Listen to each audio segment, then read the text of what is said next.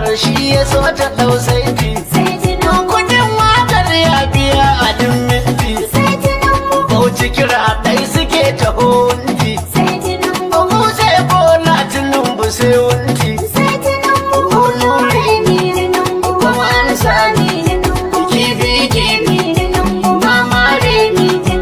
Mata mata mata mata. Mata ku tattaba dan taka ku dan juya ya bakwai ya tela na budar dinki nan mota sai ya bani mamaki direbobi dole sai da kutuki sarki ranar hawa ya hau doki ashe morewar kudi a kai banki idan za ka aje ruwa ka sai tanki ashe kuna za ta so a kai taki kuna ku daban ne mata da kuna ke ku gane kuna ku kullum zabari ne sai da kuko a ina ne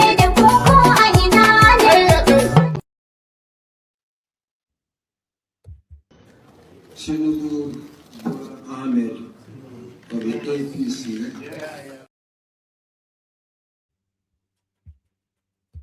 I'm going to be president of this country, whether you like it or not, and I will preside over the affairs of this country, including presiding over you. I think you must start adjusting to that reality. The sooner you do that, the less chest pains you'll have when that reality comes. Tinubu Ahmed of the APC, 8,794,726. Miadi Peter Nana Chukwudi of Abga, 61,166. Thank you. You have to be fast. Of the APC.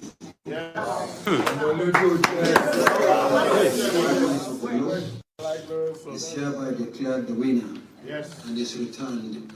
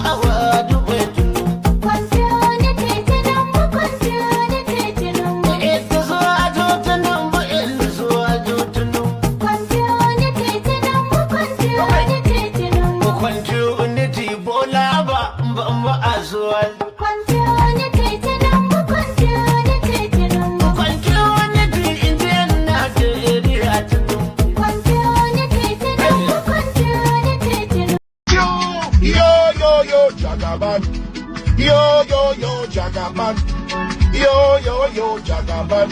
Now here we want to Jagaban. Food they want them. Our mama papa want them. Silver we want them. The same people will give us Jagaban. Now the same people come to tell us say Jagaban is not good again. Which way Nigeria, oh? Because the government don't favor them, oh. They want us to touch Jagaban government, but let people everywhere. Yo, Buhari finish in 8 years. Jagaban go finish 8 years. We know them for church. Yo, Jagaban. Yo, Jagaban. Yo, Jagaban. Now here we want to Jagaban.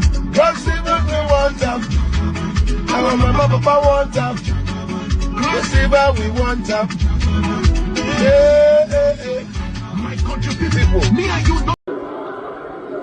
Tí o bá sí àwa èmi tí ń dúró wájú yìí tí ń lérí ogun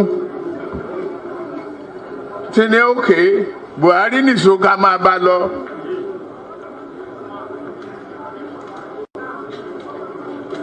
Kò lè di president. Ó ṣe kìíní olùlẹ̀. Ó ṣe kejì olùlẹ̀. Ó ṣe kẹta olùlẹ̀. Ó tiẹ̀ sunkún lórí tẹlifíṣàn pé láyé òun ò tún rán mọ́. Mo dẹ̀ lọ bá ń Kaduna wà rán ọ̀rọ̀ ẹkún kọ́ lélẹ̀. Àdúró tiẹ̀ wà á dẹ̀ wọlé. Nǹkan kan ní pé o ò ní fọ̀rọ̀ orílẹ̀-èdè Yorùbá ṣeré. Ó dẹ̀ gbà. Àtijọ́ tó rẹ̀ ti débẹ̀, mi ò gba mínísítà, mi ò gba contract, mi ì tọrọ ọbẹ̀, mi ì tọrọ gàrí, mi ì tọrọ fúra lọ́wọ́ ẹ̀, mi ì dẹ̀ ìyàwó ń bẹ̀. Mo wá ní lọ́tẹ̀ yìí o. Yorùbá ló kàn.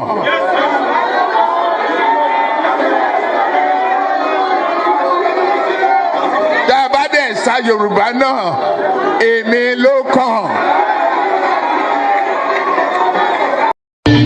Ẹni bàbá ilé, bọ́lábọ́lá, ọmọ Sùúrù, ìgbàlódé ọjọ́dún, ìgbàlódé ọjọ́dún, báwo la bí lùdì, báwo la bí lùdì, ìgbàlódé ọjọ́dún, àtẹ̀lù lùdì, àtẹ̀lù létí, àtẹ̀lù mẹ́ta, àtẹ̀lù mẹ́rin, àtẹ̀lù márùn, àtẹ̀lù mẹ́ta.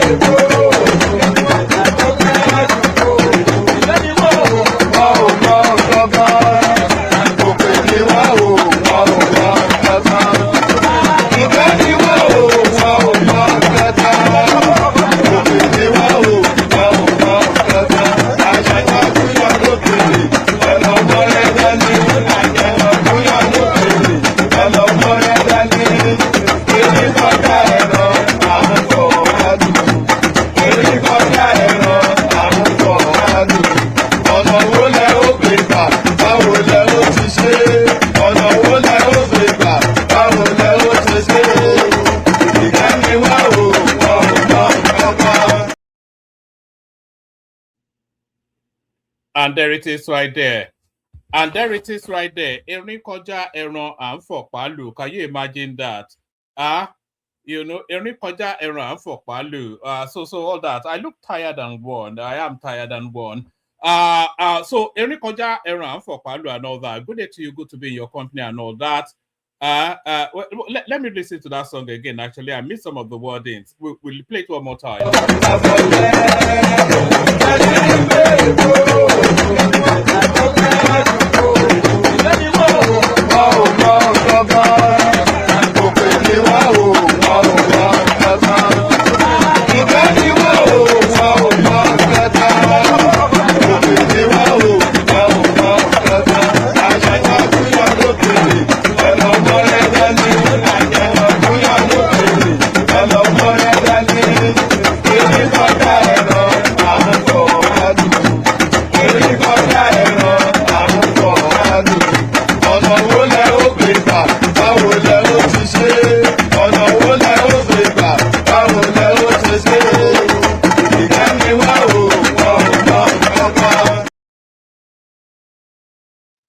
Yes, Ajani, Ajanokun, Yolokere. Was that Ajanoku? An elephant was seen in the horizon, and then you go and take a stick to try and control it. That's what that is telling us essentially. Ajanokun Yolokere Elomoredani. Imagine that. Ajanoku Yolokere Elomoredani. So all that, Agbeun Sile Atunfenuwi, Bola Omo Tinubu, according to MC Oluomo.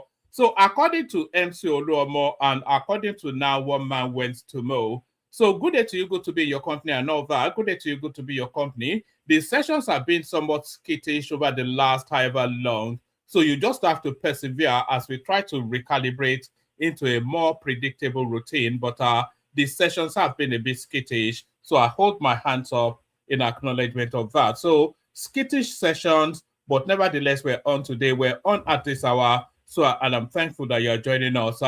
Thank you for being here. The protocol remains the same. Click on the like button, just as I'm inviting you to do so. Please do so. Click on the like button. Kidiboso, eba mite, kidi to. Inko to je to be thumbs up by eba mite. You're not going like button. I take boimbo. Seri kini to da be thumbs up by here. You're not going like button. Eba mirror. If you if you click on it, right here, so that's click on like. So click on the like button. If you are not already subscribed, then go through that same routine and subscribe. Like and subscribe. If you want to come and join me on the screen, there's a hyperlink that says StreamYard in the comment section.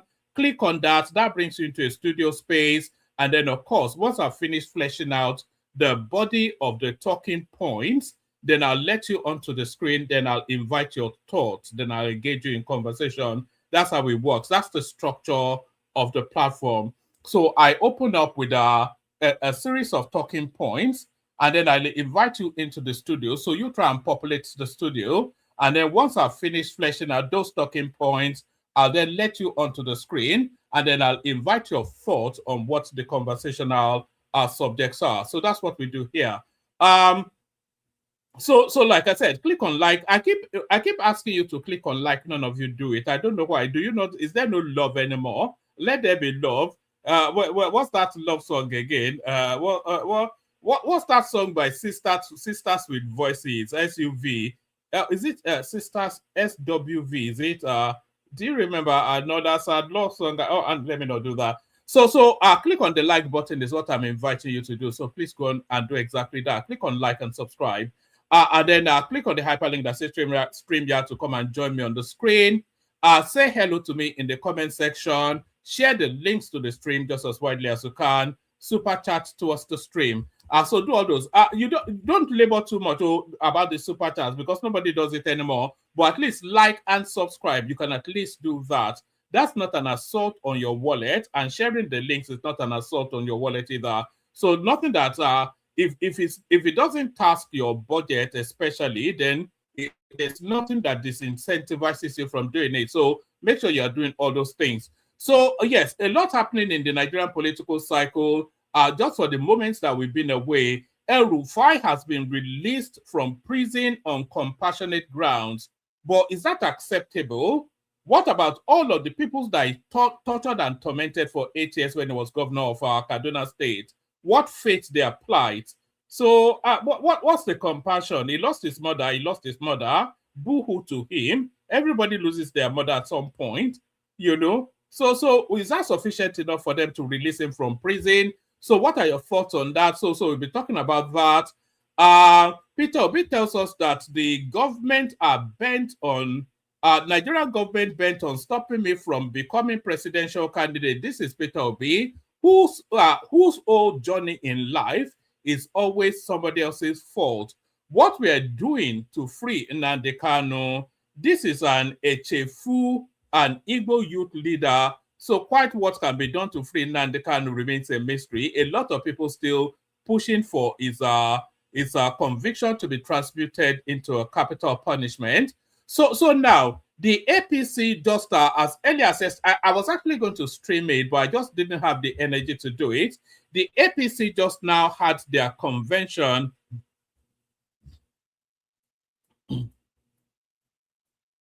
Nigeria is full as nonsense. What did I say that inspired that? So the APC now just recently had their convention, and Tinubu makes that promise on electricity again. So of course that's been latched onto by the opposition space. Power supply will be better.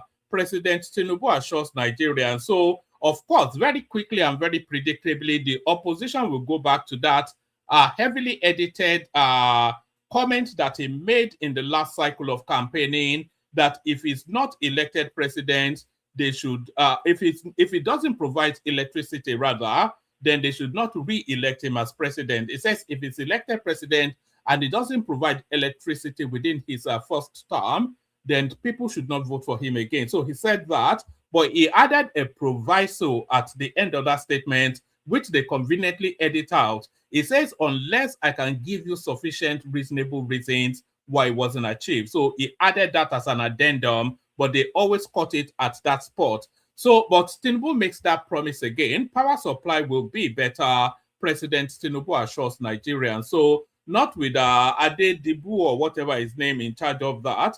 So there's that. Update El-Rufai released from ICPC custody following his mother's demise. So we've already said on that. Tinubu commiserates with El-Rufai following his mother's death. So is that the politics that is coming? So this might well be El-Rufai navigating his way back to the PDP. We'll see how that plays out. Let me bring this next headline to the screen. This is nothing to do with politics. Can people please make sure that they are clicking on like, they're subscribing, and please say hello to me in the comment section as well. So say hello to me in the comment section. Let me know where you're joining us from. Let me bring this one. Stop doing DNA. It is against Igbo culture. Pastor Odumeje warns, questions credibility of Nigerian labs. So this guy, I wonder why they call him a pastor. Is many and everything. A pastor is not one of them. It's just an opportunistic chancer. So I think we actually have a clip of him saying that. So let's see if we can listen to the clip. Let's see. Yes, let's hear him. Nigeria. DNA. No, all right, he's saying it in Igbo language. So let's go back here and then just read the translated words. Is stop doing DNA. It is against Igbo culture. Pastor Odumeje warns, questions credibility of Nigerian labs. So controversial cleric. They just misuse words. Which institutions ordained this guy for him to be? Do they even know what a cleric is? Cleric pastor, they are calling. Who wrote this? Actually, probably some semi-literate guy who wrote this. They never add their name to it because they're too ashamed of. Look at this opening statement. A controversial cleric pastor. So there's something in language that they call tautology. That is using two words that convey the same resonance. So if it's a cleric, then it's already a pastor. And if it's a pastor, you don't necessarily need to tell us that it's a cleric. So what does that even mean? Controversial cleric pastor. Who writes things like this? That is in the akinship of Alhaji Doctor. Controversial cleric pastor Odumeje has stirred reaction after sharing his stance on DNA testing. According to him, conducting DNA goes against Igbo cultural beliefs, insisting that any child born within a marriage should be accepted by the man. He also questioned the credibility of DNA results in Nigeria, claiming the laboratories cannot be fully trusted. So this is the semi-illiterate speaking to things beyond his capacity. It's just is ridiculous beyond belief, some of these people. What's the next one? Oh yes. Let me bring you this one. Insecurity. U.S. Congressman Riley Moore renews call for decentralized police force in Nigeria. So the level of interference of the Americans in Nigerian affairs now is essentially directing the Nigerian government on how to administer their own state. So Nigeria now seems to be just another department within the U.S. State House. I'm not quite sure what it means by this. Insecurity. U.S. Congressman Riley Moore renews call for decentralized police force in Nigeria. United States Congressman Riley Moore has reiterated his call for the decentralization of Nigeria's police force, urging that state governments be given greater responsibility for local security. Moore made this call in a post on X, urging the federal government to intensify efforts to protect citizens, particularly in the Middle Belt, where communities have faced repeated attacks by extremist groups. The lawmaker has taken an active role in highlighting security concerns in Nigeria with a focus on the persecution of Christians and the rise of extremism. His position aligns with the policy direction of Donald Trump. As part of his engagement, Moore led a bipartisan congressional delegation to Nigeria to assess the situation on the ground. The delegation met with victims, religious leaders, and senior government officials. He has also advocated for Nigeria's reinstatement as a country of particular concern over alleged widespread religious persecution, a designation introduced under Trump's administration. So that's Riley Moore right there, giving instructions to his slaves in Africa. So there it is right there. So I'm bringing you this now next storyline as a curiosity. It's a particular piece of data that I saw, and it's somewhat, it staggered me. It didn't surprise me. I would say it impressed me more than surprised me. The next data that I'm about to bring you now, this impressed me more than surprised me. 2 billion people online, 2.2 billion still offline. International Telecommunications Union. So 6 billion, I should say, 6 billion people online, 2.2 billion people still offline. International Telecommunication Union. So that surprised me somewhat. I'm not sure what the global population is, but a staggering 6 billion people are surfing the net. So that's not to tell you that 6 billion people have mobile phones. They are online. Can you imagine that volume of people? Can you imagine being able to penetrate into that level of volume?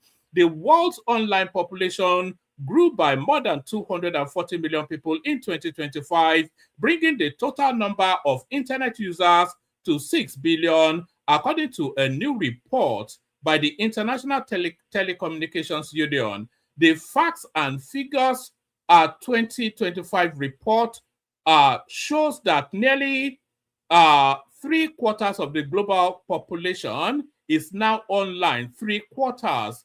So is that not then leaving a quarter for you mathematicians? That's a staggering amount of people. 6 billion people online suffering for. I wonder what they search for the most. That's the where are they placing their interest? The majority of these 6 billion. That's a $1 trillion question right there. By the way, if you can know where the abundance of the 6 billion people are pointing their interest, that's a $1 trillion question right there. The world online population grew by more than 240 million people in 2025, bringing the total number of internet users to 6 billion, according to a new report by the International Telecommunications Union. The Facts and Figures 2025 report shows that nearly 3/4 of the global population is now online, up from 5.8 billion in 2024. However, about 2.2 billion people remain offline. highlighting persistent digital inequality despite steady progress. So I'm not quite sure that there's any corner of the world still that cannot access the internet. So those 2.2 billion people, they are probably offline by choice. You know, even my mother, I say even my mother, she's a lawyer, so she's not an illiterate, but she's of a great age and she's still online. You know, she's always on Facebook, chatting to people and commenting on their whatnot. You know, so yeah, those are impressive figures. 6 billion people online. Can you imagine that?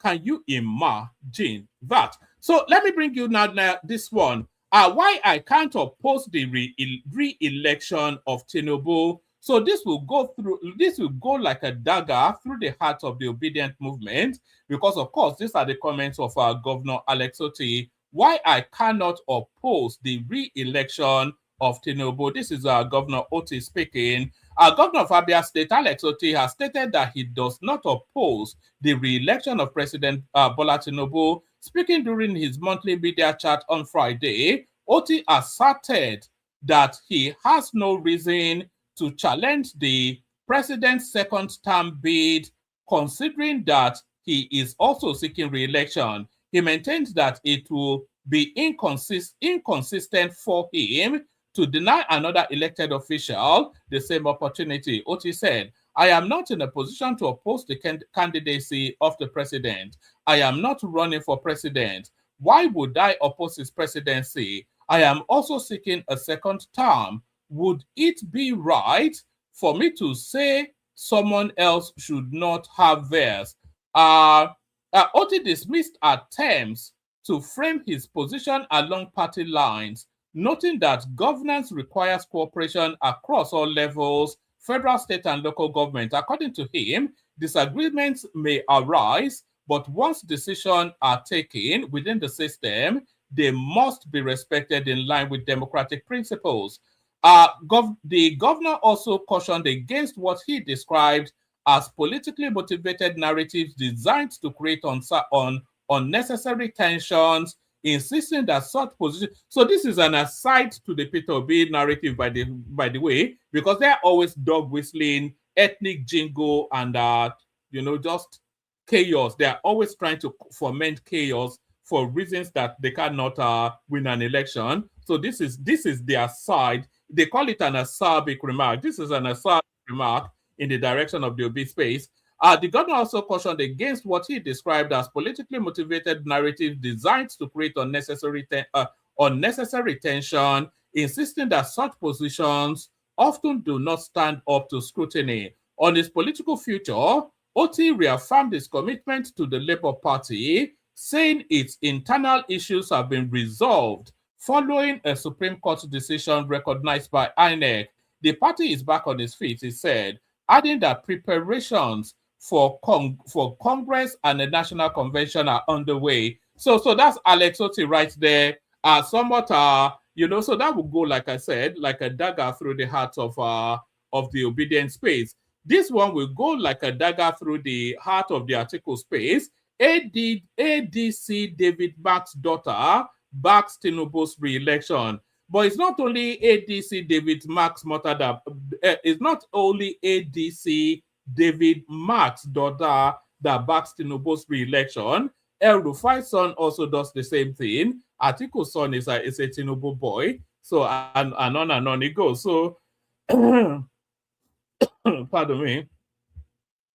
So that's that. I'm not sure that we need much more from this. Honorable Blessing Honor, a member of the House of Representatives and daughter of the African Democratic Congress ADC National Chairman, Senator David Mark, has taken a frontline role in support of President Bola Ahmed Tinubu's re-election, joining the leadership of a pro-Tinubu campaign organization at a politically delicate moment.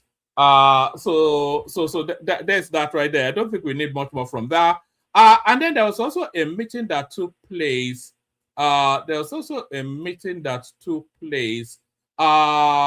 had it lined up just now. David Mark, it's not just David Mark, it was Atiku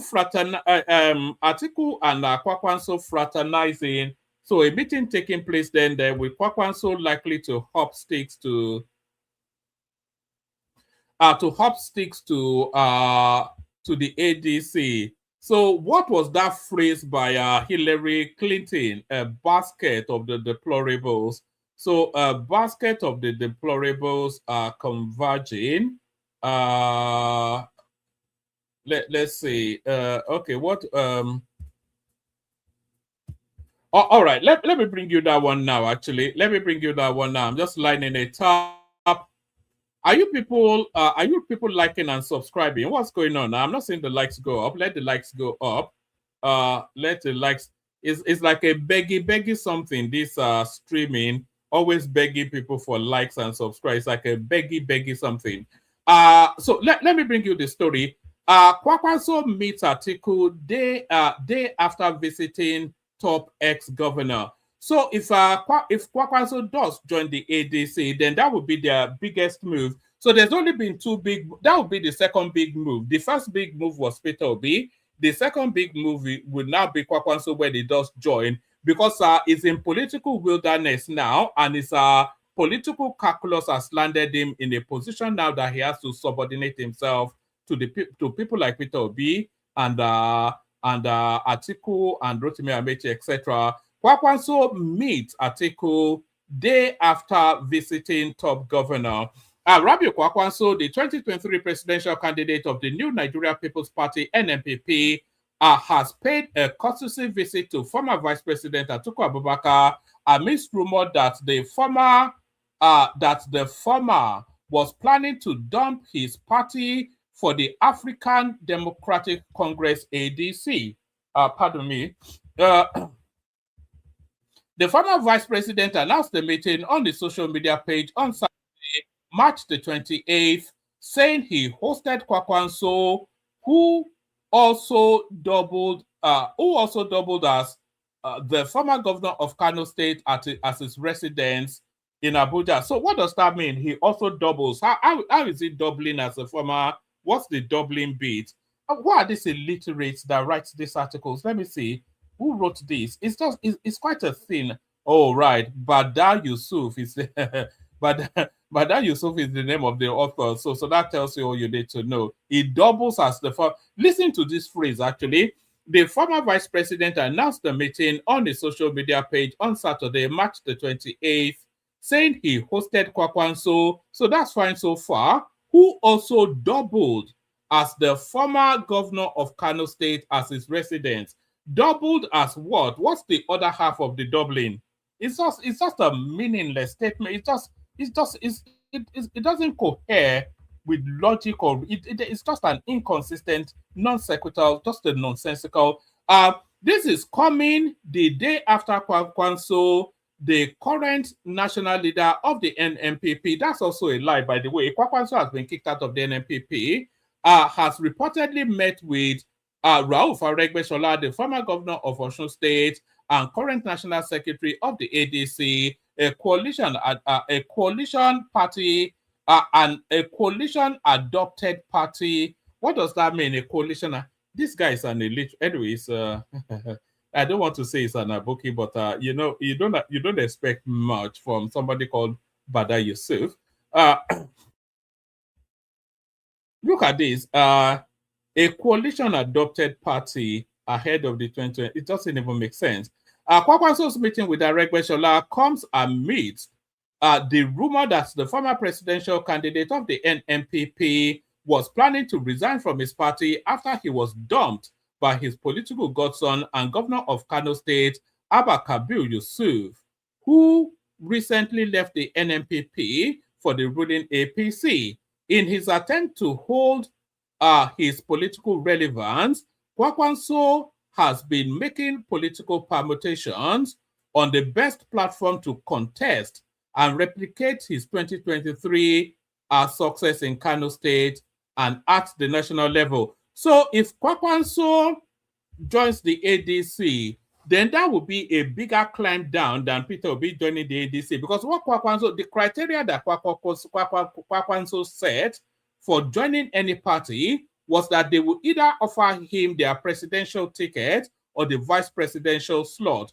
Those were the two criteria or criterion that he set for leaving NNPP and joining any other political party. So he set that, and that is why they've not been able to adopt him in any of the major parties. So if he goes to ADC now, the slot for the presidential ticket is not open to him, neither is the slot for the vice president. So that is to tell you then that he has now become a political boy. In his attempt to hold on to his political relevance, Kwankwaso has been making political permutations on the best platform to contest and replicate his 2023 success in Kano and at the national level. I'm not quite sure what success he had at the national level. However, Kwankwaso's visit to Atiku has started generating reactions from Nigerians. Below are some of their comments. So, do we really need that? Let's just see what people are saying. It is over for Bola Tinubu and the APC. I swear to God, Tinubu/APC can't defeat a party that has Atiku, Peter Obi, Kwankwaso, and the Buhari CPC camp led by El-Rufai. Congratulations to all patriotic Nigerians in advance. So that's what some Aboki from the north said.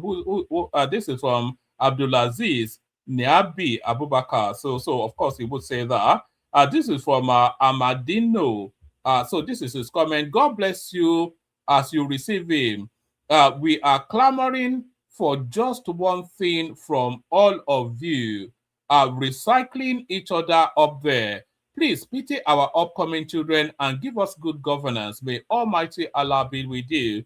So, of course, it looks as though a lot of the comments are from the north. This is from Rookie, RUKKIE.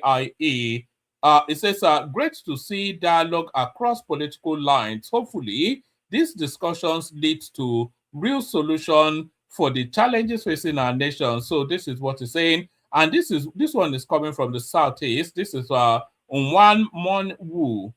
This is what he's saying. This current opposition is just playing around. They are not yet prepared for the APC because the whole nation by now should have started feeling their presence, just as the APC did to Jonathan back in 2015.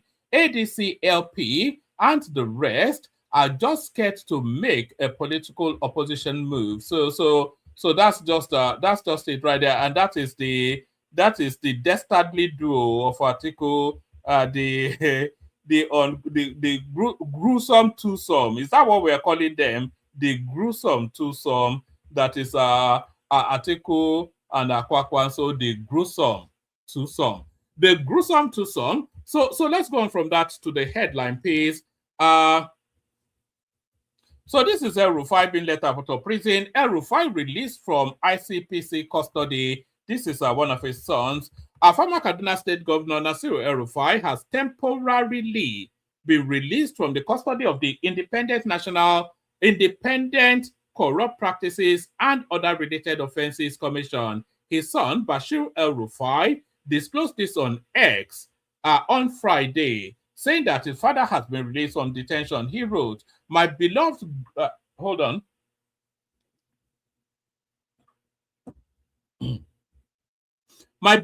great legend of a father is being released from his unlawful and illegal detention at the hands of one of the most corrupt agencies in the Federal Republic of Nigeria. That is a lame excuse of a pathetic institution. Thank you all for the support. Our family shall never forget these times we have overcome as the El-Rufais. El-Rufai has been in custody of the ICPC since February the 18th over allegations bordering on financial misconduct and other related matters. He spent over a month with the commission before his arraignment earlier this week before the Kaduna Division of the Federal High Court.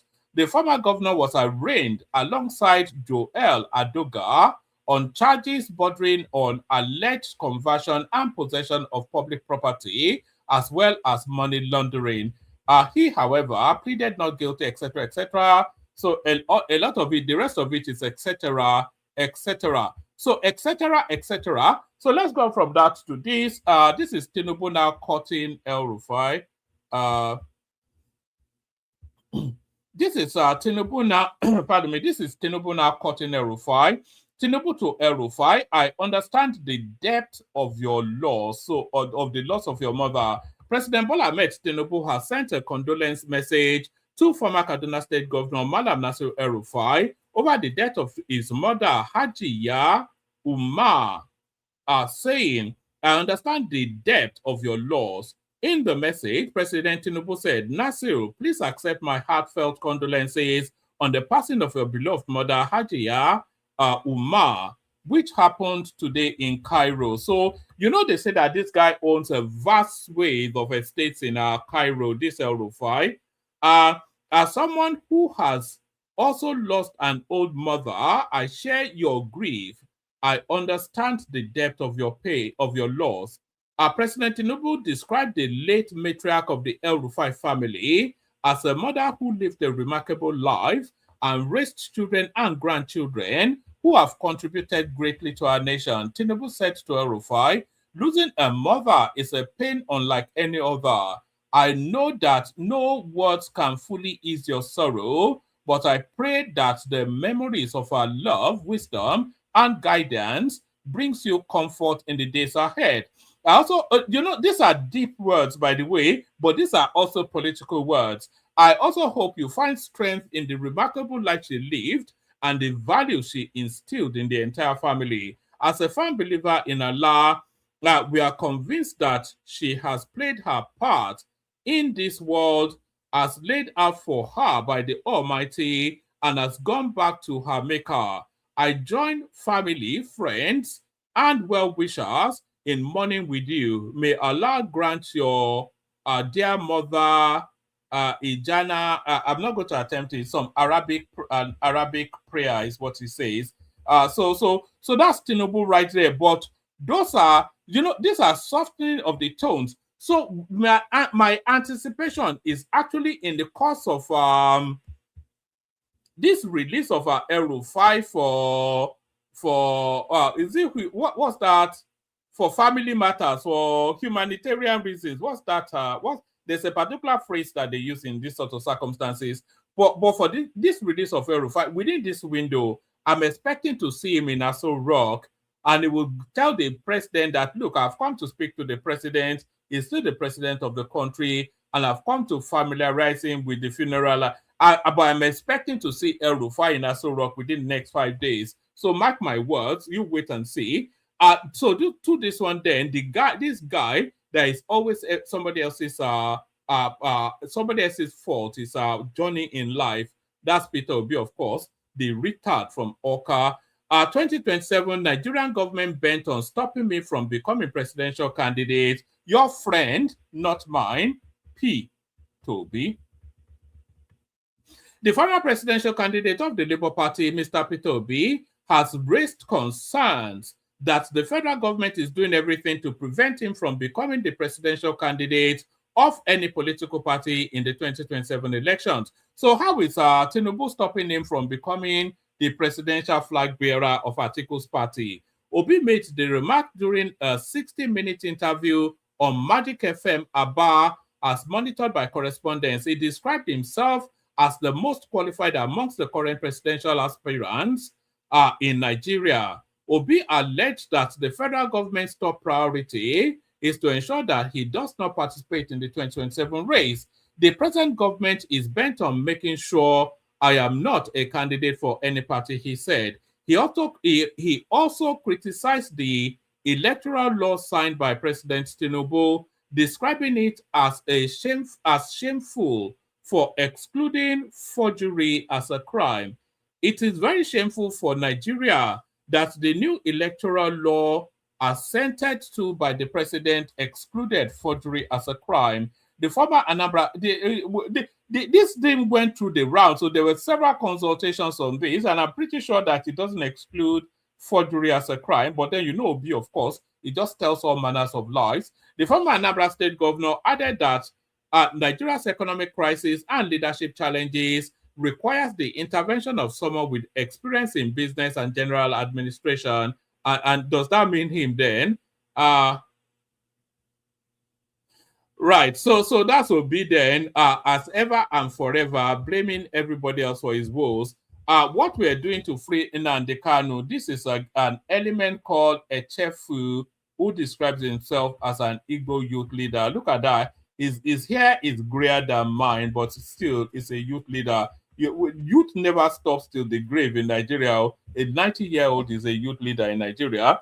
The president of the indigenous Igbo Youth Congress, Chief Mayor Echefu, has accused the All Progressive Congress APC of working to ensure that Peter Obi is not on the ballot in 2027. According to him, you see, this is the thing that baffles people the most, is advocating for Nnamdi Kanu and championing Peter Obi. So those are two separate narrative spaces. Peter Obi wants to be the president of Nigeria. Nnamdi Kanu wants to a breakaway country called Biafra. So how can you straddle both? If unless of course you just anything Igbo, it's just Igbo. That's just what he's shouting. Igbo. That's just what that means. The president of the Indigenous Igbo Youth Congress has accused the All Progressive Congress of working to ensure that Peter Obi is not on the ballot in 2027. According to him, Obi is becoming a nightmare to the ruling party. In an interview with correspondents, the Igbo youth leader noted that the notion of Southern Traditional Ruler Council with the Ooni of Ife as the permanent chairman is not accepted by the Igbos, as it is meant to make the race look subservient to the Yorubas. He pointed out that if such body is necessary, the chairmanship should be rotational. The build-up to the 2027 has started. Parties are holding congresses and conventions. What are your expectations? Okay. I'm not sure how much of this will take. I don't want a long interview with somebody that is of no particular relevance. It is not starting on a sound footing. Some people are already seeing it as war, attacking, intimidating, and threatening opponents or people who do not share the political or ideological beliefs. Members of the opposition parties have been attacked where they are meeting. In Edo, a chieftain of the All Progressive Congress APC has threatened fire and brimstone to anyone who dares mount billboards or paste posters of any other party except the APC and President Tinubu. Also, Sunday Igboho has warned other presidential candidates not to campaign in Yoruba land. Even this musician, they call Portable or what, has equally said any presidential candidate except Tinubu that campaigns in Yoruba land is taking a big risk. While all these incendiary statements are coming out, the security agencies, DSS and police, are pretending to be deaf. You would see them swing into action if these inflammatory statements were made towards the ruling party. Does this country still belong to everyone? I pity the chairman of the Independent National Electoral Commission, because the ruling party is going to rubbish his hard-earned reputation. If I were him, I would not allow them to use me the way they used my predecessor. So I think yes, no, it's a long interview with him, but so there he is. So that's just a flavor of how he's positioned politically. Where else do we want to be?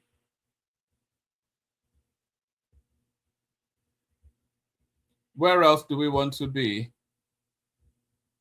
Where else do we want to be? So there's also the narrative of Sowore versus the obedience, by the way, which I think Sowore is playing very badly. That Sowore versus the obedience is playing that one extremely badly. I think Sowore should be cutting the obedience now, because very soon they will be disenfranchised. Very, very soon the obedience will be disenfranchised, and he should be making himself available as a place for them to park their disenfranchisement. Once Obi has been outmaneuvered in the politics, he needs somewhere to park. And where he has to park then is only with Sowore if he's able to play that politics properly. But what else do we have? Yes, Tinubu making that power supply promise. Power supply will be better. Tinubu assures Nigerians. This was at the APC convention that just recently, 2 days ago. As Nigerians continue to grapple with poor electricity supply in recent times, President Tinubu has given his assurance that the situation will soon be a thing of the past.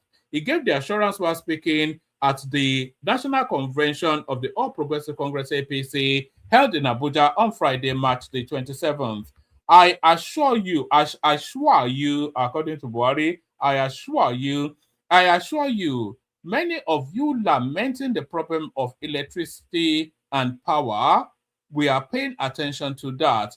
Electricity will be better, and we assure you there will be opportunities and progress in our industrialization. Through the Grid Asset Management Company, we will inject approximately 1,500 megawatts into a new grid corridor. The impact of our programs is visible, tangible, impactful, and measurable, not mere rhetorics, as some opposition elements like to suggest. We are moving from survival mode to sustainability. So it looks as though what is saying there is like they are building a totally new grid network for the electricity, something or the other. So I think that's enough for us to be going with. So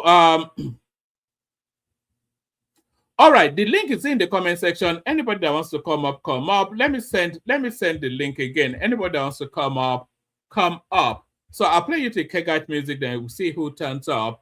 So that's the link right there. Especially if you've never joined us before, we would especially like to hear from you.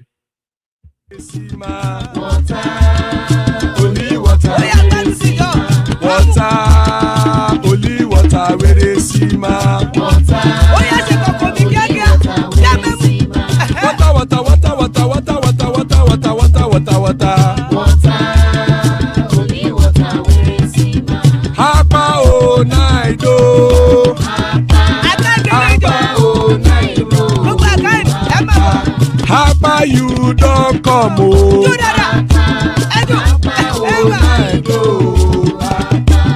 Hapa o naido.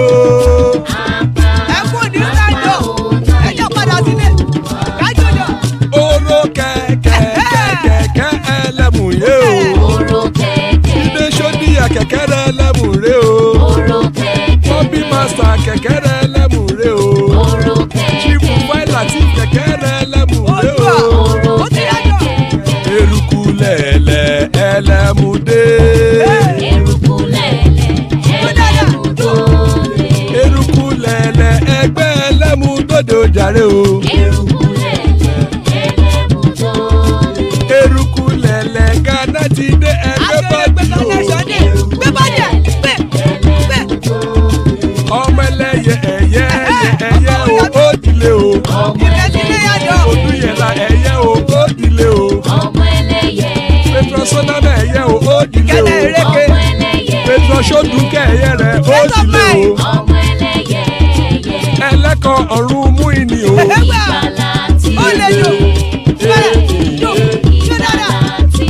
Àkùkọ ọ̀run mẹ́kọ̀.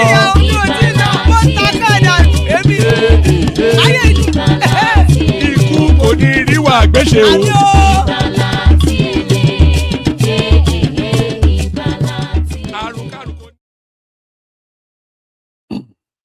And that is right there. Ikuko Neriwa Agbeche, may death have nothing to do with us. Big prayers from the Kegites. Ikuko Neriwa Agbeche joining us, Chioma. That's Chioma right there. Chi Factor. So that's Chioma right there. And of course, Zita in the house. Always a delight when Zita is here. And the conversation always elegant and balanced whenever Zita is joined by Baba. So those are that's the quartet. Excluding myself, it's a trio. Yes. So good to have you, ladies and gentlemen. First time that the panel outnumbers male to female. So good to have you all. Still plenty of spaces. Anybody wants to come up, please hop like a rabbit. Hop on. But as we wait you to hop on, we kick off the conversation. Let's start it off with Choma. Choma, what are you looking at in the headlines, either to what has been fleshed out or what especially piqued your interest? Chi, you see? Look at that. Okay. Let's go with you Who then. is who? No, let's go with you. I was calling Choma, but I think she's in the fridge looking for that cold. You know Sorry. that cold Wow. chicken.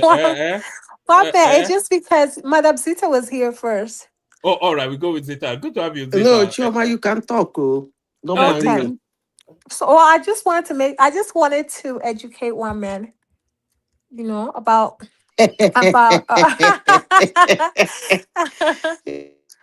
how are you doing? Good evening, one man. You can't teach an old dog new trick. So I think my illiteracy is permanent. Oh, but you can attempt to educate me. Go for it. Well, I just don't know anything about like prisoners and jail, people that have been in a jail. But first of all, I'm just shocked how everything is just unfolding with this El-Rufai. I thought he was very popular back in the days. He even campaigned for Tinubu, right? Just as his son said. So where did everything go wrong? I'm just confused. What's going on? Even he was supposed to be a minister in his cabinet. So everything is just going wrong, different directions. I'm so confused with this whole politics. And then one man, prisoners can get a day release, like a release for like funerals. Is that It's like a act compassionate leave or something like that? yes. And even they go to the hospitals, and the ward accompanies them to the hospitals and the funeral, even weddings. I've seen prisoners in not I've not gone to a wedding where I saw a prisoner, but on social media I saw like an inmate that was dancing, while handcuffed and all that. So it's very possible, and I just feel like it's too late. They could have released him when the mother was sick. I have a special place for mothers, especially the ones that are like very elderly. I feel like their sons should be by their side when they're dying, like in their during their last breath. So my condolences to El Rufai guy. It's unfortunate, but I don't know where everything went wrong. Like I am not sympathizing like with for El Rufai or anything like that because I know he said a lot and probably done a lot of bad stuff to people, right? But I'm just confused as to why is he now the enemy to Tinubu, you know? I don't understand. Or is it like they're just because he's no longer with APC that now, everyone is out to get him. So why are they making him a scapegoat? Like what's going on? I'm confused. El Rufai of all people, you know? It's for some of those reasons that you're saying. Because like you said, El Rufai, if you removed El Rufai in 2014, 2015, Tinubu probably would not have been president. It would probably not even Exactly. have gotten the it would not have gotten the party nomination even. So this guy is very central to Tinubu becoming president. But when Tinubu wanted to make him a minister, the northerners in the APC, they schemed against him and they embarrassed him publicly. So I think it's that as embarrassment that's cascaded to here.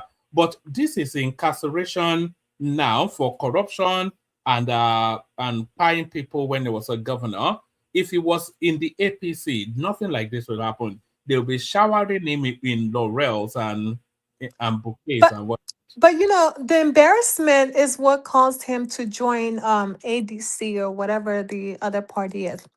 That's the reason why, you know, that was the causation, that made him to leave APC was the embarrassment. I mean that was public humiliation. I'm just so confused. El Rufai of all people, he's facing this type of like this is unforgivable. I mean, to the North, like the Northerners will not forgive this.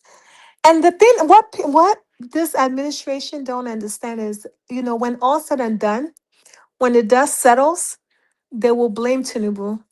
Whether it's the Northerners that embarrassed him, or maybe Atiku or whatever. I don't know, whatever the case may be, but they will end up blaming the presidency of whenever the problem occurs.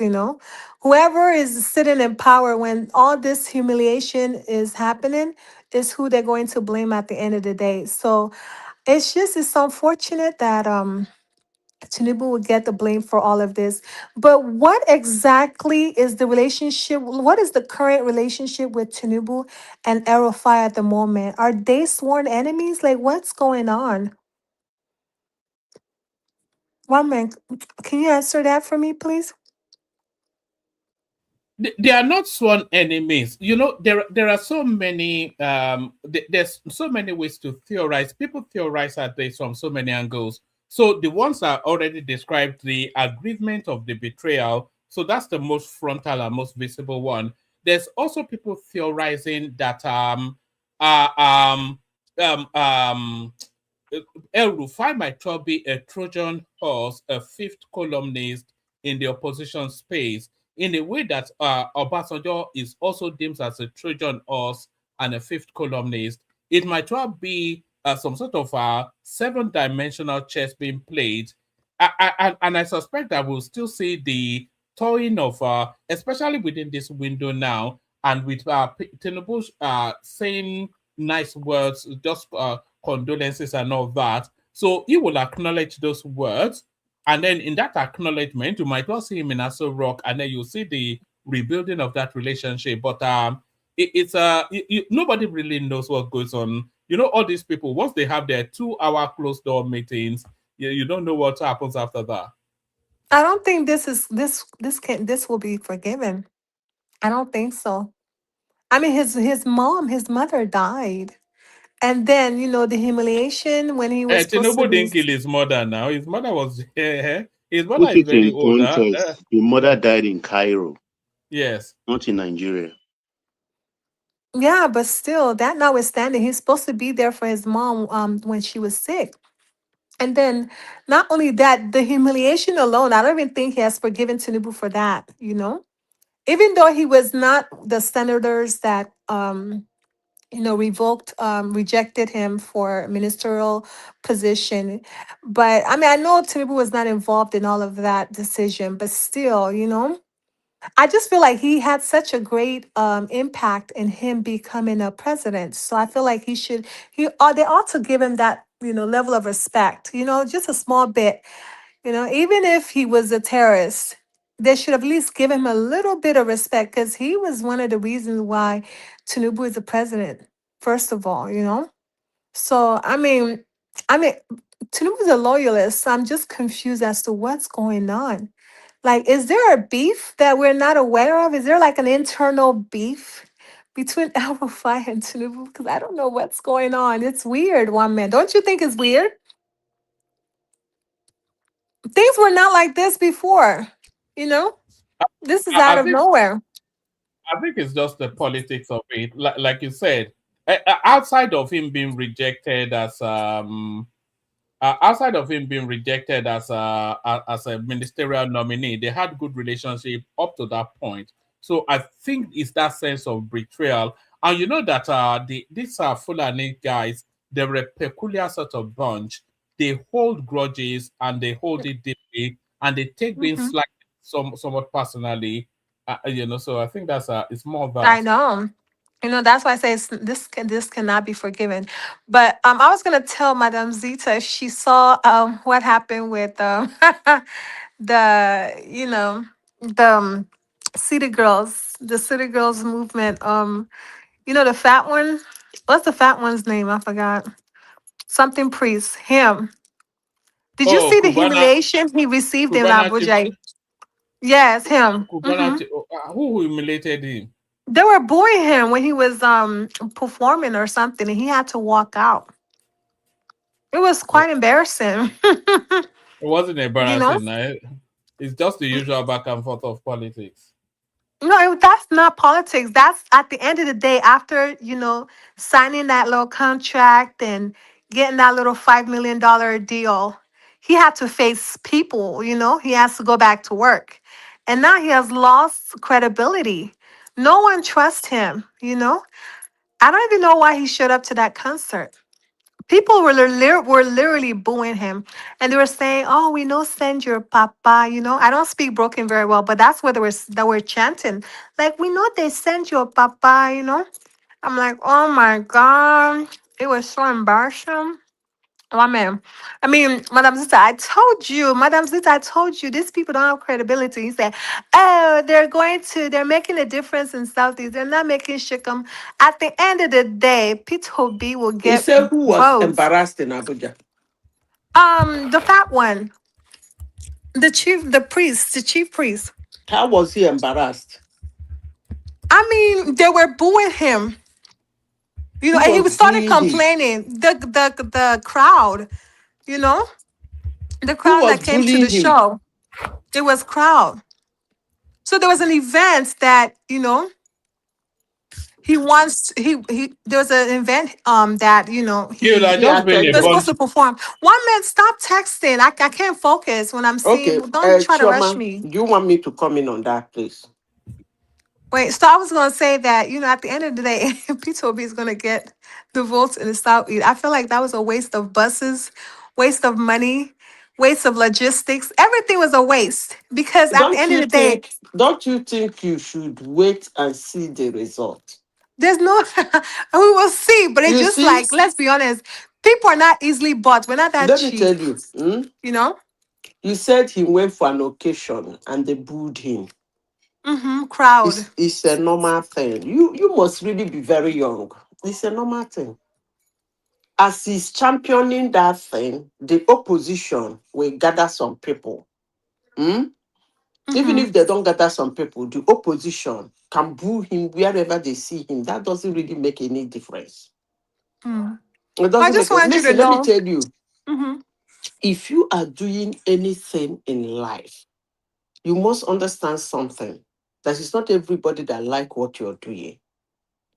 And then if you think that when you walk into a place and you are shared, that makes you a winner, I wish you luck. Because your P2B was being shared everywhere he goes to. Shares used to follow him in 2023, organized shares. And you people told us it was organic.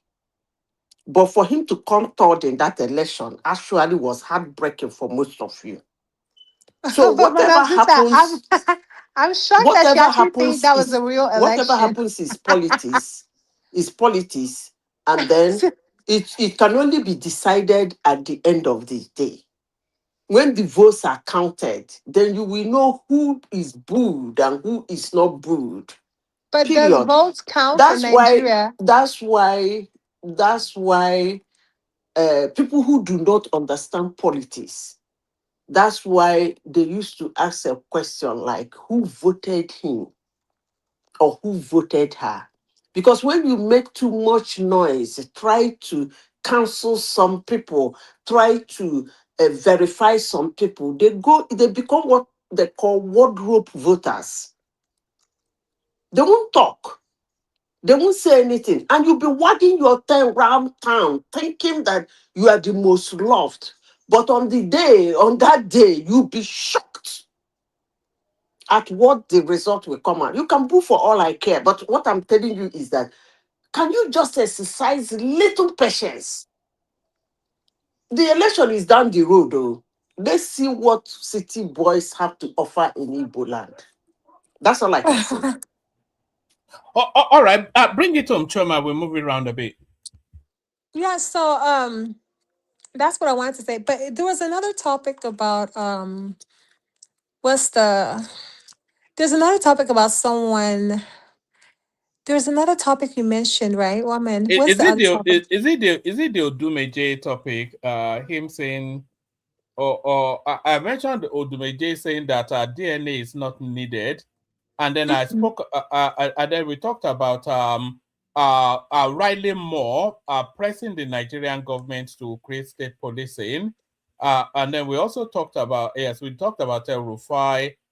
We talked about some guy saying Nnamdi Kanu should be freed and Peter Obi made president. And then we talked about Obi himself telling us that the government doesn't want him to be on the ballot. What else did we talk about? And then we talked about Kwankwaso meeting with Atiku Abubakar as he makes his way to the ADC. Yeah, so I was gonna say on the P2B part.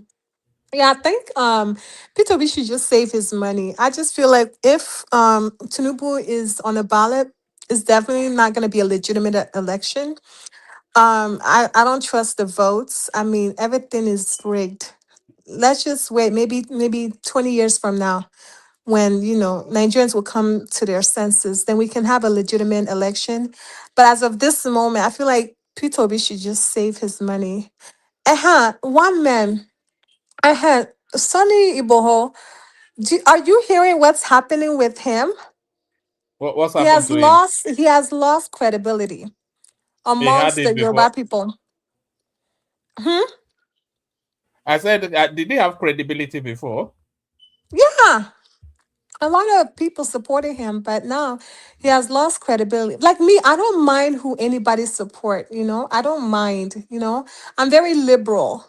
But my thing is I like consistency. When you're moving from here to here, just like an Ashawo politics doesn't make sense. Who's gonna But want to your follow P2B was moving from one place to other. Five. that one? But No, you still support him, that one is different. We can see there was trouble in that Labor Party at some point. They even took the and there was trouble in after, and One there was man, can you trouble I'm in observe the sure. PDP. two women? The two ladies are eating. Yes, Yeah. I can hear No. Zita eating, and I can hear Choma munching on that chicken. Sorry. Am I that loud? Yes, now. Oh, sorry. I didn't know I chewed out. All that expensive Same food. thing with Zita too. Yes, all that expensive finishing school that we sent you to. What happened to all those etiquette lessons that we sent you to? What happened to that? Oh my goodness. My man. But anyway, that's all I wanted to contribute to the show. Thank you for having me. But if I now I want to make one last comment. Now, if the election is going to be between Atiku and Tinubu, I will vote for Tinubu because I will always support a Southerner. That's just how that's just how I am, you know. I will always support a Southerner because I feel like Tinubu is like my brother. No, Yeah, like sorry, my father, my yeah, grandfather, sorry, my great grandfather, sorry. Hmm? you are part of the Yoruba establishment, though, so it's not as though you. Exactly. So I will always vote for Tinubu because I know Peter Obi should just save his money. If he ever enters, if he ever tries to, no, he should just stop. He should just save his money because he would just be wasting money. Like throwing away money. That's what he will be doing. It'll be a waste of money. And nobody should sponsor him. Everybody should just relax and let Tinubu finish his 8 years. Yeah, All right. that's all. All right, brilliant. Stay with us, Chioma. So that's the delectable chief factor right there. So the same women can multitask, munching on chicken and talking at the same time. So that's Chioma, of course. Let's go from Chioma to Baba, and then we go from Baba to Zita. Is Please, Zita not ready, or she permits AI? Zita is in the kitchen now, walking her But way Okay, through Baba, the. go ahead though. You see, okay. Thank you. she's walking her I'm way drinking through my early morning whiskey. early No, no, morning no, that's not whiskey. lie. You are not an Oh, alcoholic. do you know do you know what they call an Irish coffee, Zita? Yeah, leading with some Now, whiskey early morning alcohol now. You have coffee and then you put brandy in it. Black in coffee it. with they call that an Irish It's coffee. very nice. Yeah, no, it's quite especially during the It winter. pep you up, Yeah. whips all your nerve into wakefulness. What's your brand, Zita? Before we go on to Baba, you strike me as a Martell sort of a lady, or maybe that's even too that. Or Okay. sherry. No, Sherry, that's too life for somebody like Zeta. If it's not 25 years, I know they drink. Oh. The least I can Wow. take is 10 years. You and Wiki, you are in the same camp. Yes. Can you can you taste the difference? Can you taste the difference?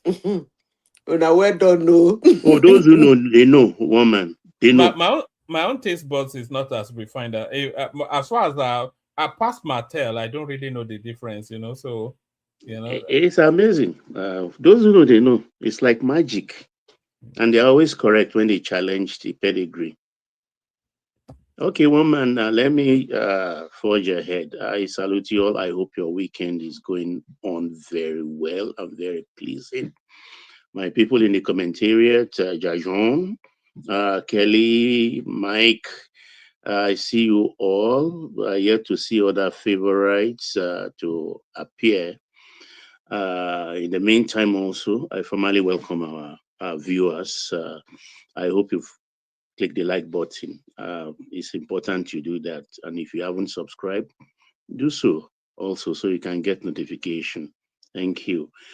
I have a lot to unpack, but the top priority, I think, is the El-Rufai situation, as it were. It's not unusual or, it's normal for a detainee or a prisoner to be granted that kind of compassionate exit, temporary one, particularly for family emergencies, for funerals, and then for medical needs. It's all over the world. It is granted, and if it's in the case of a detainee like Rufai, for instance, the judge handling the case has to uh, uh, endorse the exit, the temporary one. So the question in El-Rufai case is, did they confer with the judge? Because he himself, the detainee, has to make the application. He has to make the application before they can grant it. So did he make the application knowing that he's a strong-headed, strong-willed man? He could want to milk on it. I doubt if he ever put pen to paper to make that application. So on whose authority did they approve the follow? Follow, I mean, is a labor term. Follow, for FURLOUGH. I think I'm correct. Follow. It's labor term, but they use it also in this instance. So who approved the follow for him, and for how many days? Is it supervised? If it's supervised, there are supposed to be 2-3 security agents always hanging with him for maybe the 2-3 days is permitted. Do remember the next adjournment, I think, is on the 30th or 31st. Is this month? 31st. If it's so, I think it's the end of the month. He goes back to court for his bail. But the thing is, you see, we have an unusual president ruling us now who is very, very politically savvy and very he has a high level of emotional intelligence. You can see the commiseration letter, what's that called, a condolence letter, or he sent to him. It's filled with some uh, genuine words like I lost my mother too, telling him it's not a big deal to lose a very, very old mother. In case of El-Rufai, I think the mother is 100, and Tunumbu's mother, when she died, I think was Elijah was 98, if my memory serves. So he said a lot of things. He go forward, he reversed it to himself to tell him, no, it's not a big deal. You go bury your mother. And I hear from very good authority that the president has sent one of his own presidential fleets to go pick the mother's call from Cairo. I don't know for a fact, but that source is always correct. That source is always correct. That the president even went further. That the plane is on the way when I received that information. And Yilwada, the APC chairman, who was reappointed or revoted in yesterday, also visited El-Rufai today. He was there today.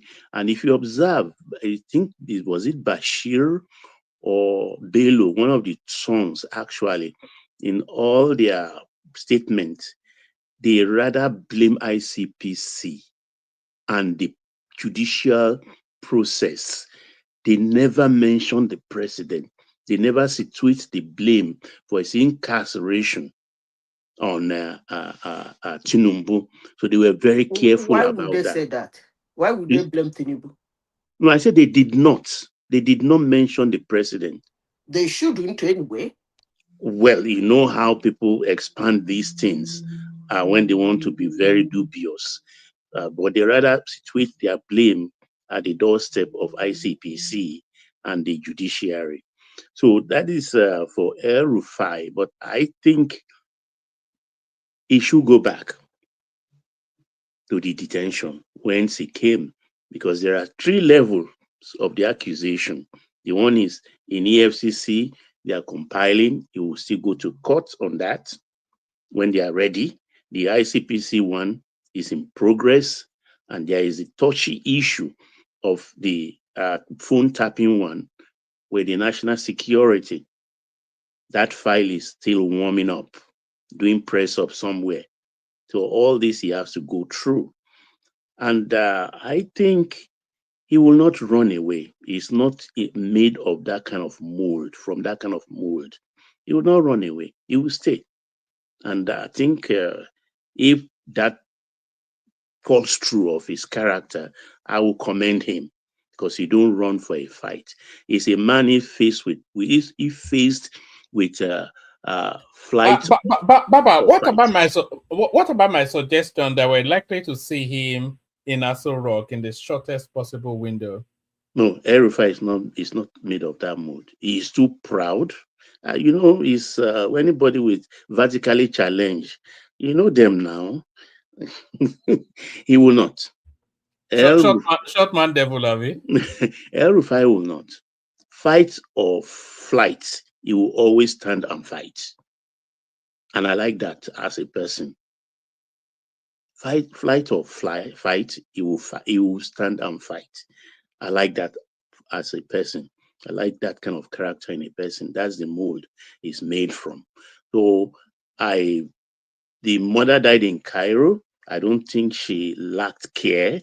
He had so many houses, apartments in Cairo. So the mother has always been taken care of. You understand? And I commend the president. It's always good to show compassion, because if it's a kind of catch-22 situation, if he allowed him to go, or why am I saying the president? It doesn't concern, it's a process. If the system allows him to go, there is going to be problem, like there is problem right now. People questioning the legality, even up to people like Falano, questioning the legality of it. And those who, of course, will support are there. So let's see how that plays out. But I commend the president highly, even though I know the president is very, very angry with him. But like if you watch what Don Corleone said in the Godfather trilogy, when Santino, his first son, was being kind of headstrong, and he slapped him and tell him, never show your anger. Never show your anger. That's Don Corleone. And that's exactly what Tinubu is doing, which I admire so much. No matter how angry you are, there is no need. Yoruba says, "Akile kute ni kafakpache she." You cannot pursue somebody already in under your armpits. Things like that. He's there. There is no problem. He has nowhere to go. He will answer for his malfeasance, his sins, and all the rest, because there are so many cases. There are people like Professor Odin Kalu, who already is amassing people to go for a class action against him. There is another Alaji for land matters. A lot of cases. You have to answer for it. No sentiment. So let me quickly go. I want to talk on the electricity issue, but unfortunately, I don't think I will have that time because of the panel is being populated now, the platform. But maybe I will leave that for the next round. And for the Odumeje, the DNA thing, it's not a new thing. Every group of people, ethnic nationality, tribes, they have their tradition, they have their culture. And I encountered this particular one many years ago. A neighbor, I was surprised. Even as I say it, I still shudder. Very rich man, an electronic trader, very rich. Had a wife who is not that old, but I think he has married until that one, and he didn't give birth. And eventually, the lady got pregnant and gave birth to a boy. So years later, that's the story. Years later, an Edo young man came with a family to claim the child. The story was like that he was actually befriending the lady. He got her pregnant, and the lady was really giving him a lot of money. But when the money dried up, the lady got the child. The lady now refused to play ball. So, but the boldness of the Edo family to come forward with their son to claim that child. You know what happened? Within 24 hours, the chief sent the wife and that child to their village in the east. And I was looking at it and say, me, for even the mere fact that they knocked my gate alone, heads will roll, including that of the woman and even the child. Because why would I want a bastard? But it's their culture, because they think the bottom line, he didn't pay the money, he didn't pay his dowry, so they don't know him from the family, so he has no claim to the child. But in my own culture, man, a bastard is a bastard. So that's for Odumeje. Then for Obi Kwankwaso, or do I go to the security one? Maybe I'll go to the security one before maybe you prompt me for 2 minutes left. There is this recurring statement we've been hearing from our generals, our ministers, religious leaders from the north, and not so the north. And I'm wondering that, are we normal people?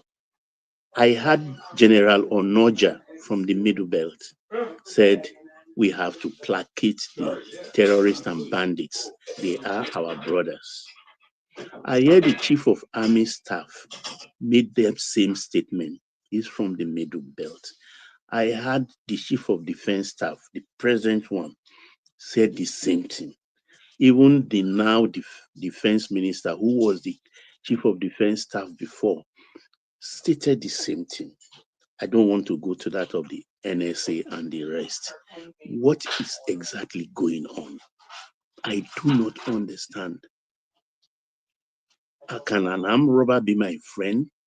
Even if they live in our neighborhood and they come all the time to raid us, then I'll go placate them. And anytime they are broke or they need money or to put fire in my behind, they will come again. So I do not understand what is going on, but I'm happy the Americans are here, and let them sort this out for us, because I don't think we are capable of solving the security problem with this kind of thing coming from the same army that's supposed to fight security. So that they are telling us invariably that they are very and highly reluctant to turn their guns against the terrorists, and that they should be rehabilitated, they should be absorbed into the army. Baba, is it not an acknowledgement that, because they've been battling these people for goodness knows how long, is it not an acknowledgement that they have to negotiate these people for peace, sort of.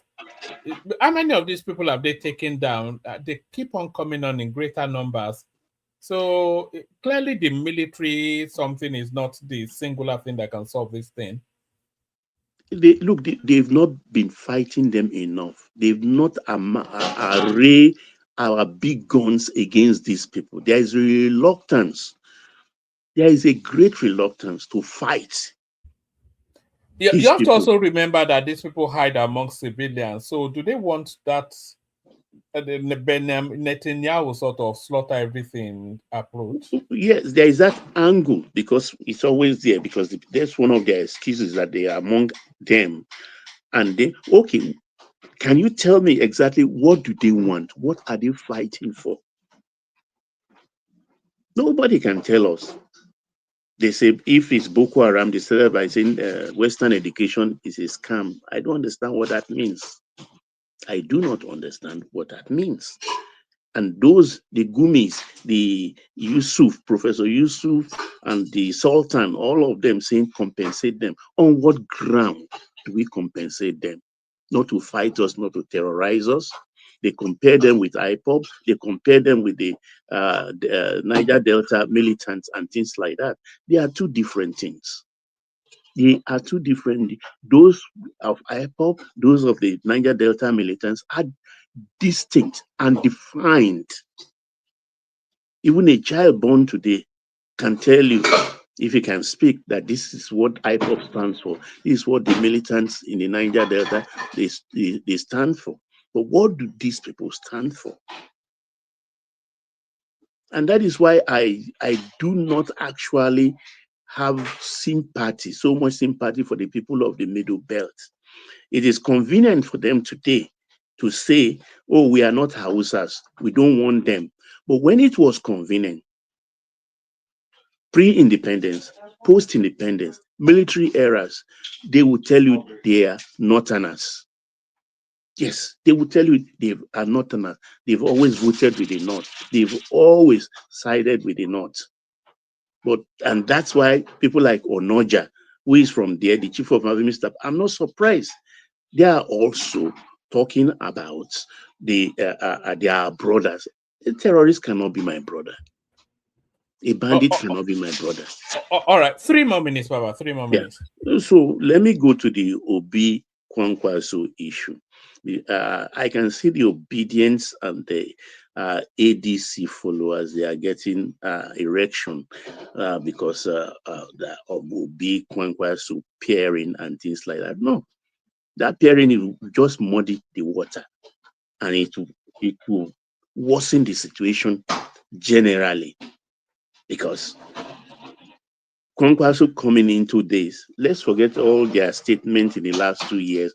What Kwankwaso has said, they've all said one or two things, and the others. But him now, because he's injured, and with the betrayal of his in-law, who is the governor, because of that, he is blindly going into a fold which he has spat on. For what position does he want? He's diminished or depleted Kwankwasia to ADC, because don't forget that is depleted. With the governor, he will have his own people in that Kwankwasia. Ganduje also has his own. So 2 against 1. It was 2 against 1 before the election of 2023. Now it is 2 against 1. Ganduje and the governor against Kwankwaso. So if he had 1 million the other time, almost 1 million, this time, that 1 million, about 1/3 of it will go to the governor. And the governor is desperate to be the next governor. That is one of the reasons he actually went into that to that defection, because his second term was not guaranteed. His second term was not guaranteed. So for the guarantee now the APC gave him, he had to go. So there's going to be a fight. That is about his value there. But why I say he's gone there only to muddy the water is because they are not going to give him the vice presidency. He's not going to have it. Even if assuming for this discussion, even if Obi gets the ticket, Kwankwaso will not come in at this late hour to get the vice presidentialship. So it's a lose-lose situation for him. Apart from his anger, what has he gone there to gain? And for those who are still getting a political erection, oh, big Kwankwaso, it's not going to happen. Not in ADC.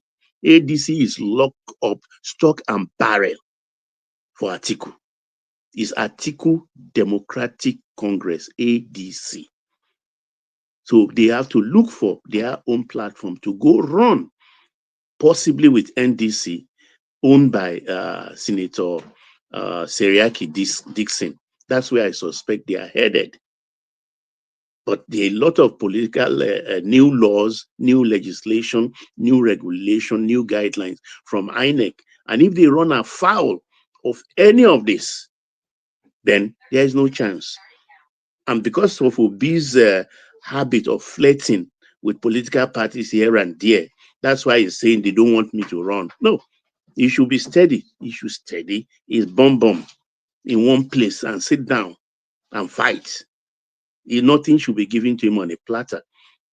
The only platter he has now available, which is not a palatable dish being served, is NDC. And there he will go. It's NDC that he will end up going. So, but Papa, what are you making of the meeting that took place with between Kwankwaso and Atiku earlier on today? You see, these people, Kwankwaso himself, if I find that clip or this thing, he called Atiku an 80-year-old liar. 80-year-old liar. So if he believes Atiku for whatever reason, they sent Aregbesola to canvass him, and he falls into that trap, he's only just fooling himself. He has destroyed himself. What I would have expected of a politician of that kind of experience is to have bid his time, wait until 2031. I think Kwankwaso is about 60 something. He's not 70 yet. So he can, another 5 years will not kill him, and build up his political base properly, that is in tatters right now. But going now to cause confusion in ADC with the rabble rouser, I mean, that is a no-no for his experience. And for this, the obedience, they are also, despite their irascibility, they are not one anymore. They are not one anymore. And they've caused so much disaffection that nobody wants anything to do with them. They should forget they live in the cyberspace. That is where they belong, where they don't have voters card, where they don't have other than mouth. They vote with their mouth. Because how many of them have voters, and a lot of them are outside. They count themselves by cyber numbers, where somebody alone can account for 40, what do you people call it? 40 pages or 40 registration and things like that. So there is nothing there. Absolutely nothing there. Look at the convention of the APC, Friday, Saturday. Did you watch Fantastic. Fantastic. I mean, the razzmatazz and the rest. I want to see. I think Wike is going to use that one tomorrow. They said Tinubu's speech was quite slurred in that. They said it was somewhat lethargic and very slow. Yeah, that's why I didn't pass it to you, because I know you get bored easily with this drawl and things like that. You get bored. I didn't send it to you because you just have to be paced about 19 minutes or 20 or so. Nothing big, but just telling them I have no intention to make this a one-party state. And you are fighting, all of them that are fighting, you are fighting somebody for 2027. He cannot win, But yet you are accusing him of a third term. So do you understand what I'm trying to say? Somebody you said cannot win in 2027. You are now accusing that he wants to even rule beyond 2031. They're already talking about his third-term agenda. Can you believe that? So I think they are just confused. Dele Momodu have described them well, particularly the obedient, that they are rambunctious. You understand? And you know what that means? That they are just noisemakers, silly noisemakers. Nothing can come out of that. I yield one man for others. Thank All you. right, brilliant, excellent. What's that dish being cooked behind you, Baba? I can hear the What are you rustlings of. cooking? What are you cooking? Rice and what? Okay, it's my daughter actually preparing rice and stew for herself. I don't know. All right. This is 10:35. They eat very late. I eat even later. Sometimes when I come off, I just go and eat. I don't know quite what. Thank you, Baba. So that's Baba. Let's go from Baba to Zita. We've got Prince Daddy with us as well. War Peace makes an appearance. Still more spaces anybody else to come on. Zita, floor is yours. Floor is mine. What do you want me to speak on? Well, we were speaking about this meeting that took place between Kwankwaso and Atiku. So we now know the direction of. He has narrowed himself to that space. So this comes as no surprise. But we're seeing the beginning of the end of Kwakwanso's political journey. David Mark's daughter. So David Mark is the chairperson of the ADC. She declares for Tinubu. So it looks as though a lot of these people can't hold on to their household. El-Rufai, he has been released from ICPC custody for reasons of his mother passing on, so on compassionate grounds. But was there any compassion when he was spying Daddy Yatta? So there's that. Your friend, not mine, Peter Obi, is telling us that Nigerian government is bent on stopping him from becoming a presidential candidate. So Obi, as ever, not taking personal responsibility for anything. So that's that one. And then Tinubu are promising electricity, giving us, it says our power supply will be better. So this was something he said in the last cycle that people are using against him. So, but what are you making They're of doing that? convention, right? Have they finished? I think they just now recently finished, and that was one of the things that he said. And Okay. then, Who won? no, it's just a national party Oh, something. It's sorry. not I their thought it By was primary. general the. consensus, they chose Yeah. their national executive. Okay, they've not done their.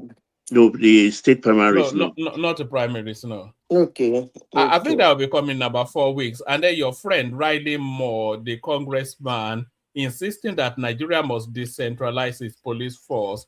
So I was wondering then what department we are in the American State House that we're now getting instructions from the Yanks. And then Governor Alex Oti saying he's not opposed to Tinubu's re-election, which are, of course, would not be especially pleasing to the obedient. So those or anything else, Zita? Okay. First of all, let me start by this last one. Alessoti. I don't really do care what he's saying. It doesn't oppose to Tinubu's election. Even if he opposed to it, and what difference does it make? Because if he doesn't oppose to it, is he saying he's going to deliver their state to Tinubu or what? So I care less about what he's saying. He has his freedom of speech. Then El-Rufai. I heard somebody, is it Shoma or Baba, that said that when you are in prison, anyway, he was not in prison already, that you are being given whatever to go and bury your person. I don't know where that person got that one from, but for El-Rufai, in Nigeria, anything can happen. It's executive. So he has not been convicted and jailed. If he has, I don't think he has that this thing to be discharged or given some time to go and bury whatsoever.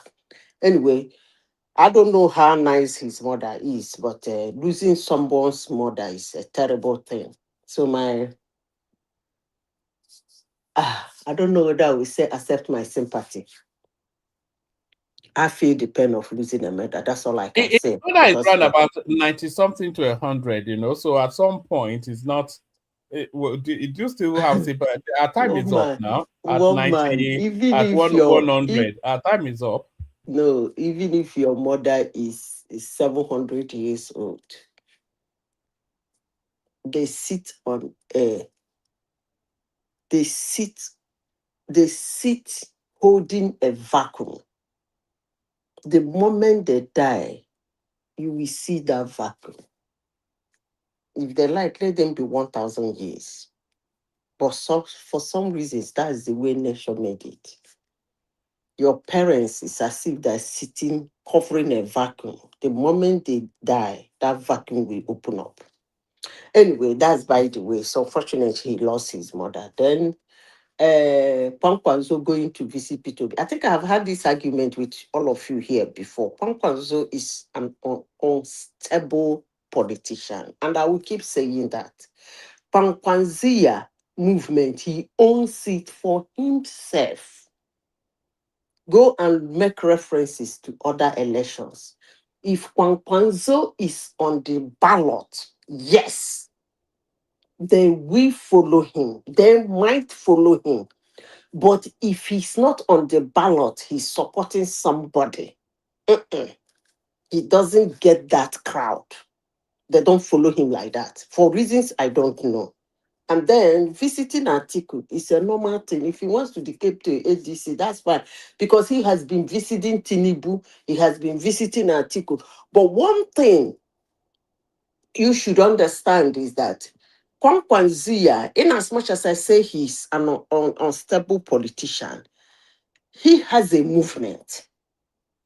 And that movement follows him.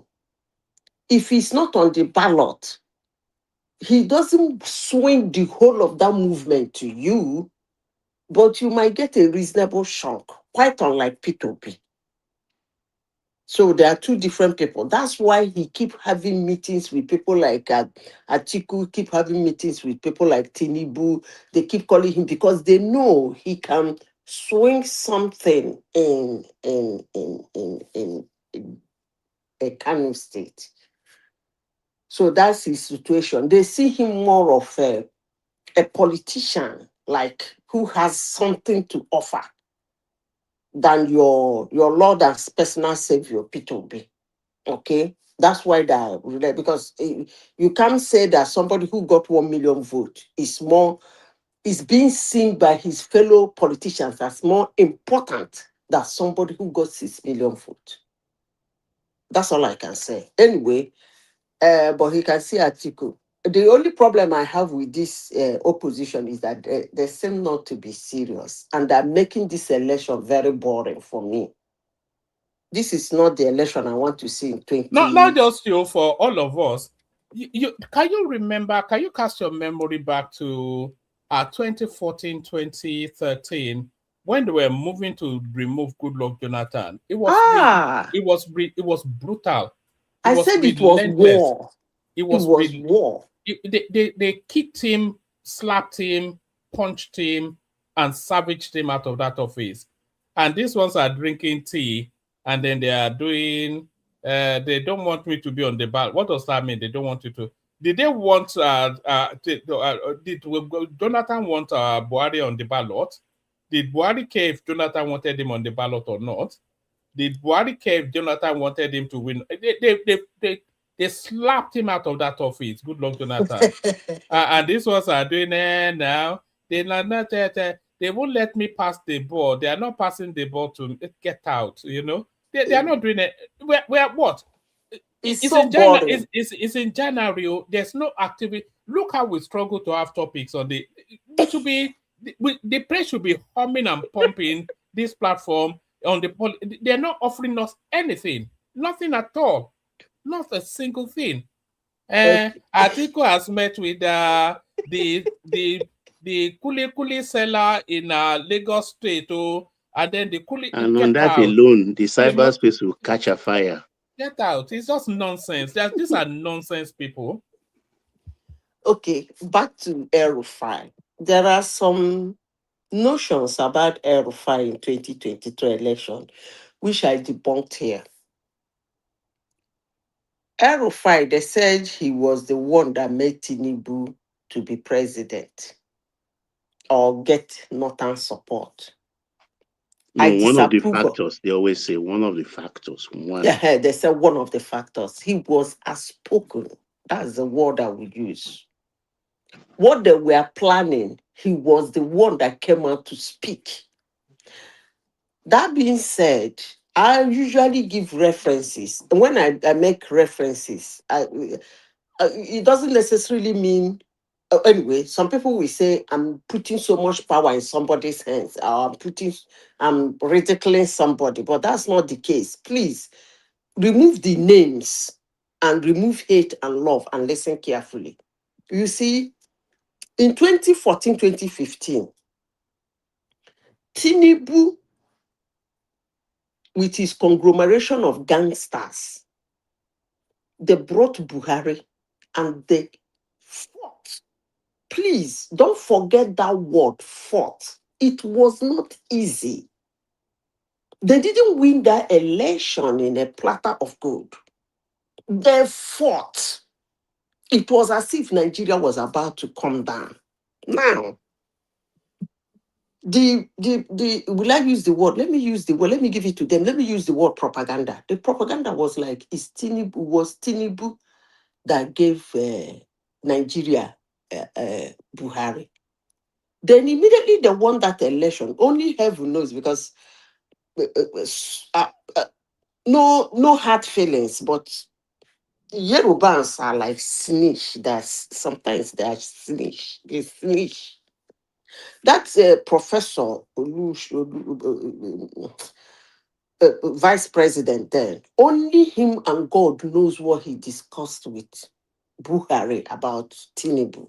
And all of a sudden, Buhari doesn't want to hear anything about Tinubu. They sidelined him for their 4 years. Towards the end, they were about to go to the second term. They noticed that it wasn't actually their power. They couldn't do it. They went back to him. Even Wike confessed. Wike said they cornered them and went to Tinubu. Tinubu now asked them, who do you have? Is it Atiku? No, now. If it's Atiku, he's not that he didn't see anybody they have. So he did, because he has his own plan, he decided to support them. What am I saying in essence? If it is actually El-Rufai that made what happened in 2023 happen, they will be going back for him. He wouldn't be in prison. They'll go back for him. So in essence, what am I saying? Yes, he was outspoken, but he didn't have weight in what happened in 2023. Do you have do you have any do you still have full recollection of that 2023? There was a period they did everything to not let Tinubu have that ticket, and one of the biggest movers that ensured they got that ticket was El-Rufai. There was a time that the chairman of that party then, I can't quite recall his name, he came out and he declared that they've agreed on a consensus candidate, which was Ahmed Lawan, the Senate president. And very, very quickly, El-Rufai moved to shut that down. And then there was a time they did the Naira swap thing. And then Buhari, El-Rufai went to court and shut that down. And then there was a time they were orchestrated against Tinubu to form a northern consensus. And then it was all over the TV. Then El-Rufai lined up all of the northern governors. He was behind him. outspoken because without El-Rufai, Tinubu might well not have gotten that ticket. Okay, that's what you think. That's not what I'm thinking. Because the main bone of contention in the north then was that Ahmed. If all that El-Rufai was, don't get me wrong, it's not that I'm downplaying what he did, but let me be honest. The main thing among all the northerners, it was that Ahmed Lawal that was actually the bone of contention. They said it was Tinubu's, Buhari's consensus candidate. It was Buhari's candidate, blah, blah, blah. If he had stepped down, then I will tell you, yes, that the northerners moved. Why am I saying this? If you look at 2019, what happened in 2019? In 2019, it was a kind of northern continuity. If you look at 2019, it was northern continuity. There was no forceful candidate from the South in the two political parties contesting vigorously for the primaries. Well, for APC, yes, when you are a president, you want to contest for a second term. It's like they will it to you. Okay, fine. For APC at Buhari and Sibade. But for PDP and other strong parties, there was no strong Southerner. They left it for them to struggle it out. Atiku picked the ticket. Now, in 2023, it was, in quote, the time of the South. If they were able to get that Lawal from not contesting in that primary, then I will know that what they did was this. Tinubu is, should I use the word canny? I don't know if I use the word canny to be disrespectful, because I don't really like disrespecting people's presidents, like Trump, Tinubu, and all those things. I can argue with their policies and tell them what I don't like, because for somebody to come out and massive chunk of the country give him vote to go and sit there. If I disrespect him, I'm actually disrespecting that chunk of people, that massive number that put in there anyway. But that's by the way. I'll use the word canny, because what happened in that primaries is something that shocked everybody. That Lawal sit put. What is his name? Amechi, to the shock of everybody. Osibade, then this man, this Igbo man, remind me now, the one that is quarreling with a woman now, what's his name? The transport or whatever minister. Umahi. Omahi. For Omahi, I think and then the late one too was there that got angry and said they should have waded to Igbo land or wherever. I don't know where he got that one from, because APC is not Igbo. The one that died was his name, the former governor of Abia State. That one worked out. Every other person, it was actually the person I will say that actually did something for Tinubu was Akpabio. Akpabio was the first person to step down. And you know what it means for somebody to step down for you in the convention. That means a lot. Akpabio was, when that thing was hitting, everybody was shouting, they're going to serve Tinubu his own breakfast today, blah, blah. If you open the internet that day, you will almost collapse. What people are tweeting, what they are facing, and what they are Instagramming in their group. It was Akpabio. Akpabio opened the door for everybody to, even Femi, do nothing Femi was feeling like a king that day, that he has every human right to contest. I give it to him. He reluctantly stepped down when the whole thing was obvious to him. So they didn't get Lawal, whatever they call him, to step down. So as long as that Lawal contested that election with bold chest, it wasn't right. It wasn't right. And that was the same problem they had in PDP. They didn't want Atiku to contest. He came out and contested with a bold chest, and that caused catastrophe. Not only that Atiku contested, he fought and connived to get that ticket. So it is, I don't know, but one man, all I can say is that the election is very boring. It's very boring. On that we agree. It's just it's unbelievable. And by the way, it's probably the most important election that the country will have yet, because with this election, you are going to see this is the last stand of the old guard. You know, You think so? I think so now. No, Because no. with this election, this ends. Tinubu will be the end of a particular class of politicians in Nigeria, and it will also be the end of a particular generation of politicians. So when it finishes in 2031, if we look at the way Tinubu functions, he will want all of them out of the way to create a new space. And I You're think correct, woman. we'll see a totally new dynamism in 2030. The person that will be our president is probably unknown. It will start to build him up after by February.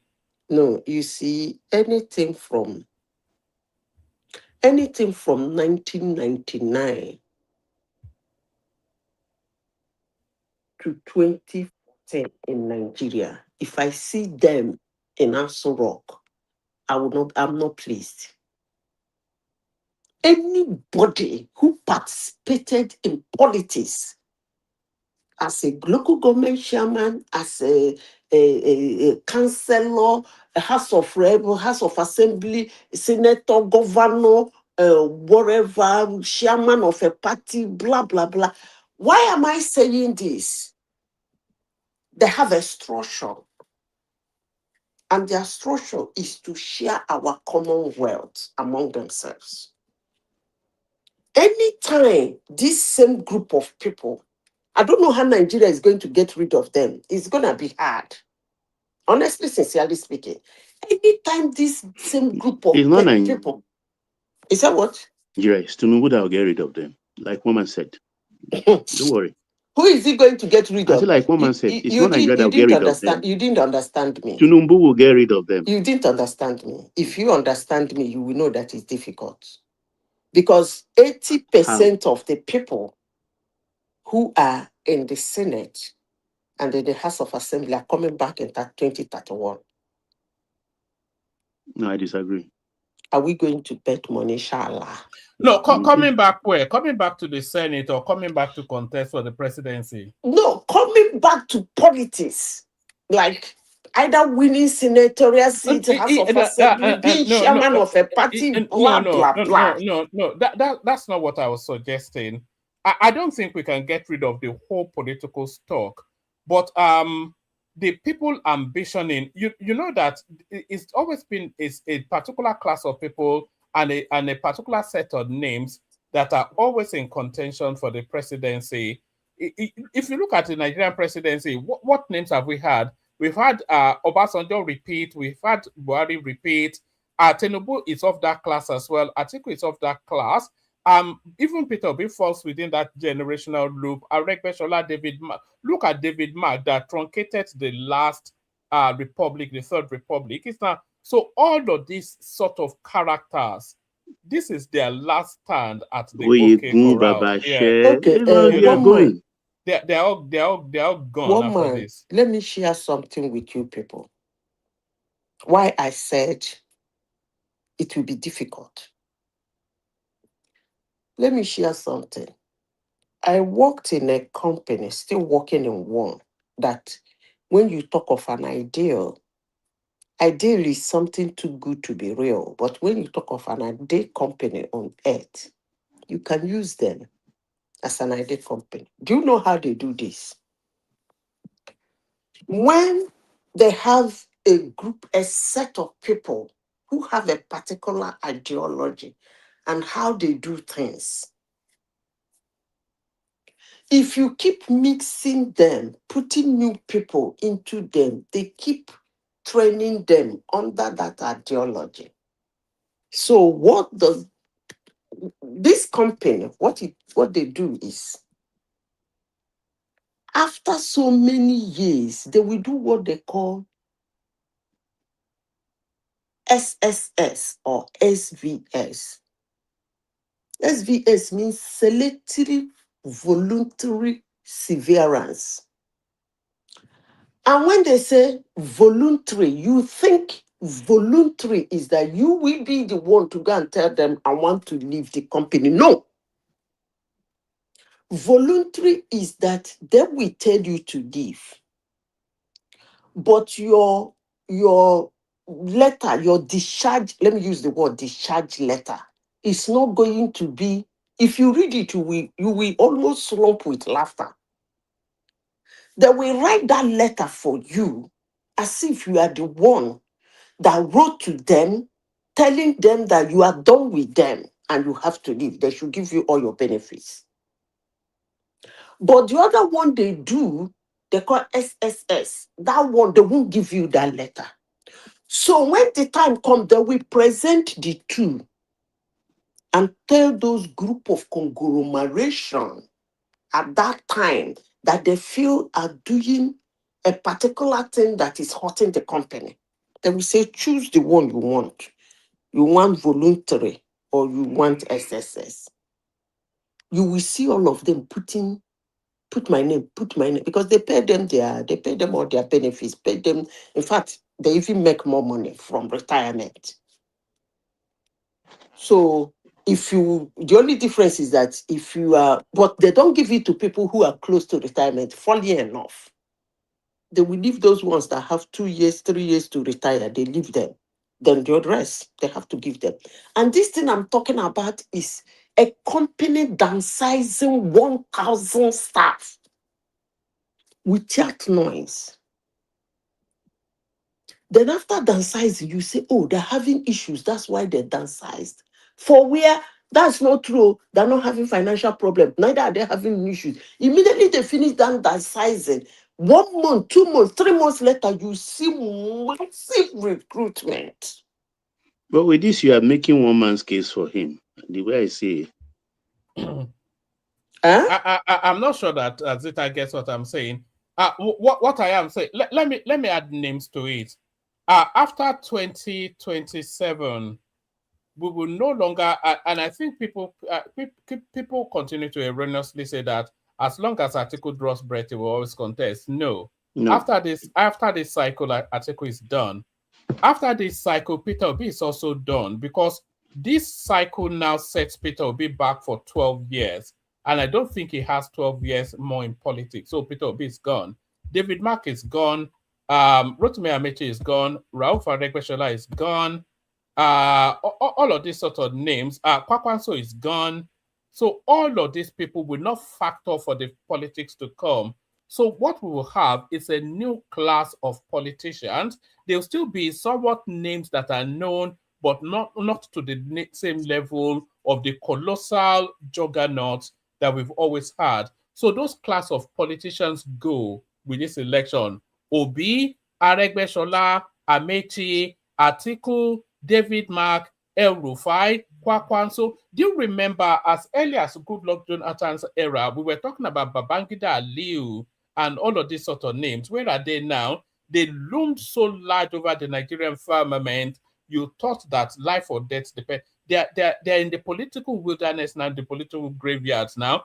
All of this class of politicians that are in contention, the only people that will carry through will still be their looters like Showore and not what we could do. But this set of people, they are gone. They're gone. Finished after this. And are they going with their structure? What structure? They have a structure behind. now. Once you retire as a politician, hold on. What makes them gone is that they don't have that structure anymore. Do you know that when after the next cycle, after 2027, by March, the followers of Peter Obi, especially, I don't want to be ethnic or tribal, but the followers of Peter Obi, especially the ones from the southeast, they will become so disenfranchised that they will abandon politics and go back to Nnamdi Kanu. A lot of them will pivot back. That I told you now, we shouldn't associate with them anyway. So they will go with that narrative. The Peter Obi narrative will balkanize completely. And Peter Obi, even he will announce his retirement from politics and just go back to milk whatever money. Atiku has no followership anyway, and a new cycle of political figures in the north who are against him anyway. You will see it play out in the next cycle of elections, because they felt that Atiku should have retired 2 sessions ago, and it's just it is holding back the careers of so many people. Even Oshibajo will be gone. Oshibajo is already gone now. So all of these names, they're gone. they're dead and buried politically. Let me say something. One man. I agree with you, AB. I said 2031, no destruction. more. When I mean destruction, these people created a political structure in Nigeria. And that structure, that's what I am worried about, not the names you are calling. No, what do you mean by structure? Okay, the structure let is me the give you an followership. example of what I mean by structure. You There are see, tentacles. Yeah. you see Obasanjo during the time of Obasanjo and Good. Where's Obasanjo's structure? hold Where's on Buhari's now, structure? hold on. Obasanjo and the Atiku structure is still there. No. That's what I said, 1999. Atiku doesn't have a structure now. Waiting now. Atiku was the first woman in Nigeria to bribe the Congress. So I will never forget that. He created that idea of the presidency bribing Congress in Nigeria to do something. It has Atiku. You people don't make references. I remember that vividly. And that's one of the reasons why I don't like that man. So those kind of structure of share the money, where is this person? Where is Peter Odili? Peter Odili is gone. He's no longer there. How did Meshi behave like Peter Odili? How did Wike behave like Peter Odili? How is Fubara behaving like Peter Odili? But Peter Odili is gone. He's out of politics. That's why I said people from 1999 till that started politics since 1999, only of them in that bracket, it will be difficult for us to kick them out. I'm not talking about kicking the individuals out. I'm talking about kicking the kind of sharing money and looting the Commonwealth of Nigeria, the structure they have created to the extent that Nigeria do not have.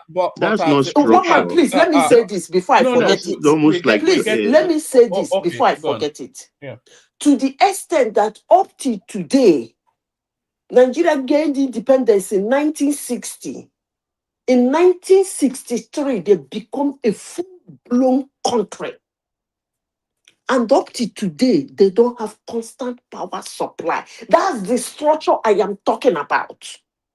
It will be difficult for us to get rid of these monsters to have a new face of Nigeria. But if you people don't believe me, keep calling names. Tinubu will be gone. Peter Obi will no longer be there. Atiku is finished. Then I can run down the names of from Babangida 1999 to date, from Obasanjo said to date, that are no longer in the system, not even participating in politics, but their structure is still there. Period. All right, Zita. I think where the confusion comes from is that word structure that you're using. But if my understanding is the embedding of a corrupt system that then self-perpetuates, because the people that still come in, even if you get rid of a class, they're still proteges. Corrupt political culture. Yes, they're still proteges of the people that are already the mess in the system. So you're talking about the mess in the system. But if you're looking at what is going on in the last landscape, even the landscape is looking to address that, because all of those things that you describe as the structures, which is essentially a structure of criminality and corruption, all of their go-to spaces are being blocked off. So sorry, we're digitalizing our electoral process to the point that it has evolved so aggressively that the voters are increasingly more confident in the strength of their ballot. So that's one. There's so much embedment in that cleansing up of the system. And if you're looking at the flow of money, that's also been digitalized. There's a lot of technology and structures being put in place now that will naturally dismantle those sort of spaces. But the people that will oversight that this now new evolving Nigeria cannot be the people that are the architects of the old rotten Nigeria. And that new breed is what we are anticipating for 2031. And if we look at the antecedents of Tinubu, that if you look at the people that succeeded Tinubu as the governor of Lagos State, there was never anybody that had any apprehension. Look at Sanwo-Olu. He just came out All of in the their blue. 40s. Yes, look at when they took Ambode, over. out of nowhere. So a lot of these people, they come out of nowhere, but they say this guy has the capacity for talent spotting, and I'm sure he's already shopping and grooming in the north. And I think the successor to Tinubu will come totally left field. I don't expect it to be one of the names in play now. Certainly not one of the old guards. So it will be a new generation. Maybe one of the governors doing well. Maybe the Niger State governor. It could even be Nuhu Ribadu, but it might not be. Certainly not Shaka. I'm expecting just a new dynamism after Tinubu, and I'm expecting the recalibration of structures within that country that completely makes it difficult for that old guard system that you are a bit reticent about to be non-functional. So there's a lot of anticipation, no? And if we look at the trajectory of what this guy is doing, you might well get the sense that he's leaning towards that direction anyway. I'm not sure if that makes any sense. Yeah, you make sense for me perfectly, particularly when you mentioned the Nasarawa Sule. I mean, he came from the private sector, if you remember, heading one of the Dangote's conglomerates. And I suspect that he's not going to, his term ends 2027. He's talking about Senate bid, but I think he will be minister in one very important ministry in 2027 after the election. So You those are the see, kind of people. Baba, Yeah. you see, this thing I'm saying, I don't even know how to explain it to you people, but I No, will you are allow talking you about guys political culture, to corrupt let me one. finish. It's not I will structure. allow you guys to romanticize on the change that will come after 2031. But when you have people like Ubat or Ubat Wigwe that I hear that have 102 houses, estates in wherever on earth from the money he kangarooed in Nigeria. And these are the kind of young people. These are the one because he's dead. That was why we knew there are a lot of ways in Nigeria today. Remind me what political office about Wigwe held. No. You don't really need No, to. Zita, let me just After give all, you an hint let me say this. into Let me that. say, please, let Don't me think say he this. owns 106 Hold properties. on, please. Let me say this. There are a lot of people today in Congress in Nigeria that never held any political office. They went into campaign, went into a party, contested and won.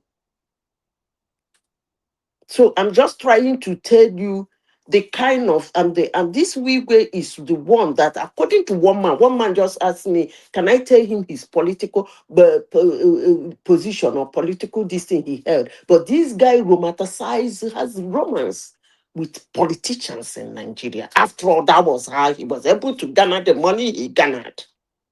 No, let me just put an hint. Okay, so I'm lying now, To avoid. He made the money without government input. Now, try and calm down at times. The Wige case, it is those who he held those property in trust for that are now exposing him because they cannot reach that thing because of da is sitting on it. I'm not talking about that. I'm talking how he acquired it. That's what I'm telling you. That Where did he? How did he make such money in Nigeria? He did not. It's not the proper owner, bona fide owner of 106 properties. He is holding them in trust for politicians. And now that he's dead, he died suddenly. Nobody anticipated that. It's not a new structure in our political sphere. But those are the people now who want their property.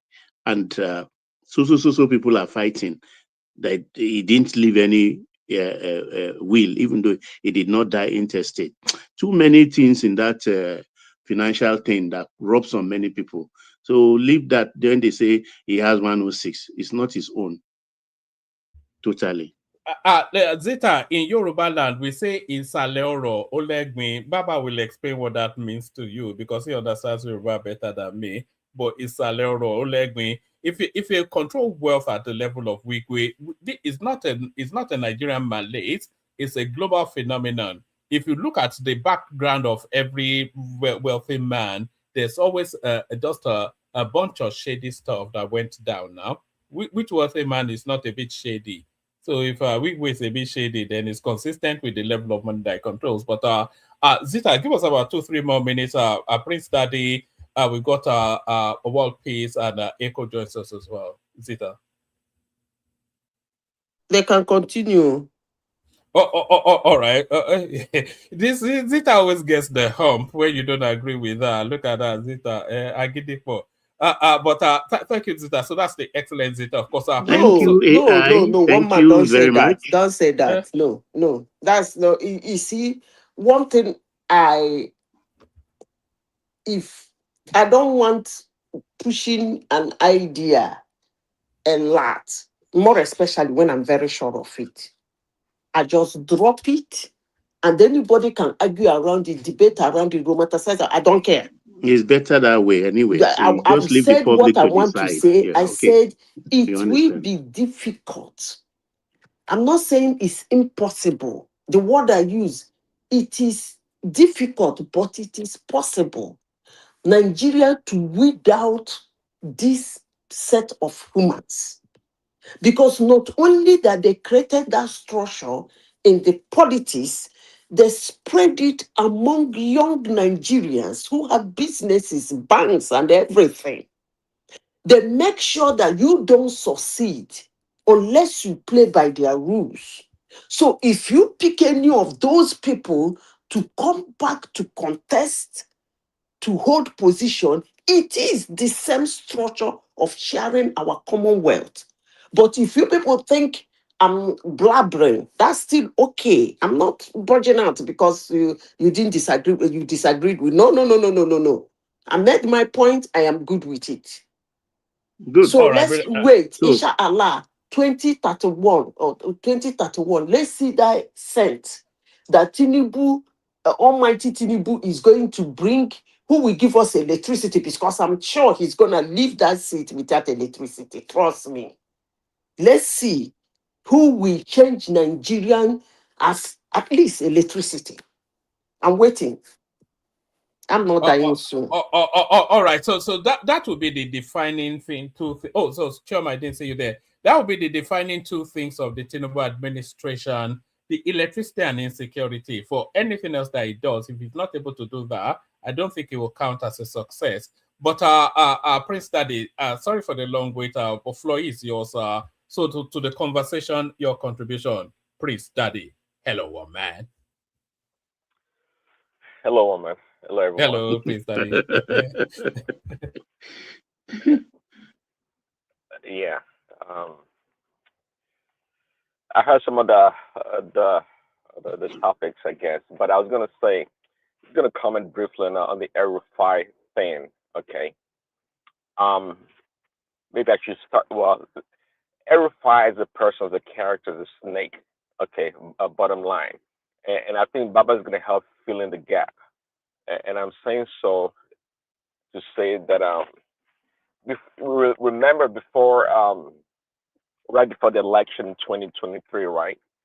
El-Rufai was going around, you know, invoking the term Godfather, and of course referring to Tinubu, right? It was actually in the media that he talked about, oh, Godfatherism and this and that, trying to poke at Tinubu, and then the evolution came, so to speak, that and even talked about competence. Talk about, well, we don't we need competence, not just rotation. Okay, he talked about that also. Then eventually, the whole saga thing happened, and I think it may have been amongst the people that went to Buhari's place to discuss the next person in line, perhaps a northerner, right? So whatever happened there did not translate, maybe favorably for El-Rufai. So it switched sides, so to speak. It became a champion of, okay, the rotation must go to the south, and then became a supporter of Tinubu. and it was quite vocal about the whole thing, which is great. And that's why personally I think if you make a deal with the devil, so to speak, or with whomever, it's your responsibility to pay up regardless.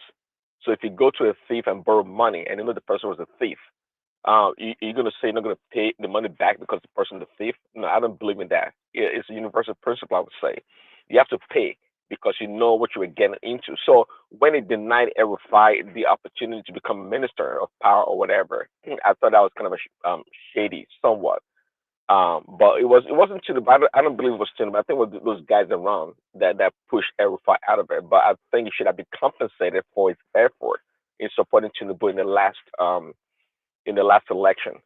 But I brought this up to say that look, it wasn't because El-Rufai was such a pious, noble person, and that's why he supported Tinubu. No, it was because it didn't work out the way it thought it was going to work out. Okay, that's El-Rufai for you. Okay, so now uh, all of a sudden jump from in the APC party since he didn't get the nomination or the ministerial position and went to SDP, and in just like in a few months he's gone from SDP. That's the kind of a personal character that El-Rufai is. So it's I know Chimo. I mean, a lot of people did, and I did also right after the election that they should have compensated El-Rufai. I know Chimo was kind of excited that they should have done so much for El-Rufai because he supported Tinubu. Yeah, he did, but things just worked out the way it did. It wasn't just him, to rule, to be in charge. Just like Trump right now, you got to have followers and loyalists that believe in your mission. So we're not going to have one person every five become part of Tinubu's administration and becomes a hellhole to everybody else. So that's the calculation I believe they made. So that's what it was. Yeah, so that's every five for you in a nutshell. So to summarize, it's a snake of a person. It cannot be really trusted. It's kind of it's a selfish person, which honestly most of these politicians, of course, are selfish, and I'm not saying nothing that's not special about him. So that's Erify in a nutshell. Um, Next, what was the next topic? Moment.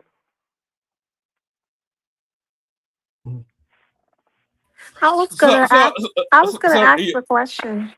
Yeah, all go right, ahead, ask that John. question. You caught me off guard. Please, that I was eating a piece of something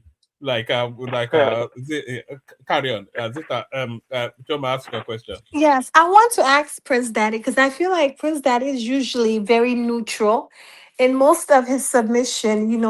Everyone on this platform is just far left except for um Prince Daddy and the other guy here. I can't see him clearly, but yeah, one man. No. Sorry, not one man. AKO, Prince Daddy. AKO, Echo, yes. yeah, Echo is he's neutral too. So Prince, I think it's because they're young. No offense to Baba and Mama Zita. But let me ask the young people questions. Okay. Prince Daddy, right? Being that you're a man of God, you're a Christian. I'm a Christian as well, We know that there's only one God. We know the story of Goliath, We know the story of David and everything, So, and we also know that, no condition is permanent, you know? I mean, you know what they're saying, the Christians say in the church, the Goliath that you see today, you will see no more. So my question is like, can we like give a submission with what if? Because I mean, you guys spoke so much on, Yaradua, Yaradua. I mean, do you know that President Tinubu is like an ancestor, like he's 100 years old? Do you guys even think like do you guys ever think on the other side like what if? I don't want to say it, but I'm just saying what if? I mean, we do have an agile vice president there. Like, do you guys try to at least, you know think like the other way around and not just, oh, Tinubu, 2027, Tinubu. So like, what if it doesn't happen? Like, can we be like, so Prince Daddy, so I would like to see your spontaneous, to hear your spontaneous response on this, Yeah, you say if Tinubu pies all of a sudden, is that what you meant? Exactly. That's what I'm trying to say without saying it. I'm just saying because Well, everybody's acting like he's immortal. oh yeah, yeah. Actually, funny enough, so to speak, the first time around, right after the election, and he had to go to France or wherever for his medical treatment. I thought about it that if he A if the lot man of does us not did. make it, yeah, if he didn't make it, and right there is Shatima is right there. So I mean, it is what it is. If he doesn't So make it, if how he would it wins, change the trajectory of Nigerian election? I oh, mean, you see what I'm saying? Like, we don't think that far. We're just thinking about 2027 as if people don't die, as if there was no COVID, as if Iran leaders didn't just occupy in 1 week. Come on now. Well, they didn't fight now. Like, They were fight. They didn't it fight. They were doesn't fight. matter yeah. though. If that can happen any way. It can come at any time. That's what I'm saying. You guys always think in just this one spectrum. You don't try to like think outside the Well, yeah. box. So it's a And contention. I I mean, if hate that that. I happens, really do. if it Because we're if it humans. if it happens, I mean, of course, Shatima is going to take over. I'm not sure if it's going to be like Jonathan's and Yardwar's, um, time where the Northerners demanded that a Northern person takes over. I'm not sure if the Yoruba should do the same thing. They can try, but I'm not sure how successful that would be, quite frankly. So, yeah, if it happens, I mean, I think it just goes back to, I think it goes back to Shatima, and it would not be a bad thing actually, maybe for a first time in a long time or forever, that the power actually goes to the northeastern part of the country, and that would kind of redesign the entire political structure, so to speak, and we go from there. I mean, we go from there. We see if Shatima would get a Christian VP on the ticket or to replace him as the VP, and Nigeria continues. Um, but yeah, that my submission to that. But to what one man and Zita was talking about earlier, um, see, I think one man, I think you kind of articulated the whole thing very well because I thought about it in terms of what will happen to Tinubu after the 20 is 3031 when 3031 comes by, what's going to happen to Nigeria's election landscape. And I said it on your show before that I think somebody in certainly less than 60, 55 or thereabout would become the next president. I don't know who that person is. I don't even have a clue.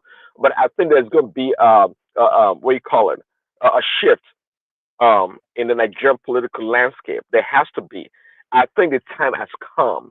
I'm not sure if it's something that we are, as a people, as a country, we are working towards, but it just sounds like it just something that's going to happen naturally, and that it's almost a given.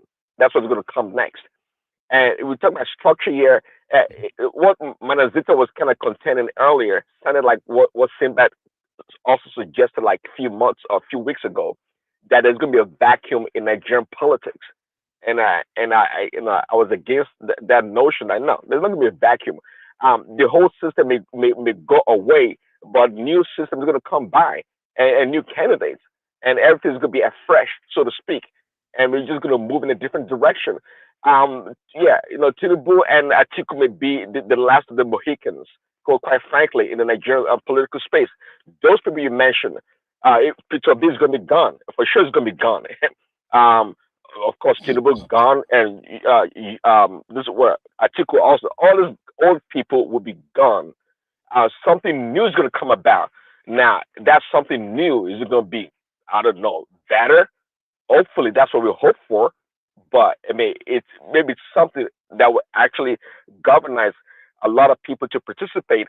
And I did mention prior also that um, what do you call it, a digital election, or what you want to call it.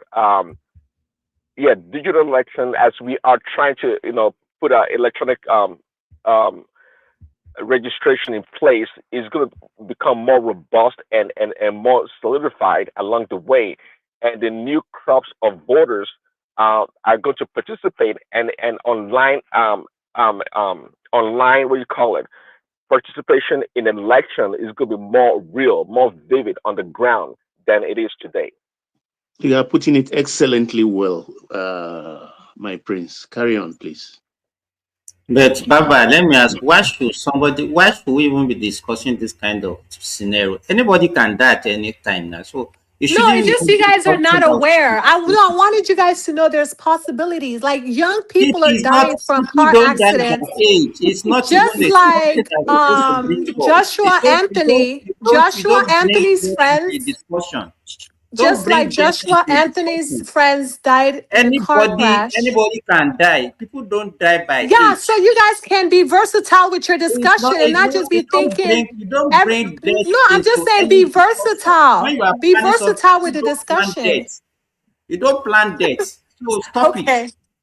People don't plan death. You don't Simba, put death into I think discussion. it's an African thing, because I guess Chima lives in the West, right? It's an African thing. Yeah. And we were thinking And of Biden dying, people and that's why in their Biden was thirties, not elected. people in their 30s or 40s, they talk about death here. They get life Thank insurance or whatever. you.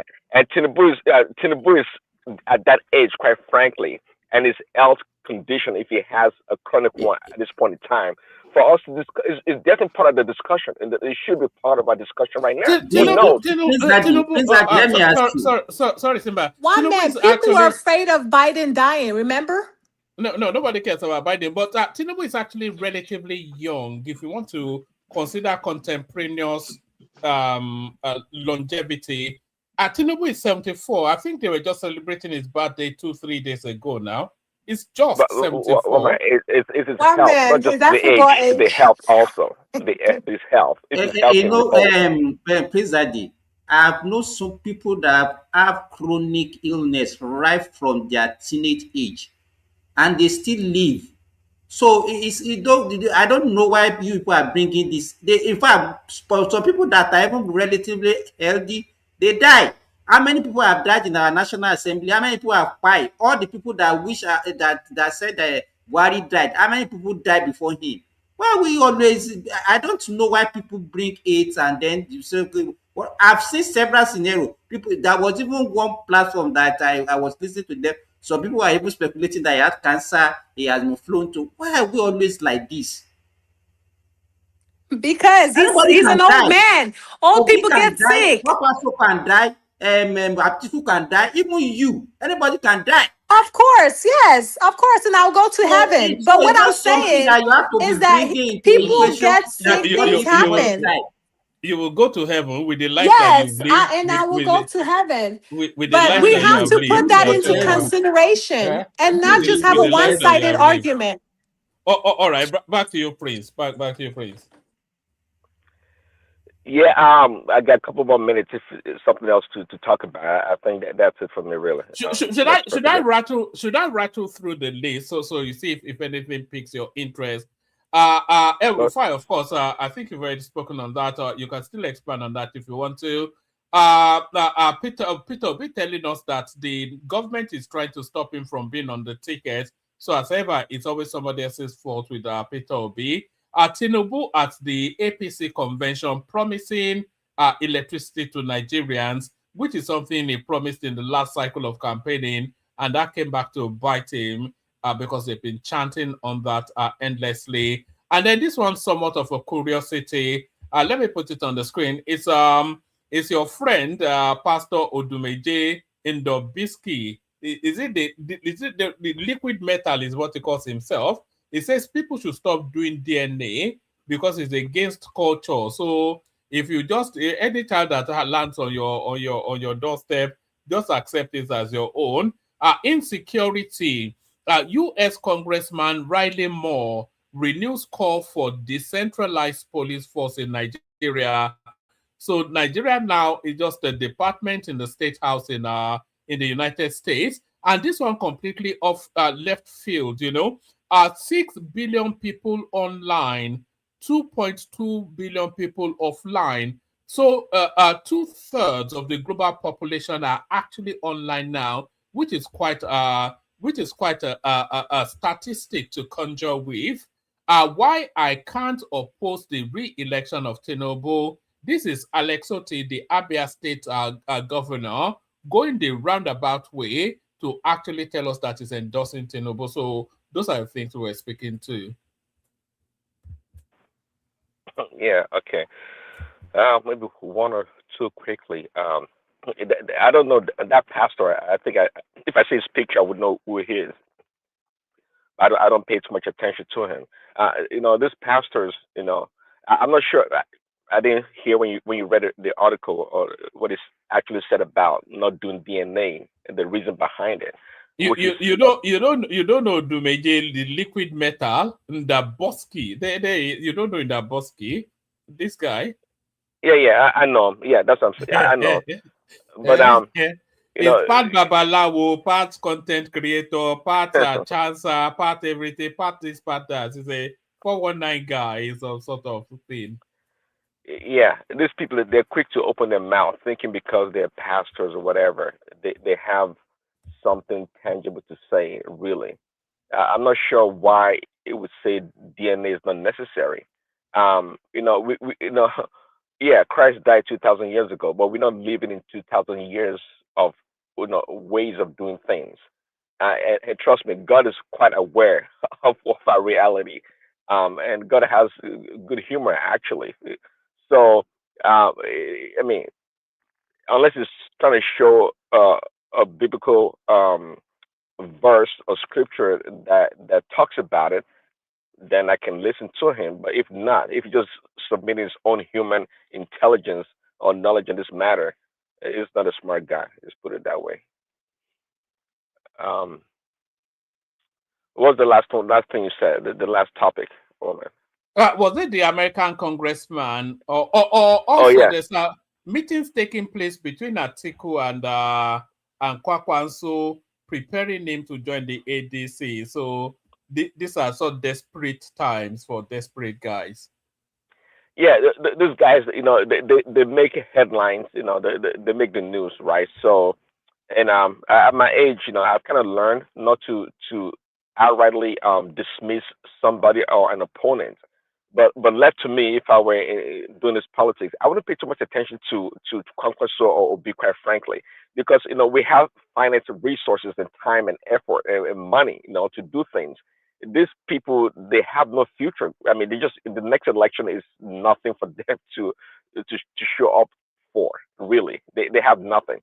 And not to say that no, they cannot make an impact one way. Anything can change, and that's why you strategize and you pay attention to what is going on.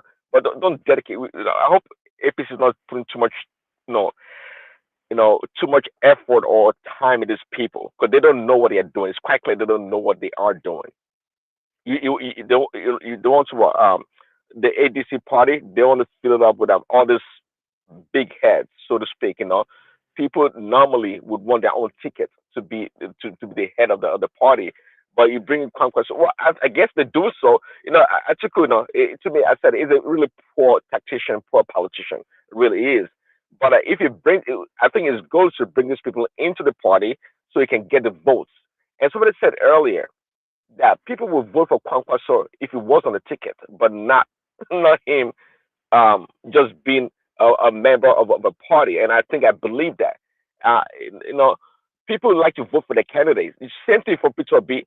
Peter B is going to go to ADC and just be a member of the party and support Atiku and Mechi, and you think the obedience will come in and vote en masse. It's not going to happen.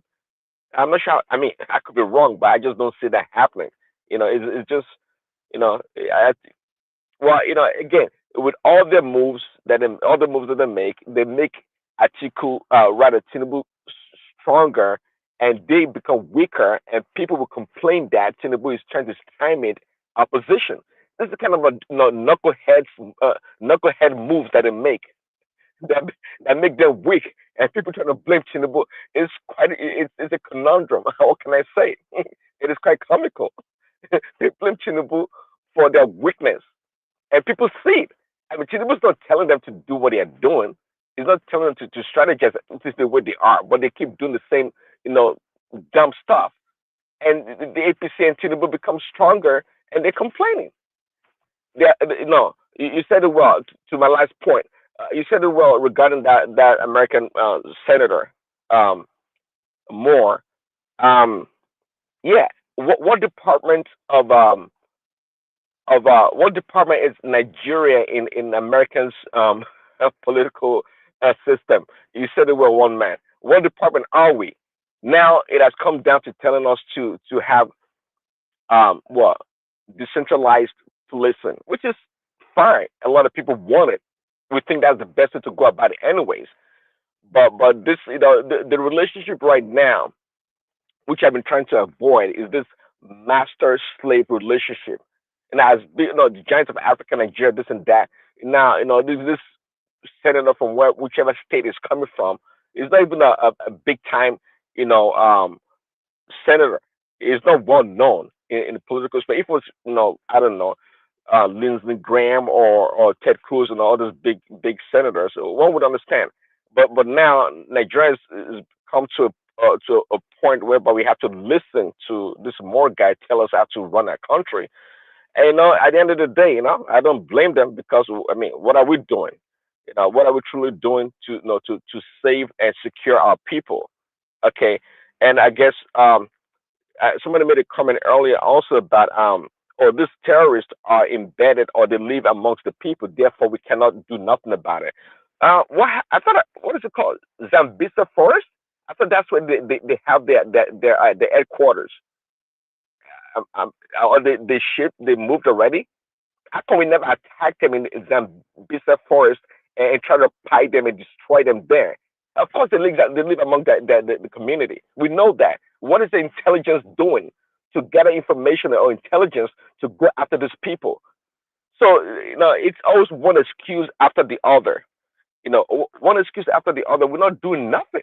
Now, American comes and throw a bomb on some people, then we complain. But we can have little girls, being kidnapped for years and months, and we do nothing about it. All we do is carry a placard saying "Bring back our girls." That's retarded.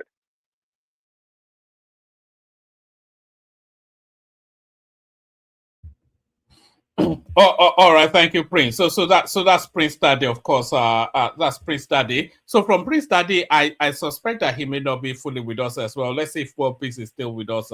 Is he here in body, but is he in spirit? Yeah, I'm here. Konnichiwa to everybody. Salam alaikum. Good to have you. So yes, let's hear from you. Floyd yours. Yeah. So, well, let me greet Baba, Mama Zita, Mother Zita. Mother Zita, just something I just discovered is funny. I'll be testing you on using my old WhatsApp that I've disconnected to be testing you. I was wondering that you are not responding to my message. I just found out that it was the old WhatsApp. I will test with my new WhatsApp. Prince Daddy and the rest people. She's not responding because she doesn't like you anymore. That's why. That. Yeah. Anyway, well, let me quickly say this. When I first mentioned this, I think it was 2 years ago. Only this I kind of agree a little bit to it. It's what he used.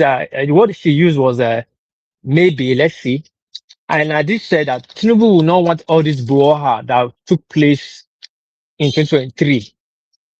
What he would do is he will put all the parties together in one place and beat them once and for all for the next coming election. And people didn't see that. People were still worrying, Peter Obi, Labour Party is going to be there, that thought force. Yes, it was a thought force that came, but we already seen how it quickly went down the drain. All the people that went through a Labour today are all APC. They have decamped. Now, what are we saying? Both the Peter Obi, the Kwankwaso, everybody is moving to AD. And I said it, Tinubu will not want that noise that there will be different parties, like 4 parties he will be challenging. Of course, that's what he's supposed to. What happened that time was the thing that was supposed to happen now to give Tinubu headache. Right now, he has no headache. Put all of them in one place, you know where they are, and you beat them once. And that's the end of the election. Though the election is already won and contestant won already, whatever is happening now is just a charade. Because the day they signed that electoral bill to law is that day they won the election, the reform electoral bill. So I don't know what people are still worrying about. If some people could get ticket or they not get ticket, if Atiku is on the ballot or is not, or Tinubu, Peter Obi and Kwankwaso are the one they flag, it doesn't change anything. At the election day, election will be conducted, they'll wait 3 or 4 days, and they will announce the election result. Probably this will be the most fastest result that will be announced. Maybe the next day they'll announce the result and say Tinubu wins. You can go protest, they'll shoot some few shots. 2 a.m. same day. So that would be the fastest. And they'll go protest, they'll shoot some few shots and canister of tear gas, and you go to court, and that ends the case. It's Nigeria. I don't understand when people start thinking when it gets to their turn or they feel is their right, they expect Nigeria to work the way it's supposed, the way they want it. They want it to work. They work in the world standard way that Nigeria has laws and institutions that works. Nigeria does not have anything that works. We work for the strong, for the strong men. If you are not it's not in your favor, it's not your favor. Until you get there, if you are in power, then it works in your favor. Right now, the matter is they will use everything to the fullest to remain in power. It has Nigeria to bargain with the rest of the world. The rest of the people don't have nothing. Atiku has nothing to bargain with the rest of the world.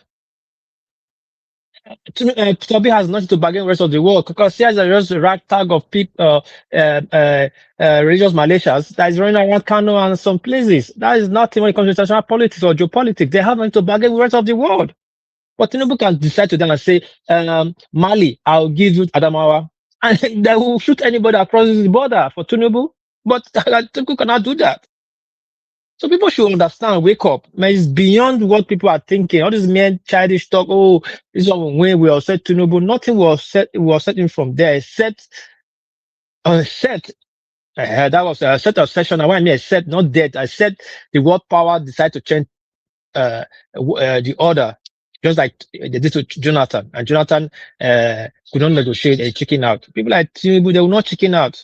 They will use everything to bargain. They won't sell your backyard or your waterway to whatever, your waterway. They will sell it to stay in power. They don't care. These are politicians. They care about yourself. They care less whatever you think. That's what I have to say about that. I don't have to waste my saliva and whatever on the Nigeria politics. I already passed. I wanted to ask Baba to let me ask Madazeta, how far is America going with Iran? Who is now the dominant force that is controlling Strait of Hormuz? I think they will bomb Iran to hell. At least for 4 weeks now, Iran is still standing. 5 weeks now. Okay. Do you know that? Do you know that? War Peace. Do you know that what the Iranians have happened upon just in the course of this war? It could well make them. It could well make them the richest country in the world, because what they are going to be doing now is they are going to be levying people to pass through that strait, which is something they've never done. They are going to be levying people now to pass through the Strait of Hormuz. And 20% of world trade goes through there. Very, very quickly, they become. Man, it's not 20%. It's not 20% of world trade passes through there. 80% of world trade passes through there. America likes to downplay things so that you not feel dependent on that place. First of all, let me start. Almost every street in the world is being paid and controlled by the Europeans and the countries involved. The only Strait of Hormuz is not being controlled. Yeah, even Panama, you pay. Yeah, you pay everywhere you paid. Strait of Gibraltar, everywhere you paid. Even the Red Sea that you pay. Even you pay Sinai. You pay across Sinai now. I mean, even Shatal Arab water, how do you call that on Iraq? Even in Turkey, that's this thing in Turkey you pay. The only difference actually with Hormuz is that you don't need a maritime pilot to help you, because at the narrowest point is about 3 kilometers. But then when you have 2 ships coming on opposite side, heavy ships, you need at least 1 kilometer between you. The wideness actually is about 30 kilometers. But the only place deep enough to navigate is just that 3 kilometers. So that is why the US is finding it difficult, because it's not a place you can just bump them to. If they sink only 1 ship in that 3 kilometers range, you understand, no vessel will pass until you take that vessel away. Okay. So they're just discovering all of this now. Okay. Now, what makes Singapore so shouting Singapore is really rich? What made them rich? It was the streets of Singapore. 'Cause all the oil tankers were passing through there. Every other tanker must anchor in Singapore. Meanwhile, they were using the biggest refinery there in Philippines to refine our crude oil. America designed crude oil in a way that you must depend on it daily. And by so doing so, you must depend on dollar. And by so doing so, they give, yeah? I'm hearing. Strait of Hormuz is not closed. Yeah, we're not saying they close. You don't control who passes and who not passes right now. What they are doing now, they allow it. They only restrict it to their enemies. India cargoes passes, China cargoes passes. We are saying the same thing. Iran controls who passes and who not passes right now. Before it wasn't so. Everybody can pass whatever. The street of Singapore became rich because that street of Singapore which all the tanker vessels passes through, which leads to Americans to put Saudi Arabia as the sole distributor of crude oil. Saudi Arabia is not the only biggest oil producer in the world. That's just the fantasy they make us to believe. That's the policy they played in 1979 when they had this oil crisis. That's why okay, don't worry, petrodollar, but we'll make sure only you be producing the fuel that everybody will be buying. But in return, you invest that money in American bond. In return, America will develop your country and protect you. And Saudi Arabia agreed to it. Now, OPEC came up, started restricting every other people. Don't sell more than every day. Don't pump more than 2 million barrels. Who tells you to tell people what to pump? Because they want Saudi Arabia to pump infinity. Yes, I'm not saying Saudi Arabia doesn't have oil. Saudi Arabia has oil as much as Angola has the same, Libya have the same. Nigeria oil, nobody knows the quantity of Nigeria oil today. Nobody can tell about Nigeria quantity of oil. The oil they steal from Nigeria is 10 times more than what we produce every day. And people are largely from it. Now the Strait of Hormuz is closed. Now, America is forcing negotiation with their own self, essentially days by days. Today, 5 days, next tomorrow, 10 days. And meanwhile, they are planning to put boots on the ground. Everybody's looking at you. China they don't rely on American network. They have their own Badu, whatever network up there. Russia just launched their own network. They don't rely on American network, not even Starlink. They say necessity is the mother of all innovation. When you bully people too much, you control the market, mobilize the market too much, you push people into invention, to invent things for themselves. I'm not saying that Iran can beat America in war, but America is so outdated in war. Their last war they fought was in 1946. Second World War. Since then, America has never won any war. They have won battles, but no war. Vietnam was a disaster. South Korea, North Korea today because of American disaster. That was the first time they put a Kalashnikov into test. So we should understand all these things. If you are picking 1-2 people to take off, that does not make you a superpower. You bully people, you threaten people. Oh, if you talk, I'll kill you, and you still come and kill the person. You carry your warship, the armada to their coastline to bomb you, and if you stop the armada on your way, we will take you. What's the difference? The 1418 British style of conquering colonies. Then they will bring the armada to your shore, they'll bomb your little village to a station, and they'll still leave you free for the arms they use.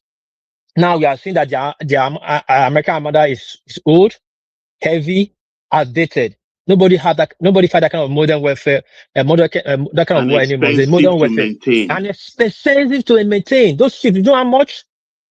Do you know how much of those ships? And they make it so that other people cannot acquire it. 20 years ago, I was wondering why people jettisoning warships, carriers. China only built one, and that's it. They didn't build another one again. Russia built one, and that's it. Because they know the warfare is changing. Asymmetric warfare, warfare attrition, and so on. You don't need to be fighting like Napoleon and General Margot or whatever to stand. The drone technology is a game changer. The drone technology is a game changer. Ballistic missile and $30,000, you shoot it, it deliver, it doesn't come back. Nobody dies. The ballistic missile the hypersonic and the hypersonic missile. Now they'll soon go to ultrasonic missile. Nobody wants fighter jet anymore. You are trying to build fighter jet that will hit Mach 4. Who will sustain the G-force? Please, I'm coming, What Prince piece? Daddy. I'm coming, What Prince piece? Daddy, please. Yeah, go I'm ahead. coming, I will let you speak. And now, who human being will sustain the G-force? Your brain will try to protect you before the planes even land. The speed. They don't have the suit. They don't have the suit to withstand the G-force of Mach 5 or Mach 7. But the missile can go to up to Mach 10. Nothing's going to stop him. And you don't have the radar to stop him. Radar are not bulletproof, is what they say they transmit. Now they are shooting F-35 down now just with common infrared. If you build it, somebody can fake it. America just thinks the knowledge ends with them. It does not end with you. There's nowhere you see forever champion. You only have current champion or recent champion. The table will change. Now, with this Iran war, have exposed the world to a lot of things right now. We don't know who is playing fair now. Whether some people are speculating that the Gulf nations, they are trying to kick America out by pushing America to go to war, but indirectly feeding Iran information. How can America, you said you are the world power, within 3 days, confirm the American, Iran took out all your bases you built in billions. The third airline, the third air defense built by 1.8 billion. They have like 3 or 5 in that region. Iran took them up with just a missile of $20,000, a bit $50,000. Israel is worse than Gaza right now. They are censoring Israel. Before they used to show Israel how was going on. Hey, today they are censoring Israel. Somebody said, all right, 3 more minutes, well, please, so that yes, I'll round up. Yeah. It's more cheaper to compensate the dead in Israel than to evacuate them. So they're just letting the people there as a cash cow to perish if they like. Netanyahu and the rest of the world, they are hiding all over the globes. But Israel has never been a country before. The country that does not have a borderline is representing another country that is still fighting for recognition. So all these things are just illusion that is going on. The earlier the war ends, the better for the rest of the world. Because right now, the way the war is going, Trump might want to use force, and they are pushing Trump to that. And that would totally crash the world. If you take Kaiga Island, you cannot sustain it. America cannot hold it. That would just crash the world economy. George Bush did it, and he spent how much trillions of dollars. He crashed the world economy in 2008. We are still fighting to recover. This is the same thing Margaret Thatcher, Churchill Winston did to Britain. That's why Britain today is no longer Britain of before. They went to war twice to crash the economy, and Margaret Thatcher was doing the first Iron Lady, and he finished them off. We should once say the truth. Iran is not a threat to anybody. It has their own problems too. But America is the problem to everybody via Israel as the proxy. One more, thank you for the time you gave me. Even if it's 5 weeks, Iran had this war. It's a win-win for everybody. We should be proud of it, not to be scared of these bullies that don't know their right. Meanwhile, as we are fighting, Iran is claiming, Israel is claiming land in Lebanon. Nobody's talking about that. As we are saying, they're communist genocide. Thank you, one man. I yield the floor. All right. AKO, the floor is yours. Hello, Mr. One Man. All right, give me about 5 minutes. I have to attend to something, but AKO, I'll take the floor. Oh, okay. I'll just listen to the conversation, what's going on in the political space. Regarding El-Rufai and AKO, please raise the volume a little bit. I beg. Can you hear me now? Better. Great, thank you, Babazi. So yes, regarding El-Rufai, I find it ironic now that they are releasing him based on compassionate grounds because of his mother passed away.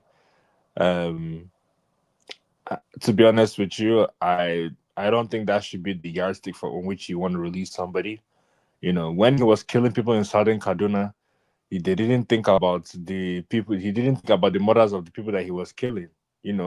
So I don't see why you should be sentimental about that and release him for such purposes because his mother is passing away.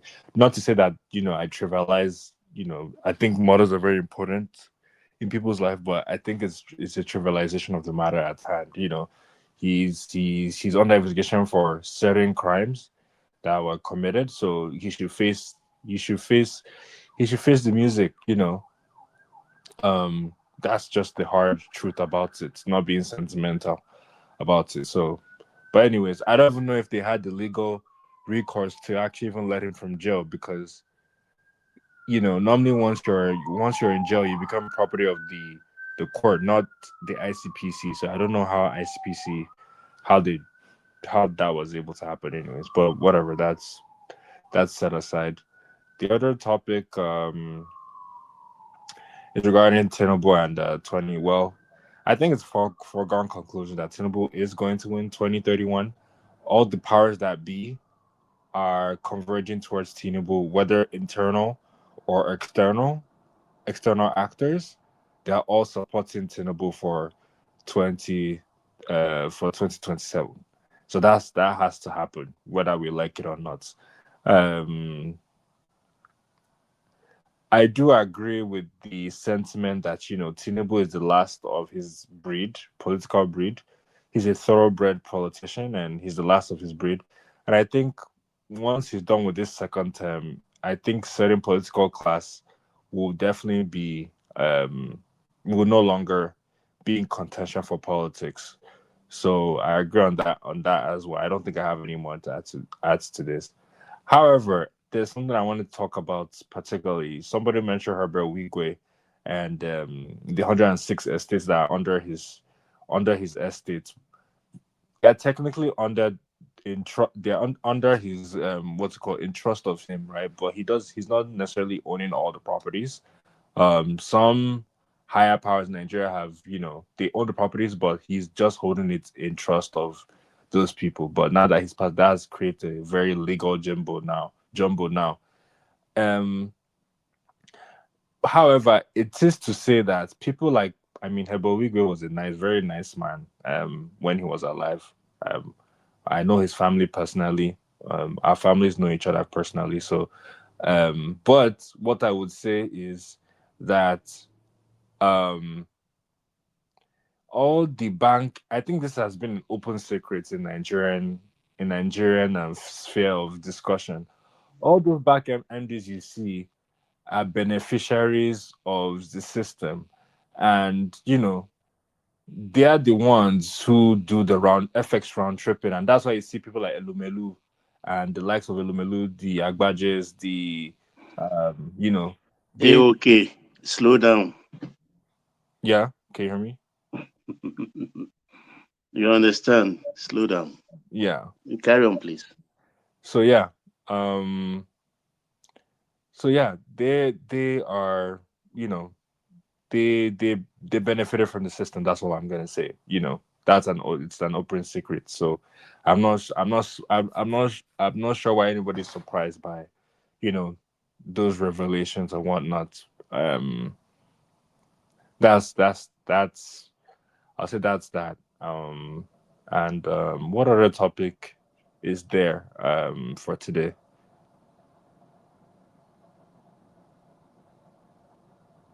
The what is it now? The electricity issue. There will be Kwankwaso possible tickets, and the Odumeje saying people should not believe DNA.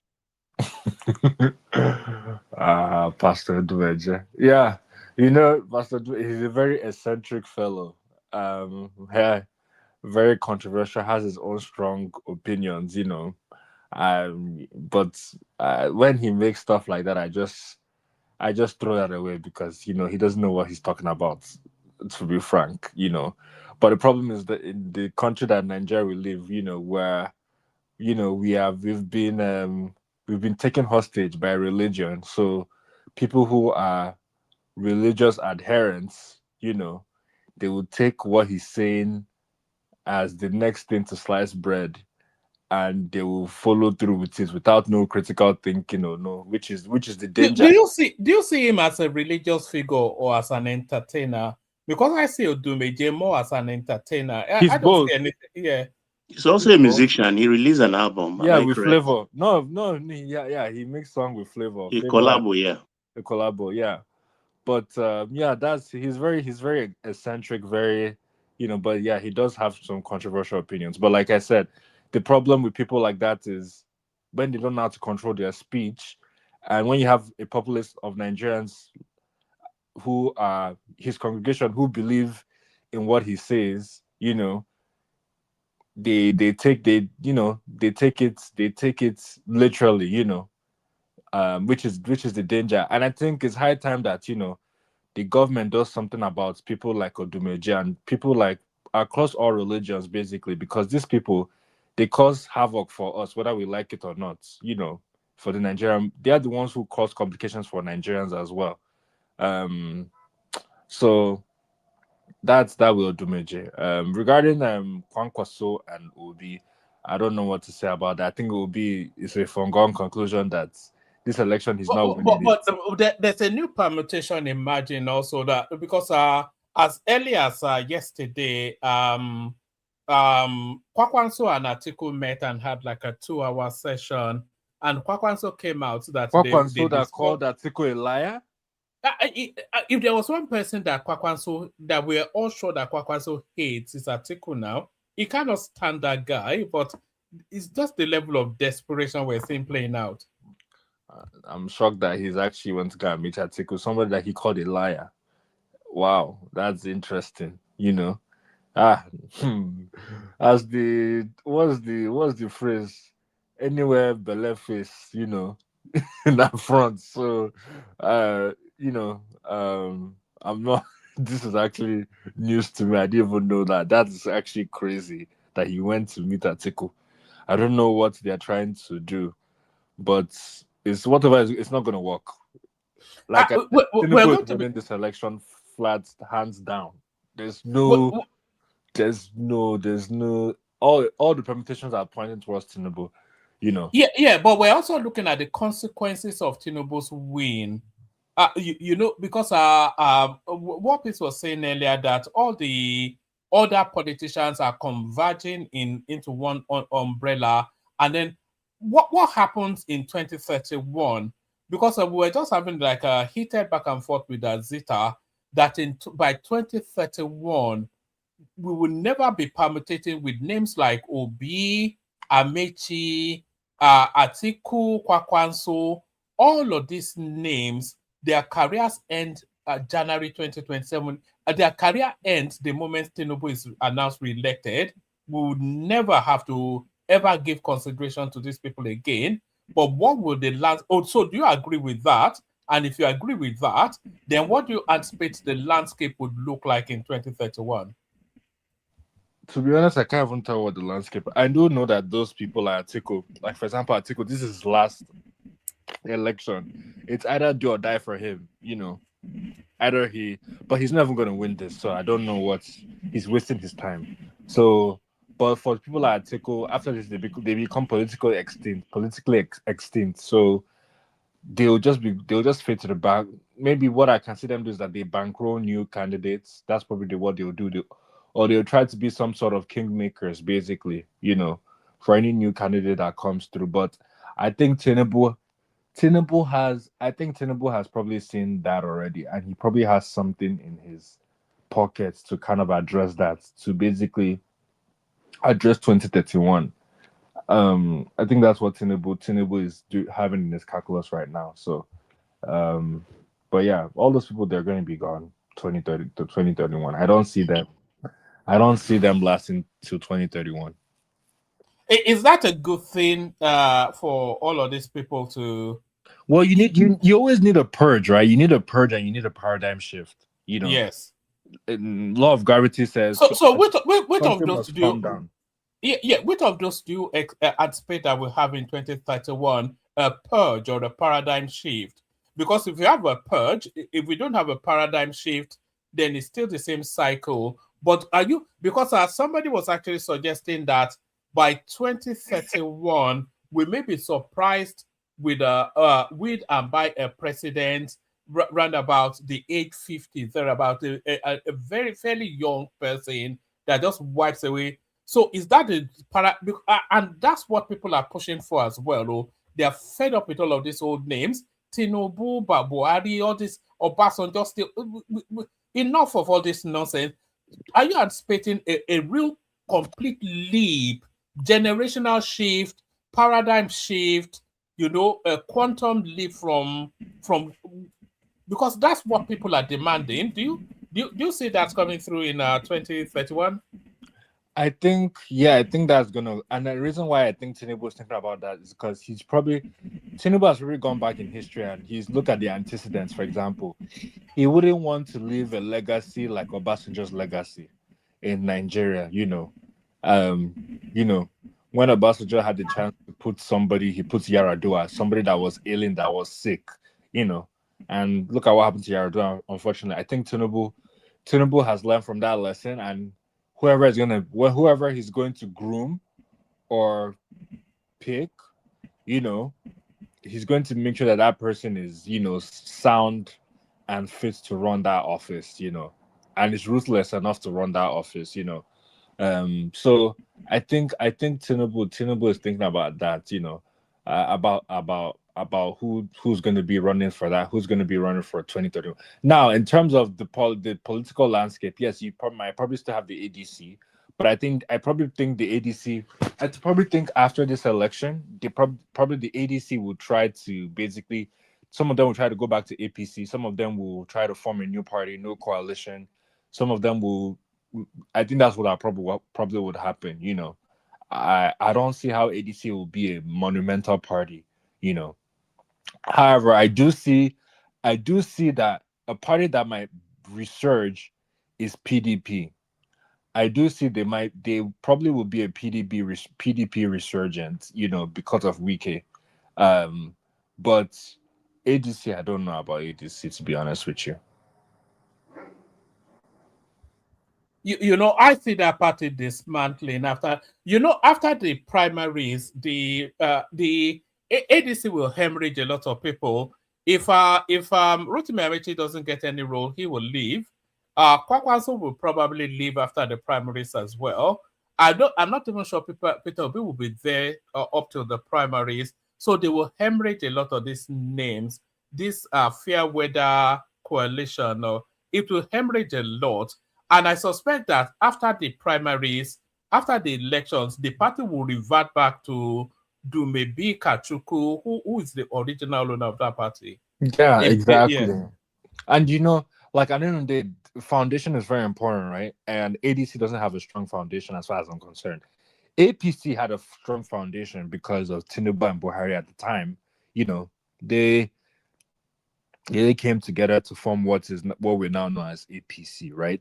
So there was that commitment from both of them, to make sure that party stands its ground. But the ADC, there's no who are the yes, you have Kachuki, but really there's no. The only reason why the ADC exists is in opposition to APC. That's it. But there's no strong strategy or strong coherence or cohesiveness in that organization. So the difference, sorry, Ako, I think the difference between ADC and ADC is an existing party and it's not a coalition. I don't know why people are using coalition. It's not a coalition. When you say coalition of political party, the parties that coalesce, they cease to exist. Exactly. Yes, exactly. You understand? This one is just fellows, maybe strange fellows that you are just looking for a platform. Hijacked, yeah. Yeah, they are just looking for a platform to contest. That is why they come together, and that is why it's not sustainable after the election. If every one of them will go back to wherever they want to go back to. Mm-hmm. But by that time, it will be too late because I'm sure PDP will probably close the door on some of those people that want to come back to PDP. No, PDP will still. Parties don't close door to people. Anybody Wike will. Simba, consider what Eko is saying, because Wike will close the door on people. Because Eko was talking about purging, and PDP also has to rebrand and re-strategize. They don't want these people will be homeless now. Would you accept Atiku back in PDP?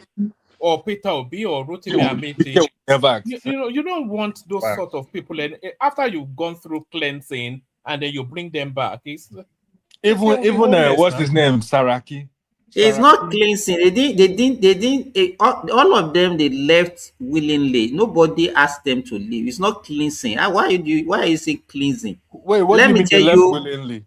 What do you mean? they will not, don't be surprised that majority of them will still go back to PDP after that election. No, nobody left PDP willingly. Is the conditions that made them leave PDP. No. What I'm saying, the word that one man used, say cleansing, as if they were okay. They said, okay, we don't want you people go. Do you understand what I'm saying? That word I use, say cleansing. Mr. Simba, how do I explain this? I'm trying to find the words to explain this, right?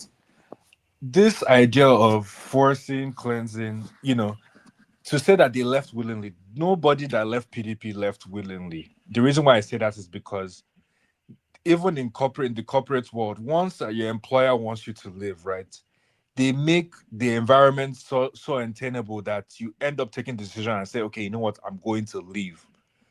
It'll look like you made the decision to leave, but the truth is that Why are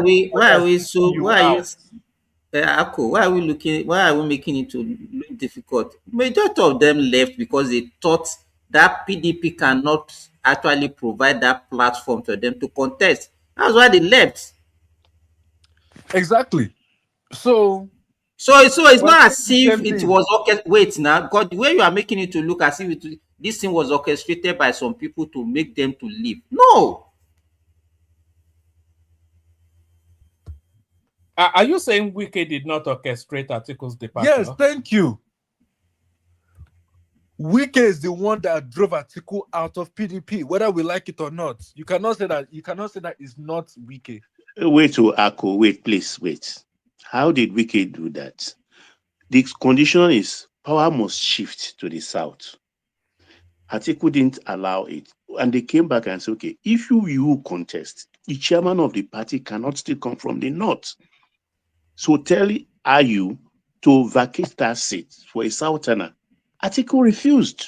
Exactly. So that's actually at the heart. It fell into a trap. Papa, I don't even know why people want to hang all the predicament of PDP on Wike.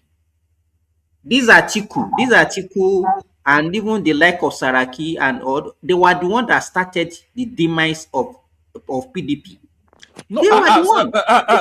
Sorry. I don't think you understand, Mr. Simba. I'm not against Wike. I'm actually for Wike here. Wike from 1999, he was one that was even sponsoring the party. He was one that even made the party. I'm for Wike 100%. I support Wike 100% in what. So why are people now making him to look as if he was one that actually caused the problem for No, I'm not saying all right. Sorry, Choma. Let me bail out. You guys carry on. Simba, shut it down when you're done. Thank you, everyone. Mr. Don't try to get Simba on your side. He's not going to understand you. He's on one stance. You're gonna be wasting your time because Madam Zisa was here saying, "Oh, the election is boring," and you're clearly telling them why it's boring. It's because APC have destroyed PDP, especially using Wike, and now he's just in denial. You know. You think everybody will reason like you, so you are trying to buy a to your side and say you should not listen to. You think he doesn't have his own brain and he doesn't have his own mind. Oh my God.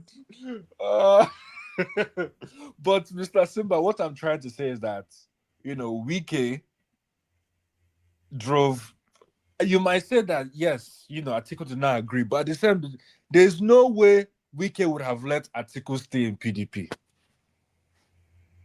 Let me ask you this. Rather than Atiku stay in PDP, Ako, if you know would have destroyed PDP. He would just have wait now.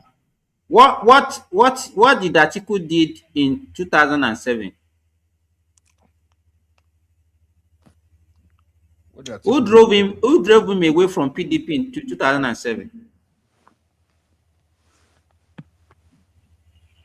Who drove him away? I don't know. Who drove him away? I don't remember. Atiku left PDP in 2007 and contested under ACN. ACN, yes. But I You don't remember. understand? Yeah. And he was still there till 20. He contested in 2011, and then he left PDP by 2013 to join APC. He contested primary with Buhari in 2015. He lost. He left. He now left APC again, back to PDP to contest in 20. You can see the way he was jumping up and down. Now, for us to now believe that it's somebody that it's just his nature. It's just his nature. Because okay, all this one that has been living and living, and who's pursuing him all over the place? But this is different though. He's leaving PDP to what's it called, to ADC. This is Okay, with the way we look at Atiku as a big politician, former vice president who has all the structure and everything, should somebody like Wike be able to chase him out of PDP? That's the question. yes, someone like Wike should be able to chase him out of PDP. So that means Wike is more powerful than Atiku. Okay. I don't know what to say on this matter anymore.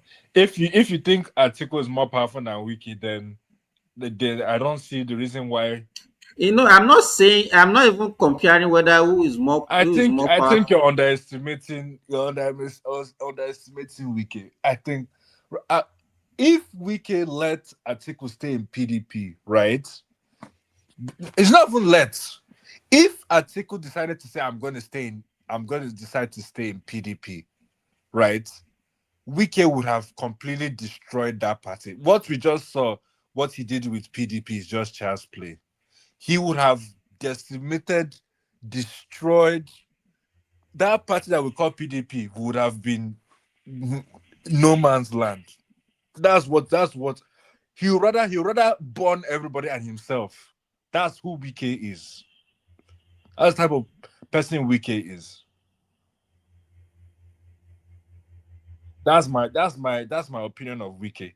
That's a person he'll rather burn everybody and himself before letting that party allow Atiku to hold sway in that party. How come? You know what? What I understand Simba is saying is that most of the people that left PDP, they left because they knew that PDP was not going to provide a platform for them to run. For example, somebody like Adeleke would have remained in PDP, but his election was already coming close, and they wouldn't have been able to present him as a candidate because even that time they had not come to this level of resolution. They were still in the toggle of the fight. You understand? So, and there are so many people like that. If you listen to Saraki interview, he said a lot of people say, don't join them, you will not have ticket too. So a lot of people left because of that, not because they were dirty and they need to get them out. If you talk about people like Atiku, yes, you know, he had to put the Atiku out and stuff like that. So I think that's what Simba is trying to say. On that note, I agree with that notion, but I'm specifically referring to people like Atiku. And people like Atiku, they cannot find their way back to PDP because Wike would not even allow for that to happen. You know, he would not allow for that to happen. As far as PDP is concerned, Wike is the one who's controlling PDP, and I don't see him. I don't. But Atiku is not the only one that there are so many. By the time PDP started restructuring back, and people see that, because to me, as far as I'm concerned, PDP is still more formidable, even as it is today, more than ADC. Yes, exactly. It is more formidable, right? But with this restructuring, what I'm anticipating is what's going to happen is that they are going to probably form those people that have left PDP to go to ADC. Some of them may be able to make it back to PDP, But I can't tell you that most of them will make it back to PDP because Wike is probably not going to allow most of them to come back into that party. That's my opinion on it.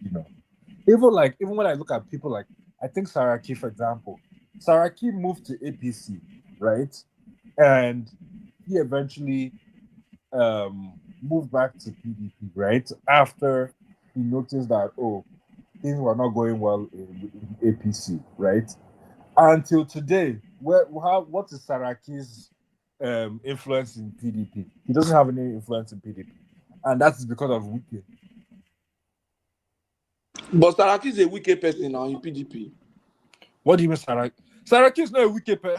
How can you say He Saraki is. is a wicked person? That means you have not been listening to Unless now he's part of wicked faction now. Yeah, he's a wicked faction indirectly. Yeah.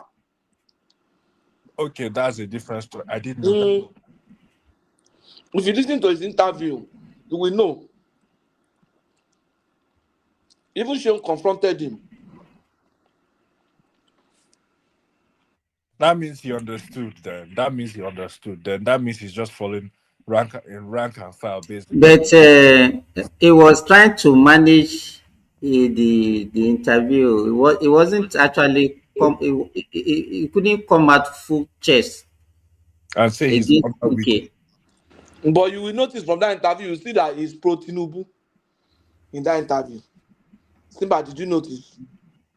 Of course, pro Tinubu. Yeah, it was pro Tinubu. But then he left APC because of his disagreement with Tinubu. Not because of disagreement with Tinubu, Buhari, I mean, sorry. And when they asked him that was Tinubu against you, he told them that look, that Tinubu was facing the same persecution he was facing. Yeah, he said that Tinubu did not even have his stake in that government. That Tinubu did not have the power that they said he had. So he said it's going to be unfair to blame him. You see the way he was speaking, I say, this guy don't cross. They don't cross. But Charaki cannot go back to APC again. He cannot. If he does, then forget it. Not even nationally, even what he's facing locally in Kwara cannot make him to join APC again. He has lost. He can't, because Saraki cannot join any party. He has lost all the goodwill. Where he will not be a leader. Yeah. PDP is the only party where he can hold some part of the national working committee. Yeah, he can be one of the elder statesmen in PDP. But yeah, outside of that, yeah, he doesn't have any. He's lost the political goodwill. I don't even say he should not even try to become say I want to run for president for this one, because that one will not go happen. Dead on arrival.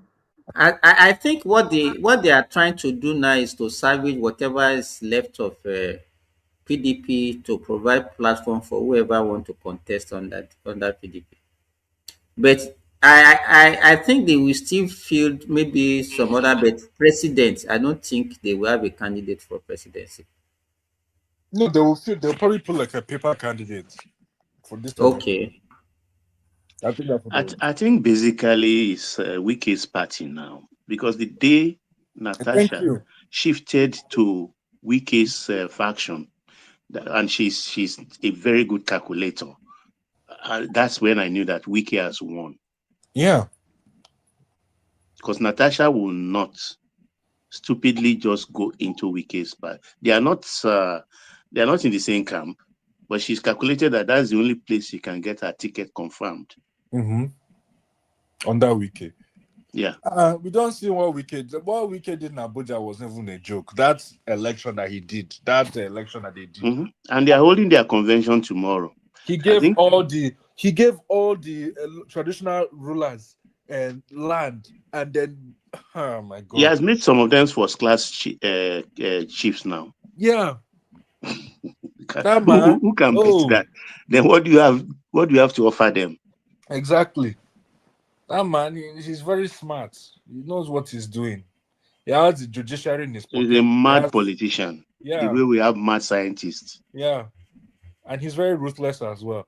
he's actually the type of president that Nigeria might probably need in the future, because what if he set his mind that I'm doing this, he's going all the way through it, and there's no turning back. Wiki doesn't take prisoners, so yeah, and there's no turning back. No turning back. Fight to finish. And it's very blunt. Wiki is very blunt. He's a Port Harcourt. That's how Port Harcourt men. That's how Port Harcourt people are. In fact, if you see the way he behaves, the way he even govern is totally different from somebody like Amici. That guy is too dull to me. I don't even like his character. Everything about him is just, I don't know. Amechi does what I call passive aggressiveness. That's what he's a passive aggressive personality. That's who Amechi is. Wike is a fighter. If you make him his enemy, he will even be happy that you've made him his enemy, self. I think that's what makes him to thrive more. Yeah. He likes fights. He will finish you. He likes dwelling in controversies. Do you want to take it to judiciary? Don't worry. I know all the lawyers in judiciary. So that case is dead on arrival. You want to go local government area level with Chem? Well, I know all of them. I've already bought all of them out, so they are all loyal to me. He's cornered. I think that's why Tinubu really likes him a lot, because I think Tinubu sees a bit of himself in Wike. But I was surprised. Wike and Tinubu are two different people, though. like No, they are different, but they do have some similarity. They have some similar characteristics. They don't. Okay. Because let me tell you, Wike is the person I know, because I knew him from university to when in fact, his madness started in the university anyway.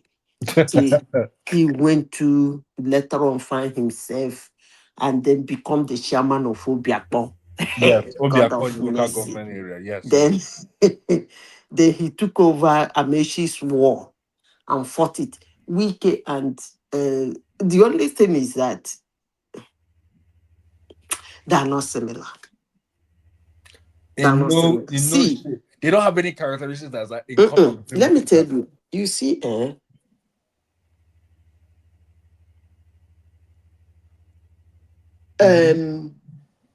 Tinubu lost Lagos State. There was a time they were interviewing one of the people around him when they were calling the result in 2023. And they told him, sir, it's like you've lost Lagos. He said, no problem. We mustn't win everything. We lose here, we win here. Let me tell you, there is no way they have characteristics. Please, if it is Wike, you see all the agents, you see all the top people, any politician in Lagos State that was supporting him, that made him lose that Lagos State, that would be, first of all, that is going to be the end of that person's career. He will buy some. You see all those agents and all those things that watch that shenanigan happen, half of them will be pied. By Wike is brutal. He doesn't, I don't know how to put it. The difference, the only similarity I will see between Wike and Tinubu is a deal is a deal. That is the only similarity I will see. Agreement is agreement. Agreement is an agreement. That is the only. If you go into agreement with Tinubu and you people agree, you say. How did you normally even say that? Remind me, Zita. And Badeva, what is Bandeva. It's not agreement, it's an agreement. No.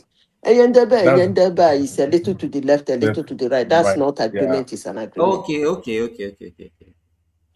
So if you go to it with Tinubu and I agree on something, Tinubu delivers his own. You deliver your own. He's going to deliver his own. That is the only thing I will say is a slight similarity. But Wike, do you know that in Port Harcourt in those days, if Wike calls some people and say, let's agree, like you're gonna get 30 million, 40 million, 100 million in those days, most people don't go into agreement with him. Why? Because Wike doesn't believe you made a mistake. Oh, he believes you did it purposely. But on his own part, He will fulfill his own agreement. 90%. And let me not give him too much credit. Let me say 85% of the time, he's going to deliver his own agreement. Look at the governor now. The governor, most of you were not watching what was happening in 2023. That guy was hidden under the bed. Fubara. Yes. Wike did the whole campaign. 1 month to the election, they brought the guy out. Wike campaigned for that guy because of the agreement. It's an agreement. Otherwise, Wike will. That was what he did to Amechi now. Amechi is scared of Wike. It's the same agreement, is an agreement. He told Amechi, go to Ghana, stay. We all live in Port Harcourt now. He said, look, you are the target. If they buy you, all this wahala will just end. You carry your family, go to Ghana, go somewhere, hide. Leave me, Wike, I will fight. But the agreement is, you finish your term, I come, I do my term. Amechi agreed. Amechi, towards the end of his governorship, what did Amechi tell Wike? It is not right that he, Ipereman, will finish, another Ipereman will be governor. That was it. Wike said, okay, now let's see. He buyed a lot of people. No, we can't. No. Wicked that killed buyed my friend's father, my friend's mother, my friend. No. They're not the same. They are not the same. I didn't say they were the same. I said they They have. are not even, there is no similarity at all. No similarity. Wike is loud, he's stubborn, he's And brutal. aggressive, he's rude, he is a fighter, he is quarrelsome, he's everywhere. Tinubu is a secret ladder builder. Tinubu hides and do all his shenanigans. When the thing said, he will just come out. And when he's climbing the ladder, everybody will be laughing. Where is this one going? Where did he come from? Where this one too, in one go, you watch him, he will climb and get to the top.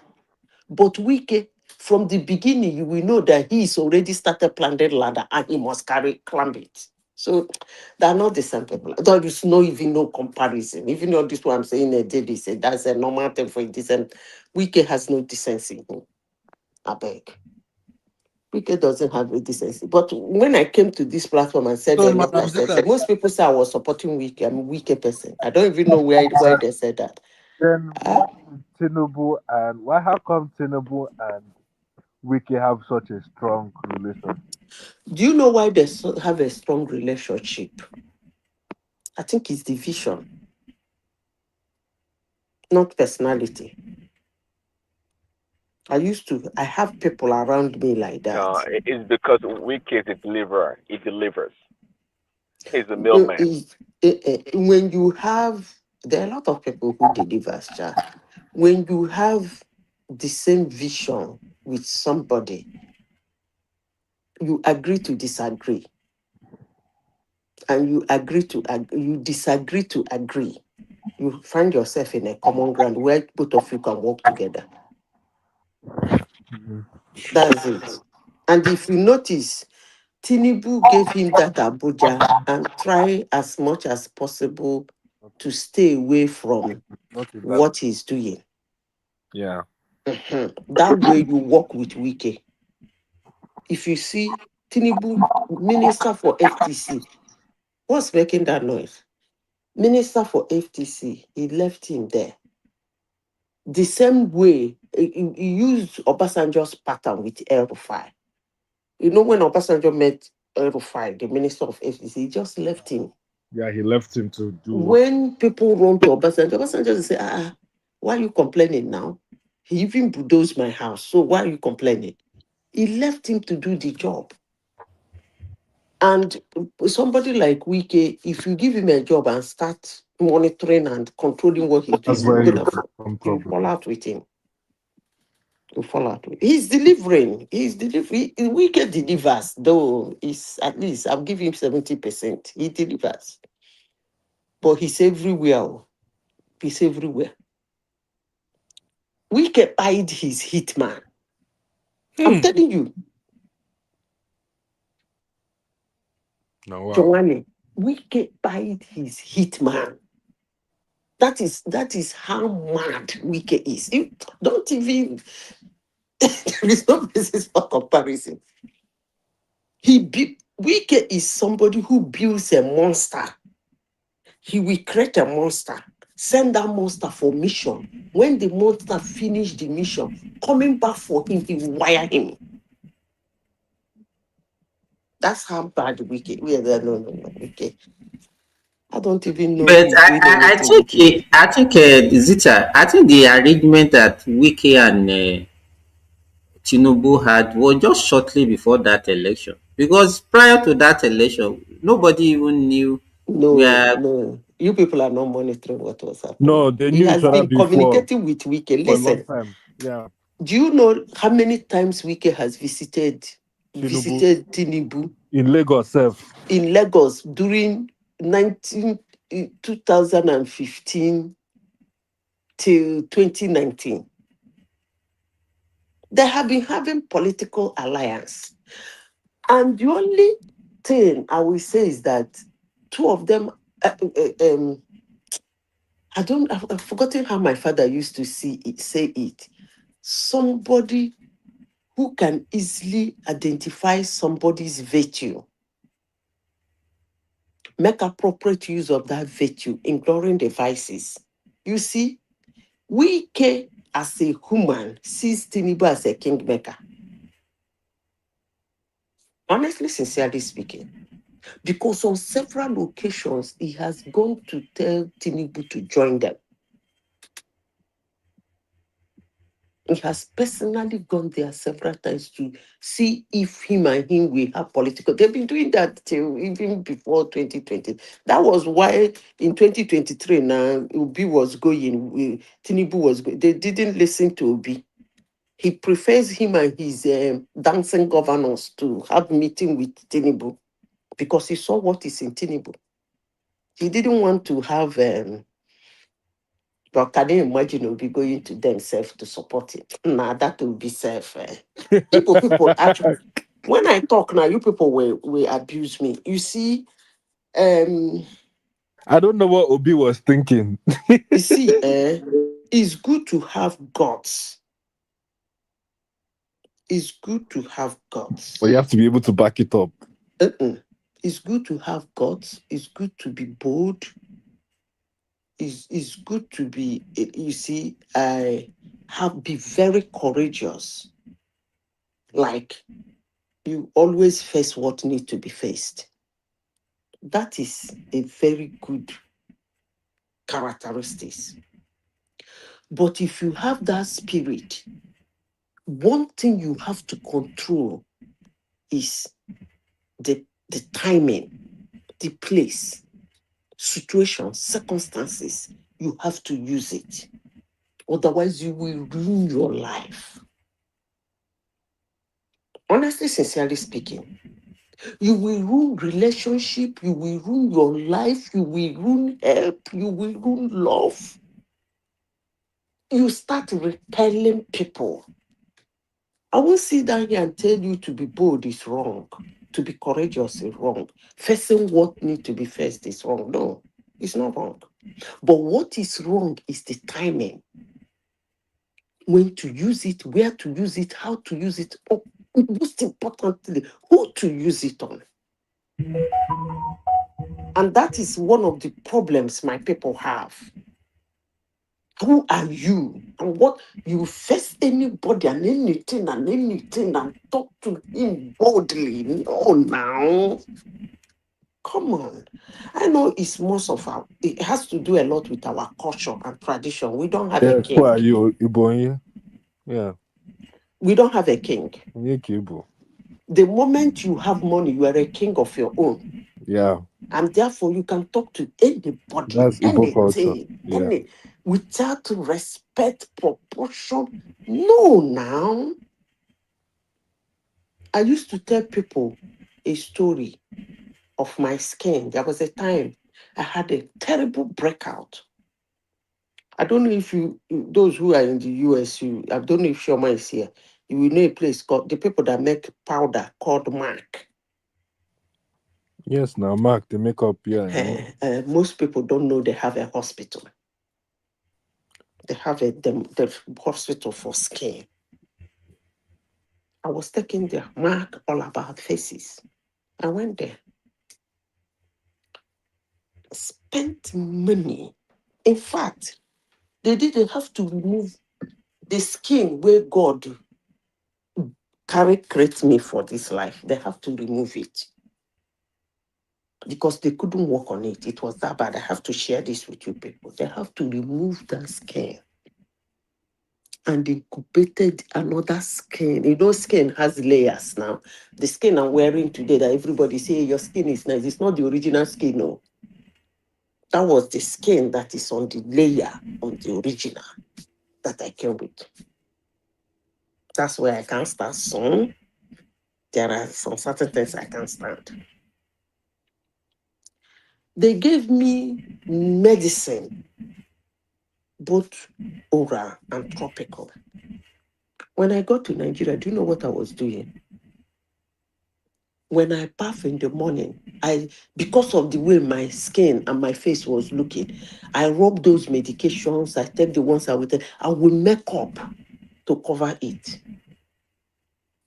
Do you know who corrected me? I've told people this story severally. I walked into the bathroom in our office in Shell, and I saw a cleaner that cleaned the bathroom using wash hand soap to wash her face. She pressed the wash hand soap, she finished washing her hand. She pressed the wash hand, she rub it on her face. Use the wash hand basin. I was like, what? I said, wow, you people that have good skin, you don't know what God has done for you. Do you know I have to? And she now said, I said, I have to battle with this thing. I have to make up to cover. Do you know what the girl said?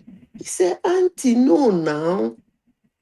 No worry. Not be when you rub the medicine, you go rub pancake, put them. You know, go walk now. Somebody, I think, say, na illiterate below my class. He said, Auntie, leave the medicine to work. Make they see your face, see your skin like that. After some, when the medicine work, your skin go come out. Stop rubbing, trying to cover it. After rubbing the expensive medicine, you now use makeup on top. The solution will change.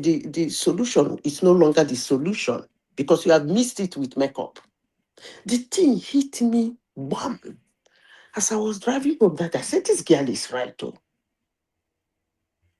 It's better I allow this thing to work or I live with it. That was the end. When I have my bath in the morning, I'll come to the office.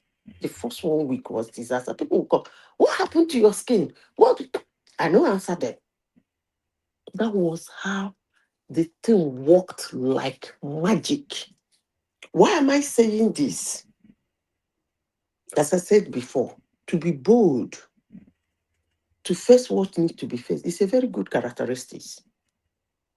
But you should know when to use it, how to use it, where to use it, most importantly, on who to use it on. Do not neglect anybody. Do not look down on anybody. It is actually wrong for you to talk to somebody demeaningly. It's not good. But people do it anyway. And the day where you go meet person, we go just end your prospect in life. You go just mash am. You go end. You're actually right. Zita, you are very right. Though it's not good to look down on people. Everybody has their own unique way of living. They have their own unique way of whatever God has at least blessed them with.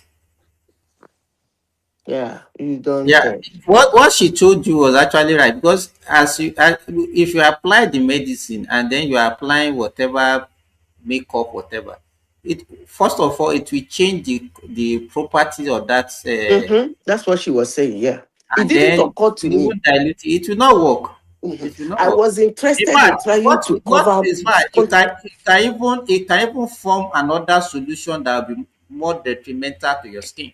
That is it. I ignored we women now. Somebody like me, I like looking on point every time I step out of the house. So that idea of looking extremely plain with all those things on my skin was actually what was my concern. Then I forgot that I was making up after the lotion is. I just forgot that aspect. But she has to draw my attention to it. Say, auntie, no be talk people go to make they talk now. Be fine woman, don't worry.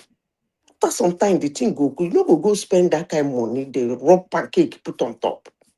A cleaner. I don't go forget that thing. You don't look down on people. I mean, but people do it anyway, but that's okay. The day you go jam person, where you go talk rubbish, finish one day.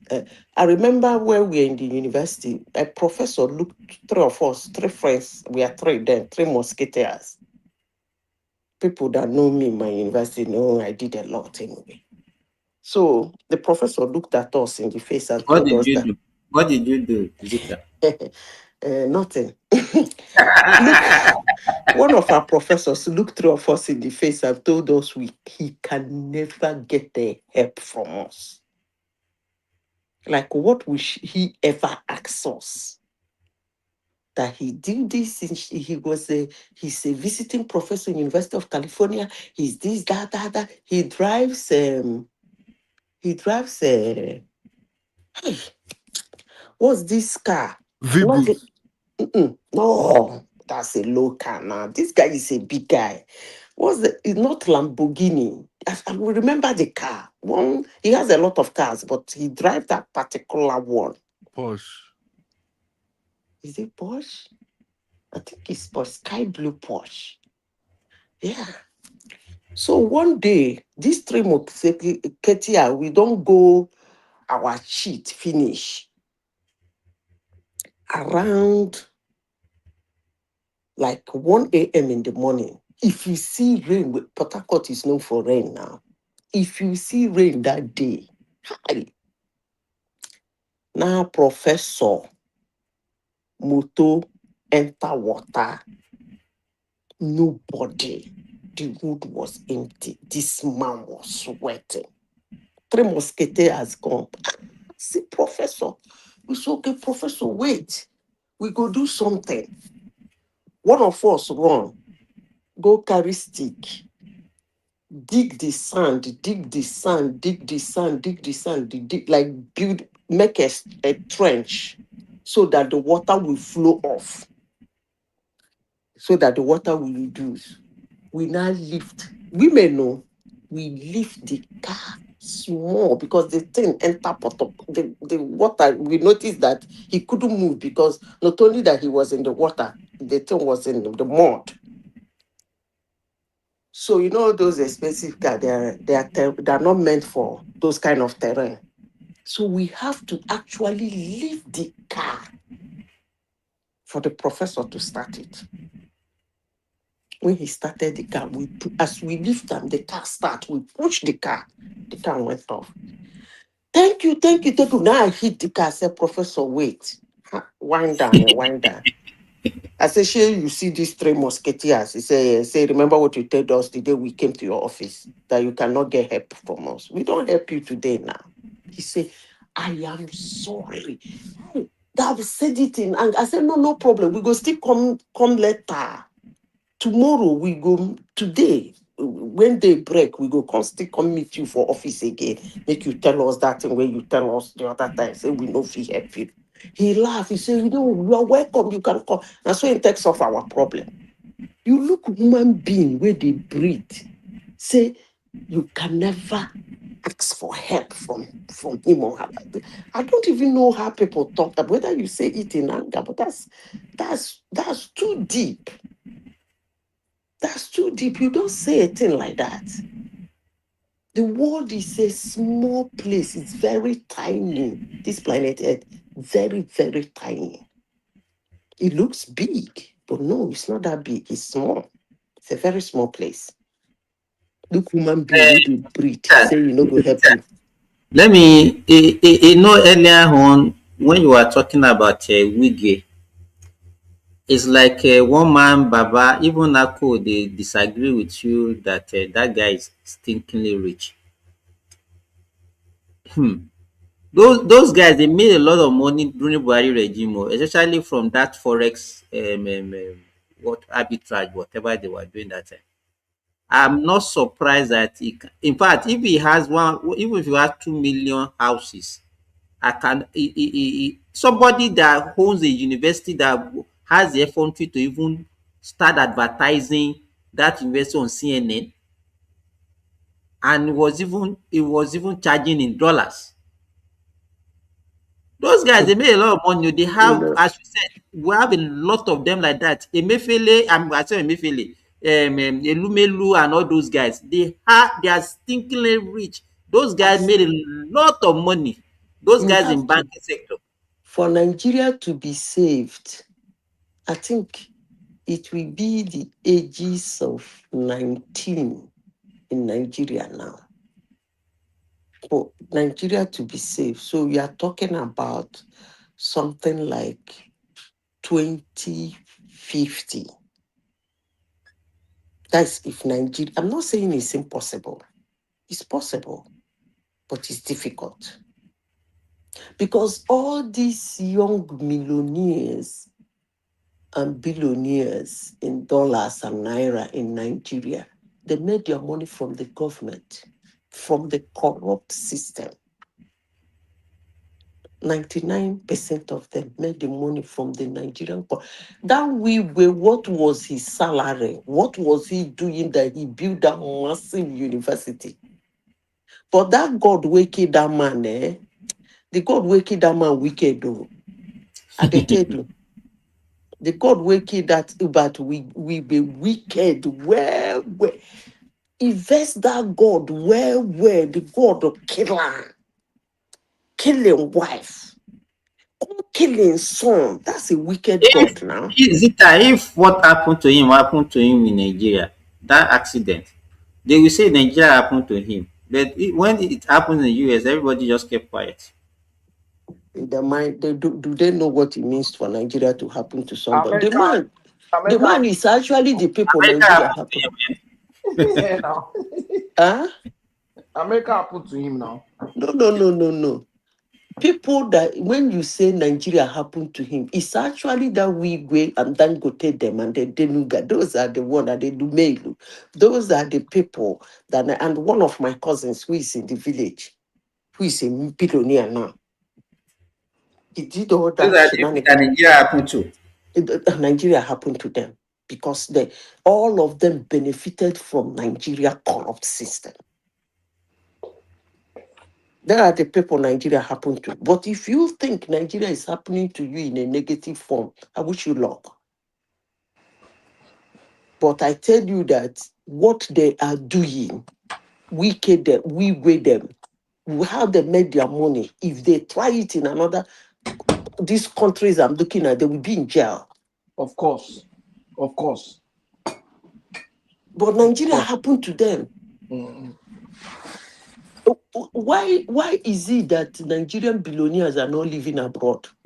They will send their children to school, send their children to everything, buy houses, but they will come and sit in Nigeria. Because that's the place, the root of their money. That is the root of their money. They relocate or start anything anywhere else, it go hard. That is also the only place they can enjoy the money now. What will you do with the money now? No, who knows you? Simba, can you hear me? Who can hear you? Apart from that, if he cannot spend like that in abroad, they will scrutinize them more. You know that here in abroad, it's not like you just continue to pay cash.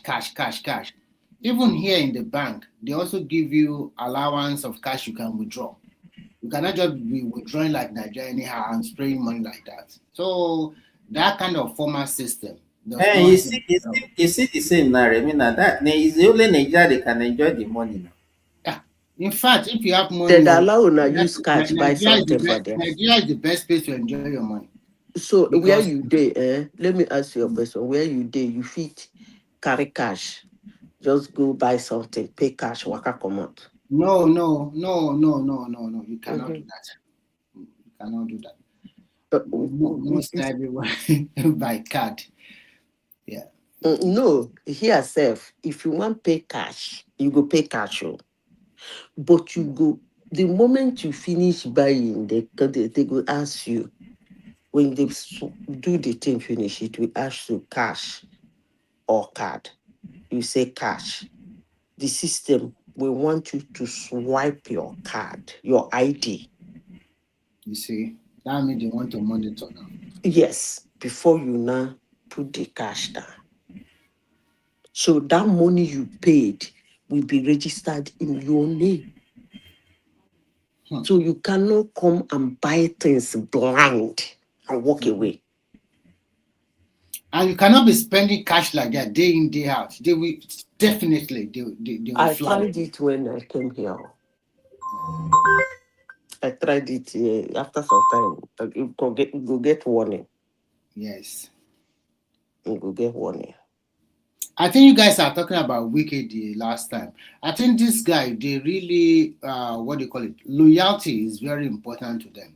And their word is their bond. It's like, I'm going to make you this, and they try out their best. They spend money, they meet people, they use. The difference between Wike and Tinubu is that Wike can go to any length to achieve his dream.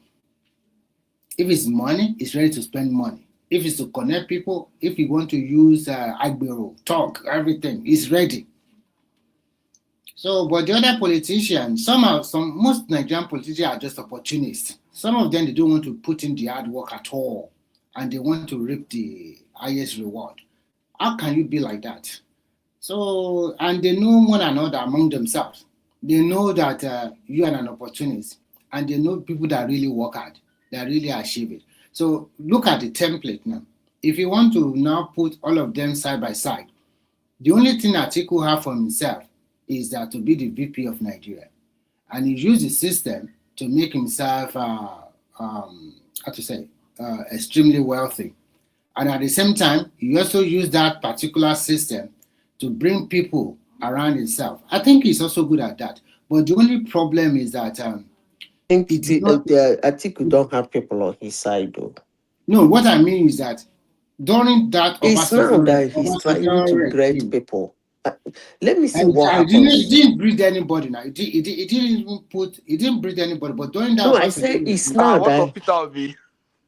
Yeah, Peter Obi now. Atiku brought Peter Obi to limelight. If I'm going to analyze which limelight. If I'm going to analyze the vice presidential candidate in 2019, it's Obasanjo that did that one. Peter Obi is just an 100% opportunist. That is it. Luckily for him in that election, there were so many things that works in his favor. First, Nigerians were tired with APC, especially Buhari. Which favor? He didn't win now. So how did he favor? No, what I'm trying to say is that if he had articulated himself very he cannot win. He would have articulated himself. Even at that, I know he cannot win that election. He was running against he ran against the wrong person. If he had Yes. run against somebody like Jonathan or somebody like He would have won, oh. He would have would have won. won. He ran Yes. against the wrong person. But the issue now is this, that they No, said that Kwakwanso is, sorry, madam sister, they say Kwakwanso is also going back to AGC. Now, Really? that is what I read yesterday. I'm not so sure about that, but they say he might probably decamp to AGC That one tomorrow. no pay. Tomorrow on Monday. They No said pay. he might probably.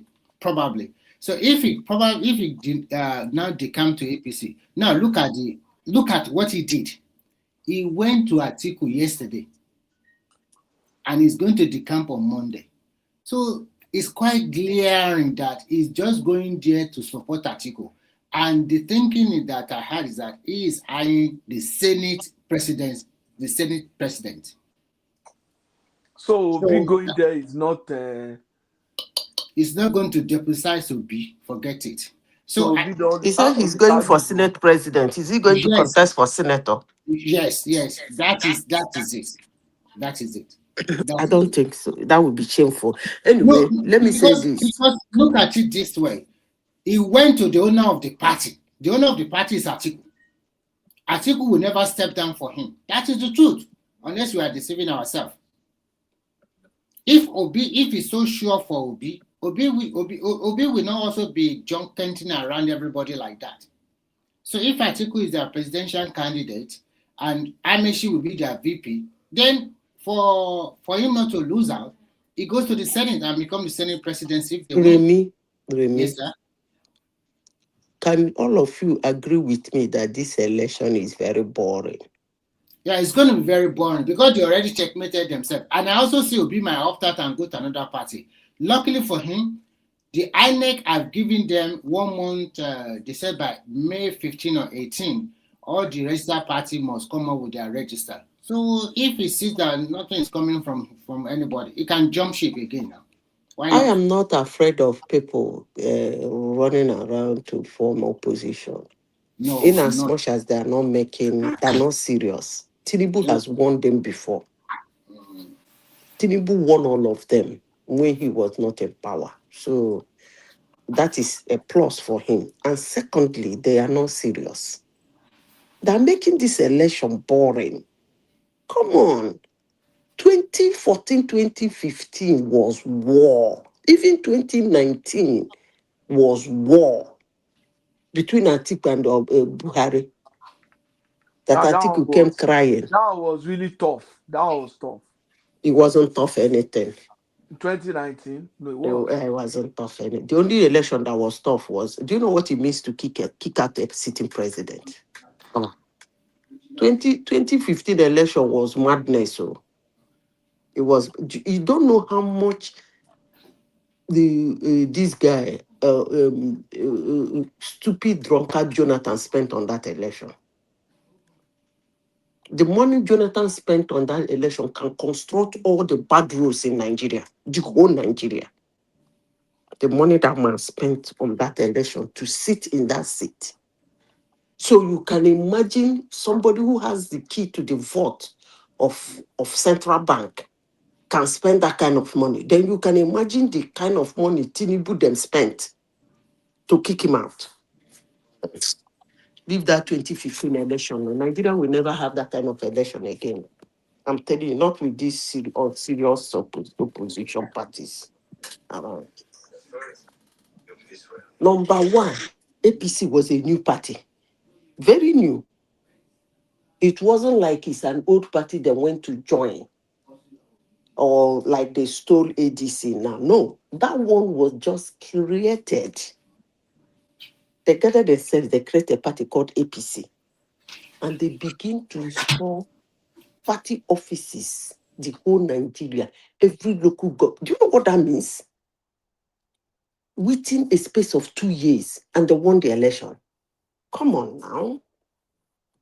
This opposition, they're not serious. In fact, they should stop disturbing Nigerians. When they're serious, they come out and contest. They're not serious.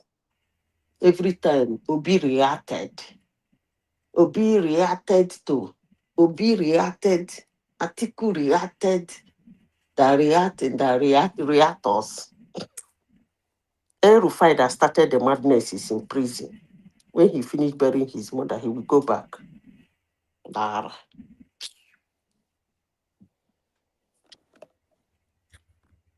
Hello? Hello. Okay. Hmm. Nobody is talking again. No, now don't finish. Well, I think maybe we should. Maybe they have a joker that they want to show us later. Maybe let's wait and see whether they have any joker they want to show to Nigerians. I'm thinking about the opposition, because if they continue the way they are doing now, it's always done and dusted for them.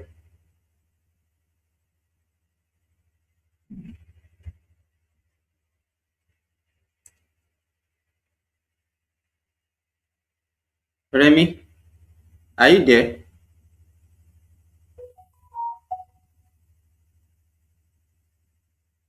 Praise Daddy. Okay, everybody is Yeah, silent. I just got in here. Who's talking? I need to. Huh? I said who's Okay, talking. I let's just got let's in. talk about let's talk about your president. What is happening in the what is doing to us in the Middle East? I have a question. I have a question for Prince Daddy. Why are you laughing? Why are you laughing, Zita? I have a question for Prince Daddy Simba. So I Ah, are you waiting for him? He just came now, and immediately you saw him, yeah you just entered yeah the studio. yeah, and I have to come before for the gentleman. Prince Daddy, don't you think just it's a yes or no question? You can move on to Trump. Don't you think that we've been asking the wrong questions about Peter Obi? Like people always ask about why is not president, blah blah blah. Why is the real question, in my opinion, is how did he become governor? That's always been my. It's not so much of him being president. How did he even become governor of a state? That's my question, please. So you can move on to Trump. What is the question? I don't understand. Huh? Can He said, how anybody did he become governor? how he became governor? Mm. Unopposed now. He picked the ticket unopposed.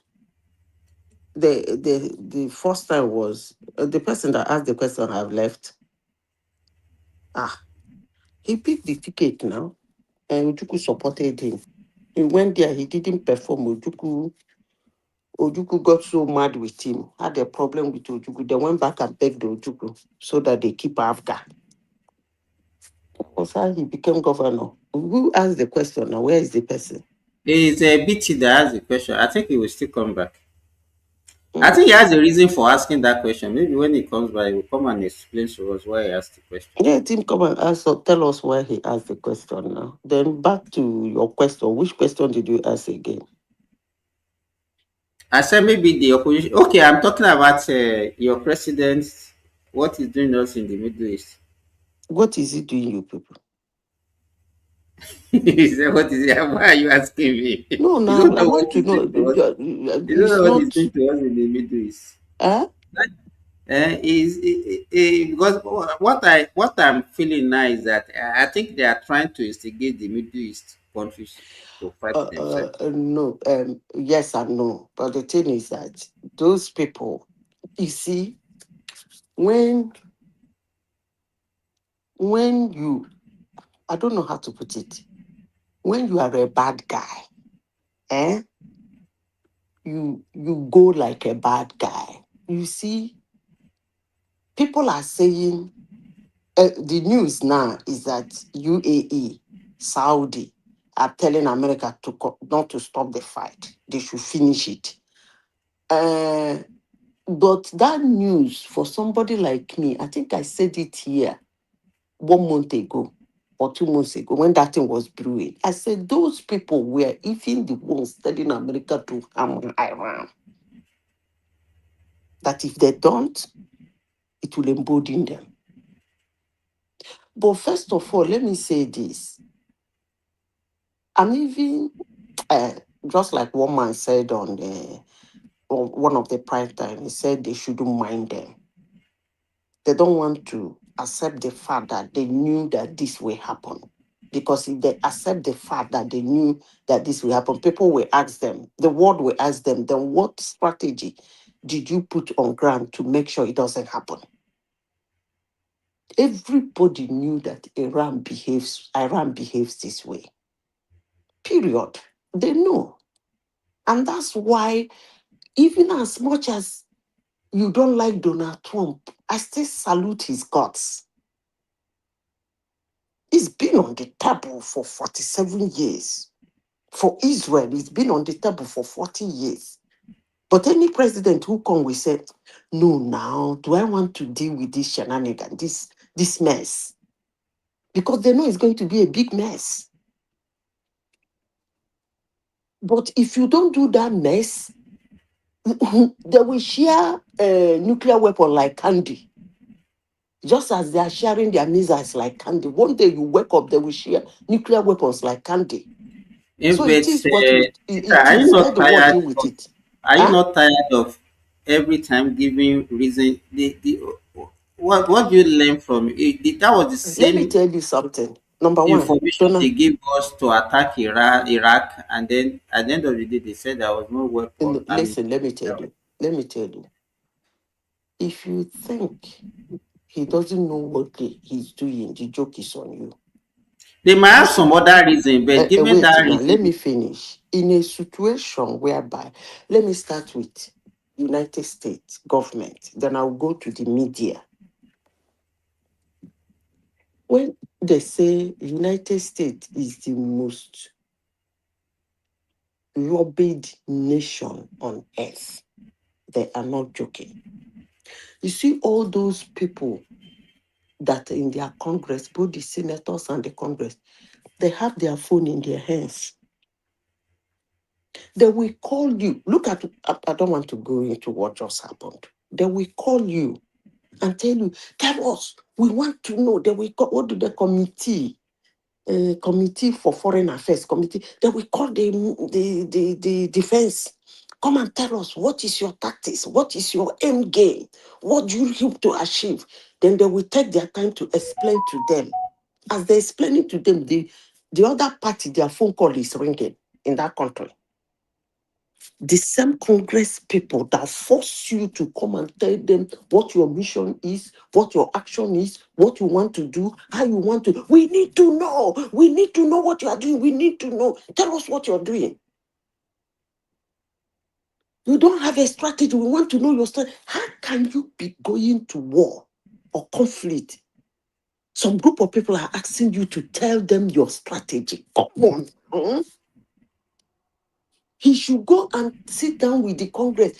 Go and begin to. Our strategy is to go like this. Stop this. Stop. Let him continue doing them yo. It's either he achieves what he wants to achieve, or he doesn't achieve what he wants to achieve. But that yo must continue, because United States has been infiltrated. It would have been worse if he has given them his strategy and his end game. By now, maybe 3,000 or 4,000 American soldiers would have been dead. So leave it to, let him continue that his toe and fro, back and front till the end of the game. But probably by the end of this month or early next month, the whole thing will end. Probably.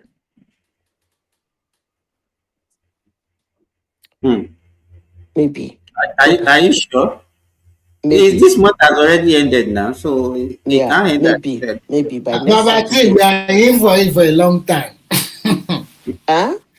I think, but they probably, maybe she's right. Maybe they will settle soon because By the the world end is of, crying. because you see, let me tell you the truth. They planned Iran. They planned Iran. Let me tell you why I said they planned Iran. They had opportunity of doing it in Trump's first time. But when they look at it, it would have been worse than what it is now, because Hezbollah was very strong that time. Houthis, the other one in Yemen, two militias in Yemen, one in Iraq, then Hamas. So it would have been a total mess. So they planned them. They started gradually. They weakened their currency to the extent that $1 is almost 5 million of their money. Their currency was the worst performing currency on planet Earth. They said now is the time.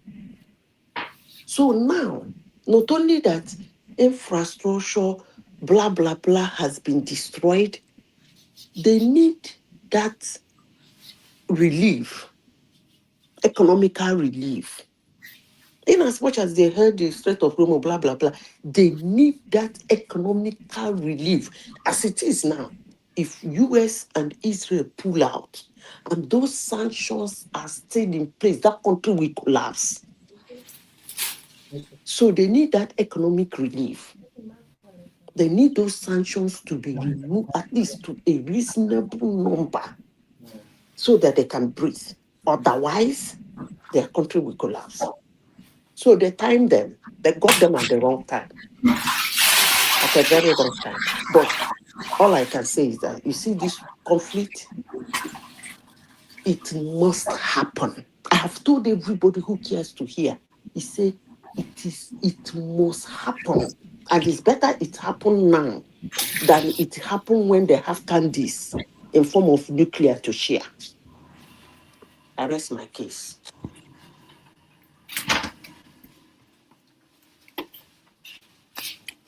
Remy, if you want the strategy, is this Simba? You want the strategy, you can go and meet them and come. To me, the way I see it, that you can say he doesn't know what he is doing. He's stupid. He's foolish. But the important thing is that he's not giving you any strategy. no, I don't really care about all these people, because at the end of the day, the endless violence will never end. The cycle will continue again, because in the next few years, America will have another leader. When you guys say this kind of a thing, it gets me angry. Let me finish. It will never end. Everybody knows the truth. That is it. So it will never end. The cycle will continue. All those people you buy today, their children will also come up again to also continue the fight, whether we like it or not.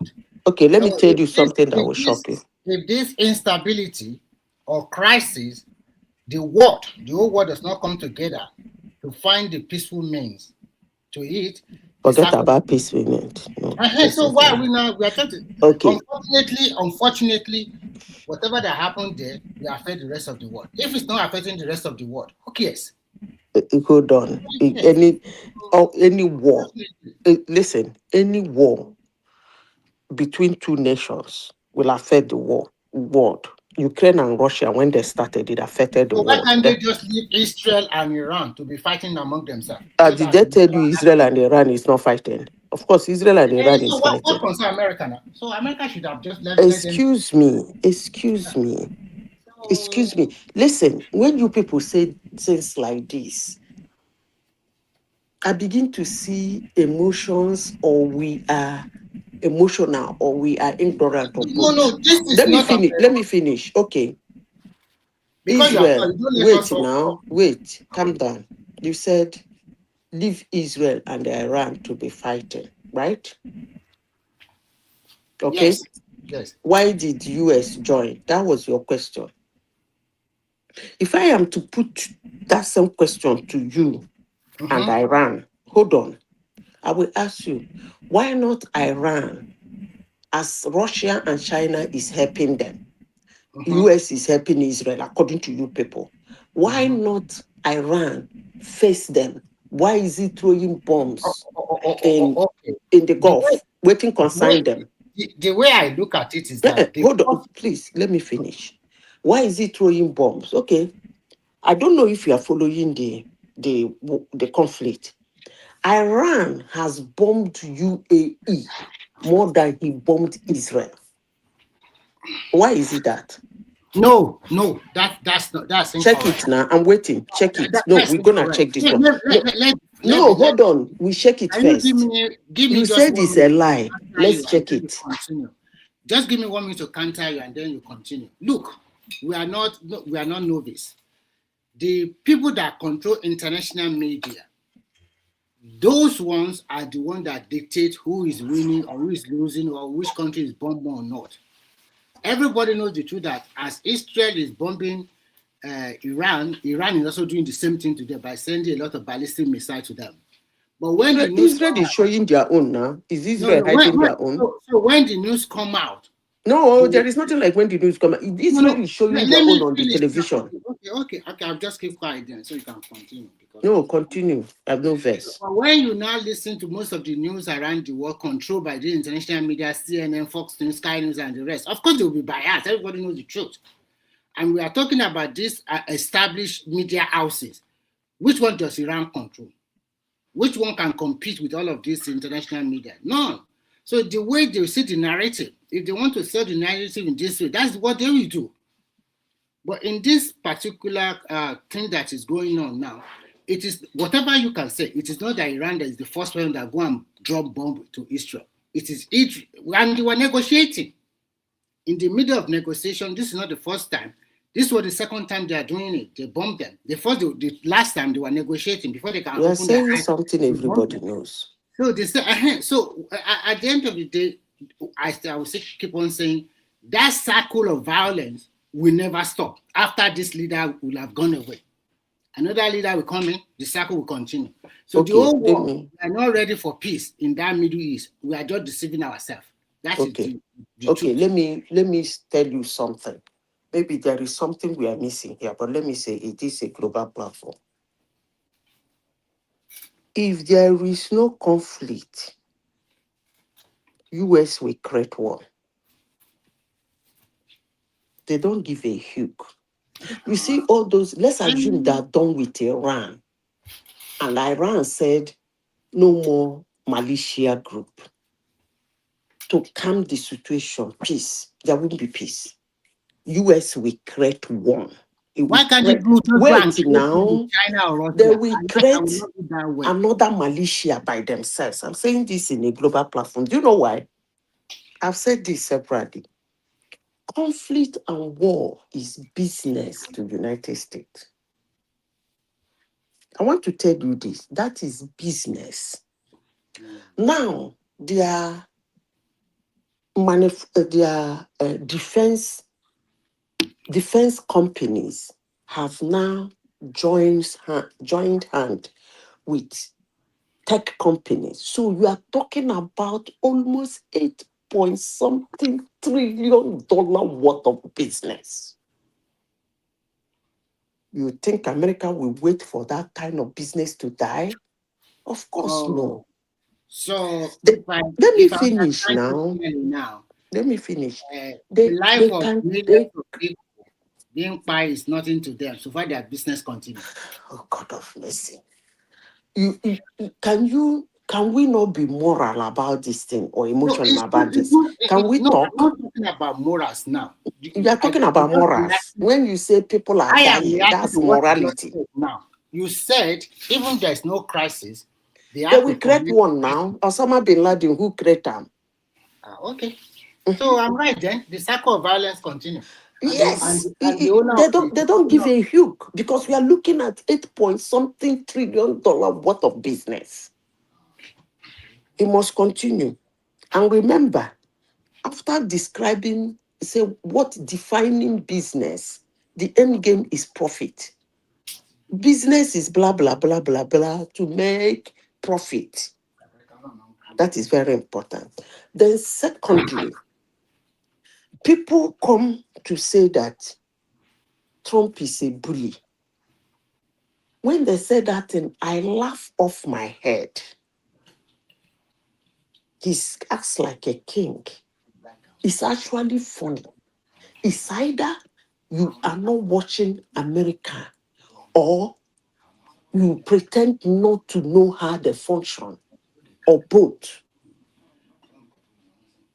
Trump is not a bully. That seat is a bully.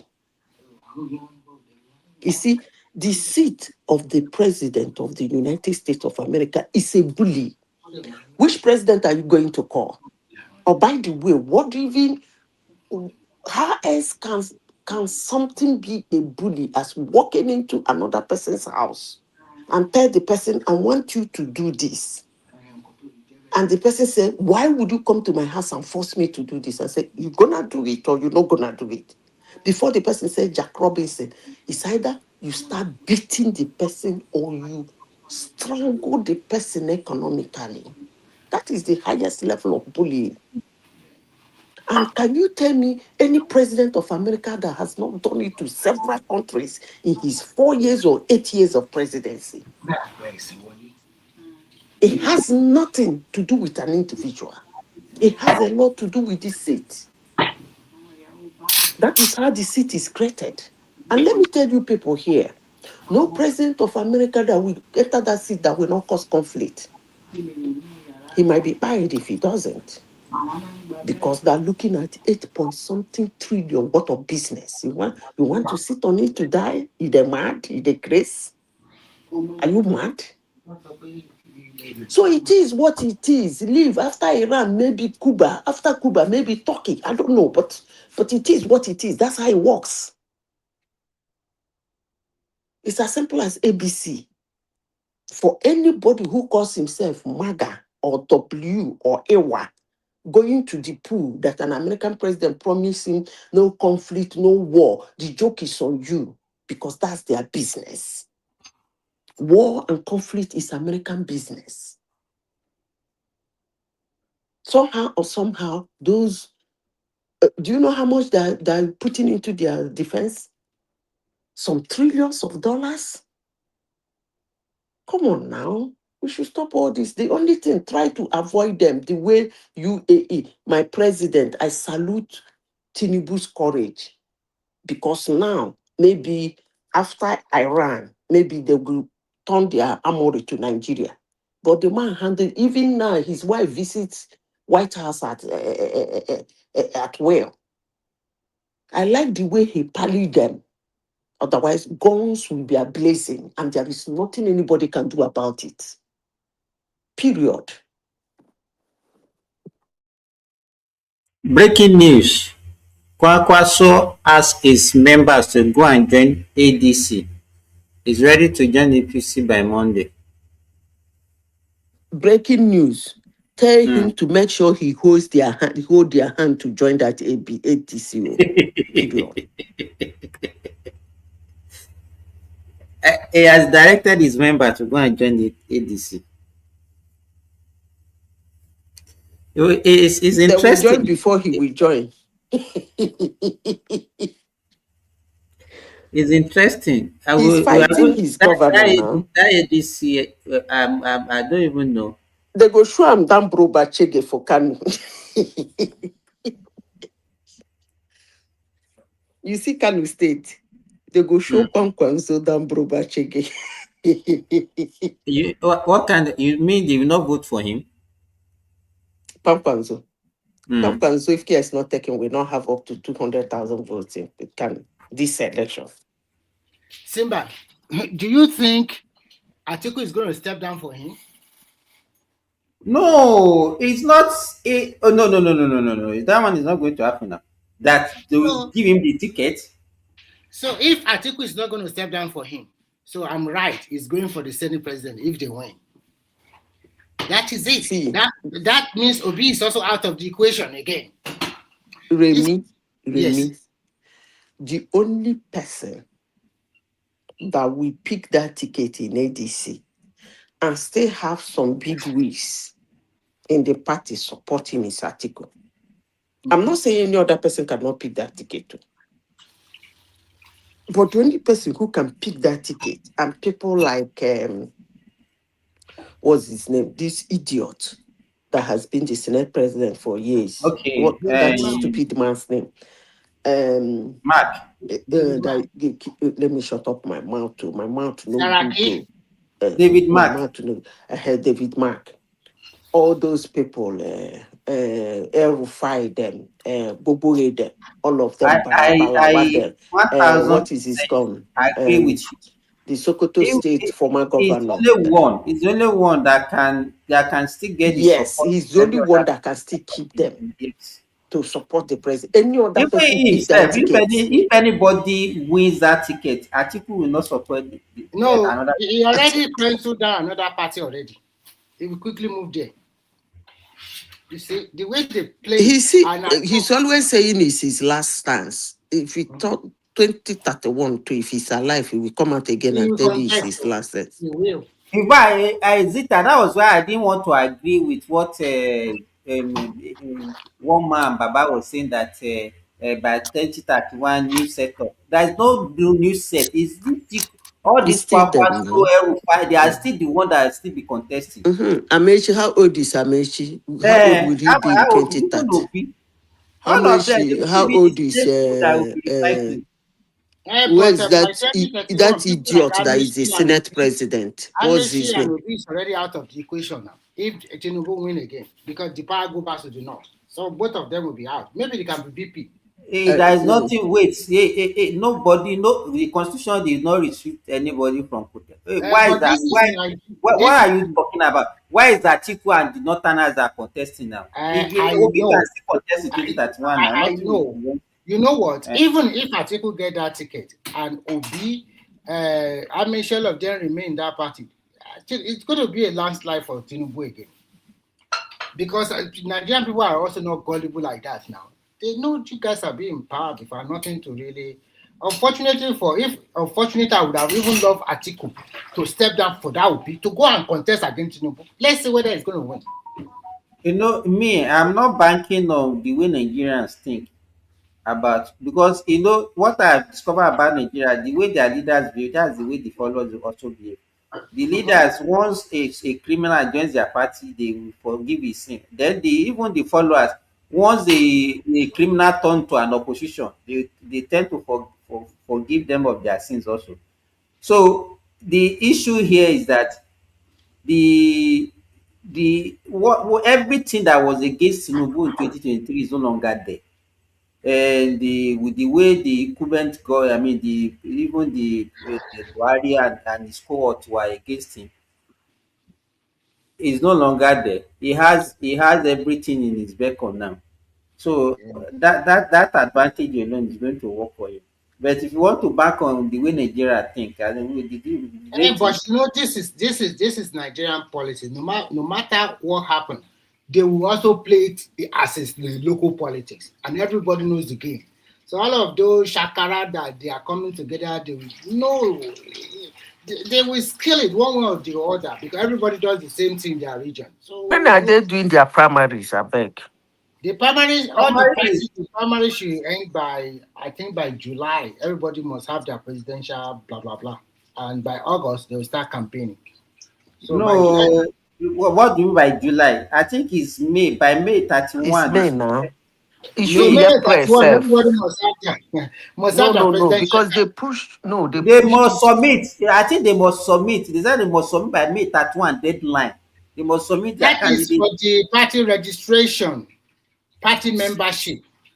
Party But for the membership is ended by April 23rd. they know INEC has already moved it to May 15 for them. Two more weeks. May 15, they must submit all party membership. But I know that all the party primaries for presidential should end by July or Then, something. so why did they say they reduced the date now if it is like that? Because Uh, this is the same. It's the same time. It's the same time now. They usually we're supposed to have do the election primaries May, in June, February. July. So why? What is the reduction if it is like that? The I thought reduction they. is in February to January.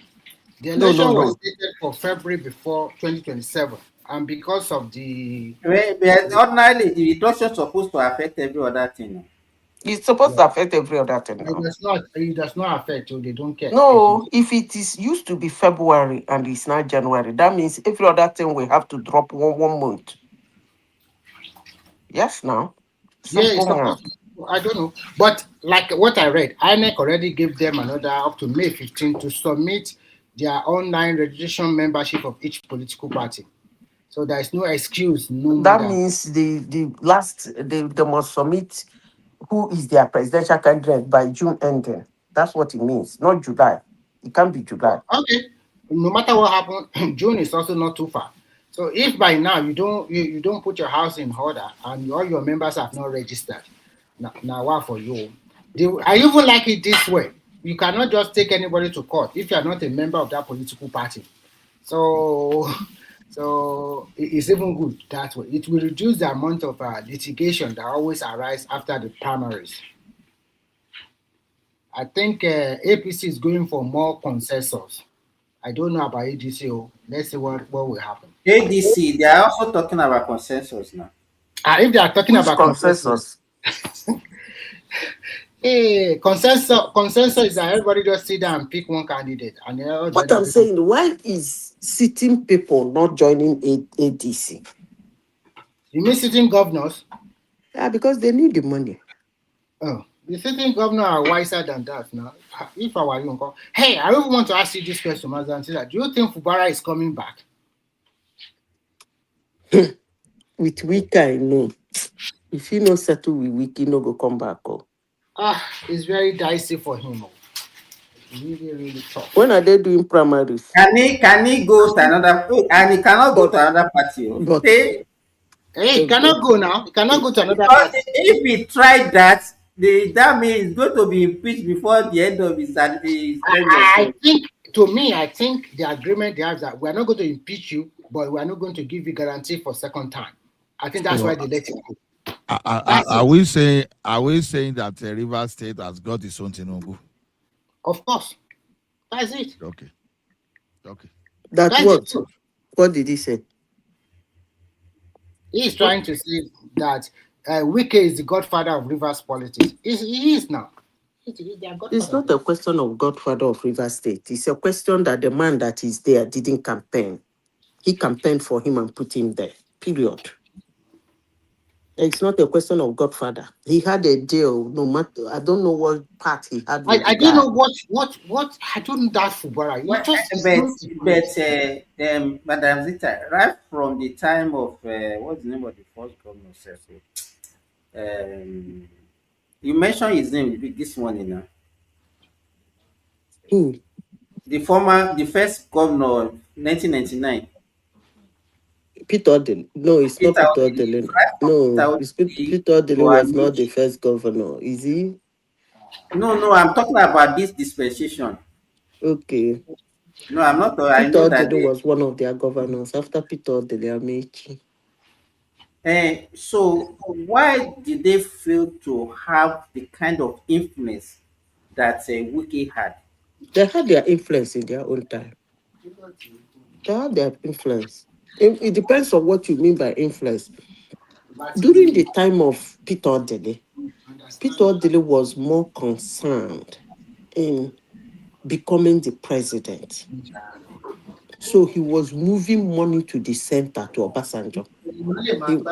He wanted to be Yaradua. So he was moving money. Yeah, that was his influence was to become president. So every time Obasanjo keep commissioning one project 3 times or 4 times, he will take him to this street. The other time it will take him from behind.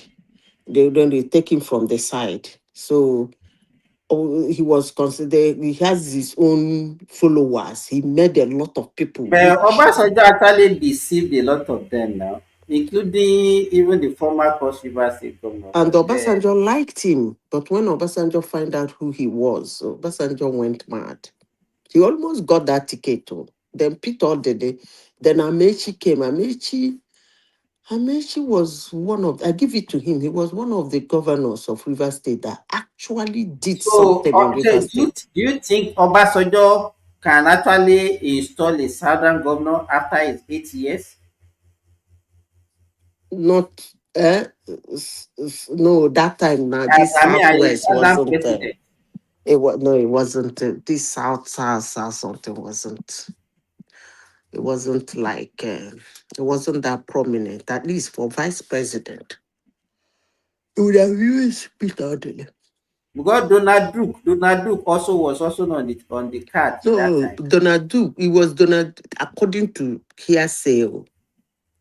they said he wanted to use Donald Duke for Jonathan's position.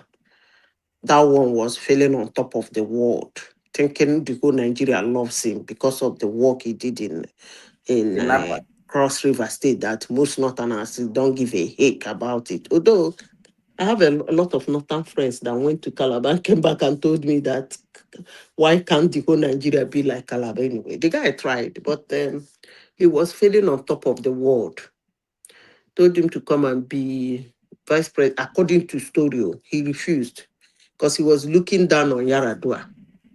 He performed as a governor more than Yaradua, so why would he be his vice?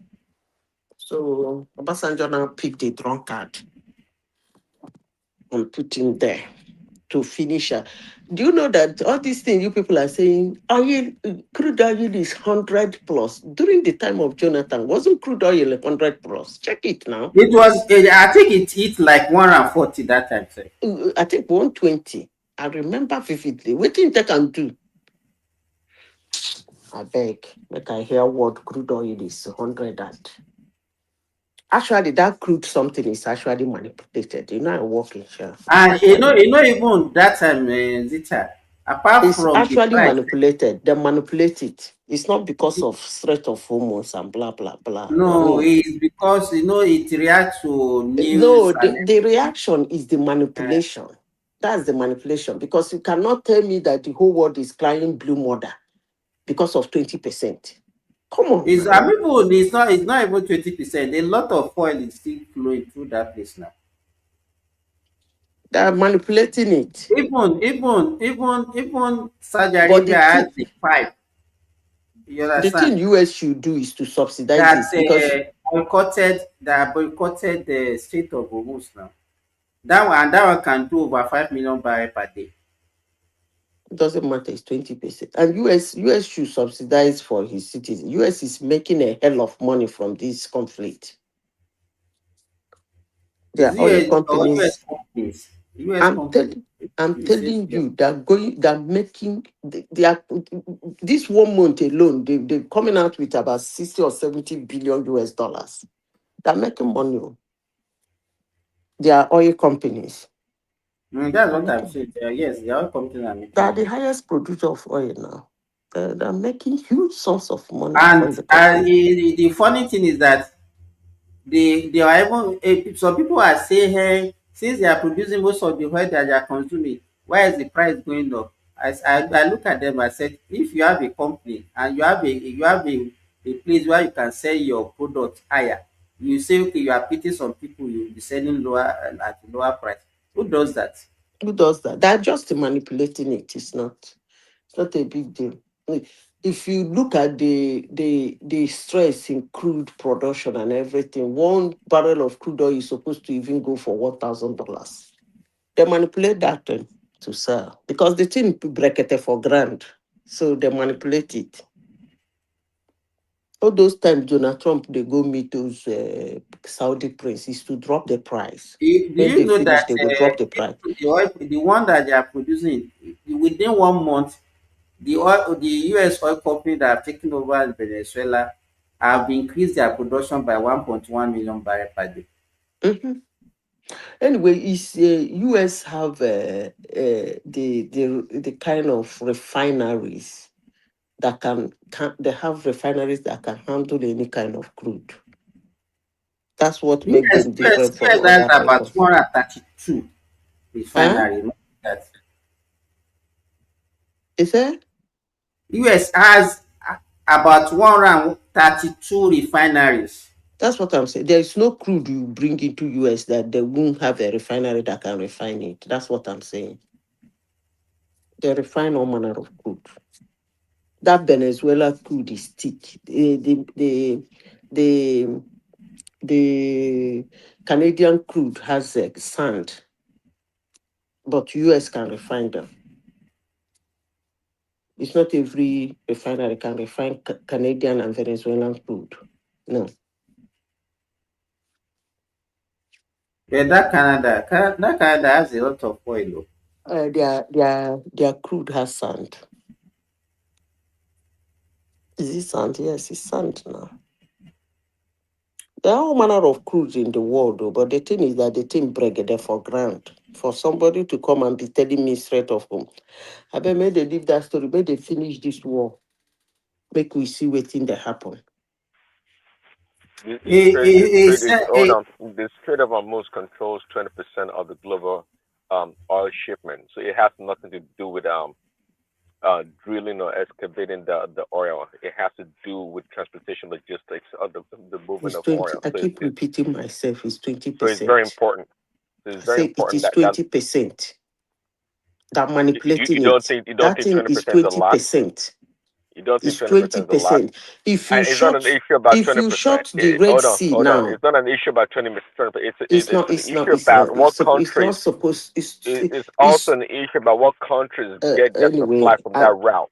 Hey, It's very I important. don't, when people listen to, according to, is it Remy that said the media?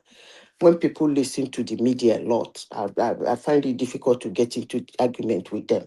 You see, as I said before, well agreed is 20%. If the Houthis now shut down the Red Sea, that's when I will now say, no, it's not manipulation. But for now, yes, it's a concern. I But see the when we talk concern. about Red Sea, it's not I only see, cruise that let me finish before I lose my passes thought. through Red Sea now. I'm not overruling out Strait of Hormuz. Is it a concern? Yes, it's a big concern. Is it affecting? Yes, it's affecting. But the way it's being exaggerated and the way they're exaggerating the effect, It's no, not I an disagree with exaggeration. it. It's the I level of disagree with it. It's your 20%, it's understanding. 20%. Okay? 20% So is if the Red one out of Sea five. join It's a them, lot. It's a lot. if the were to you, if the Red Okay. Sea All right. join them, then it will start making sense. 20% is You think 20%. I think that the Red Sea is more important than the Strait of Hormuz. No, what I'm saying, there are different channels because even the state of what am I saying? Strait of Hormuz that are talking about is two axes. What happened when Iran blocked the axis of their own? People started passing through the Oman. Iran went and bombed the port. It's two. There are two axes there. He went and bombed the Oman port. The first day I said it here, one boy came here and told me that not bombing Oman, that he worked with the president and the prime minister, and he knows the secretary and the foreign minister, they live together. I shut up my mouth. That was what Iran is trying to make it costly as much as he can. Because if it is only their own side of the strait, the block, it's not even, I would call it 10%.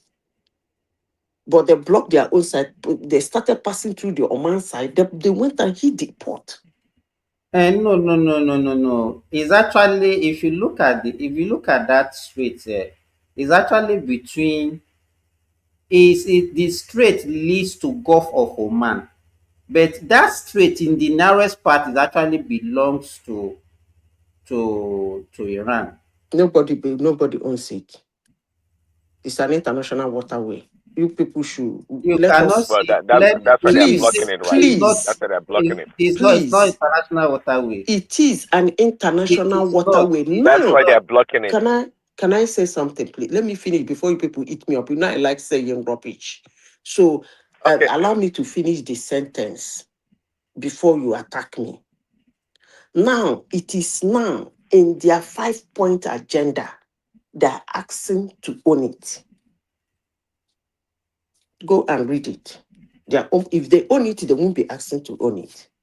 It's an international Let me tell waterway. you, That is why, you are hold on, if you that is why they are calling NATO to come and protect it. It's an international waterway, period.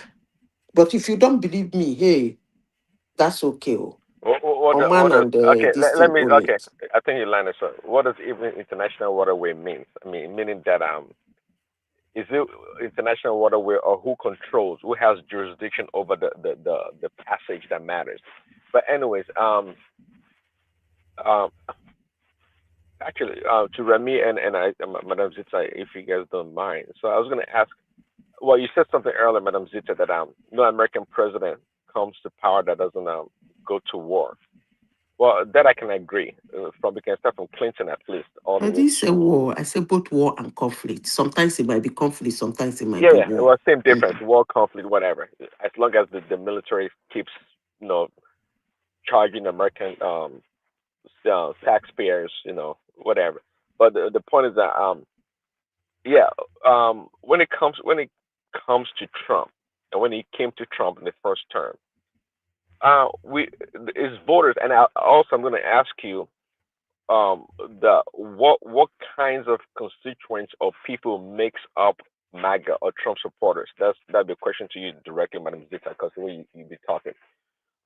We voted for Trump the first time around, not because we think he's so pious or whatever, but because of what he campaigned on, and also he talks so vigorously against wars, and that's why we loved him the first time around. We didn't go to any war. Yes, he killed Soleimani and a couple other people, but Trump resisted. No, you don't think in the Trump's first term, do you think they didn't try to cajole him to go to war? Of course they did.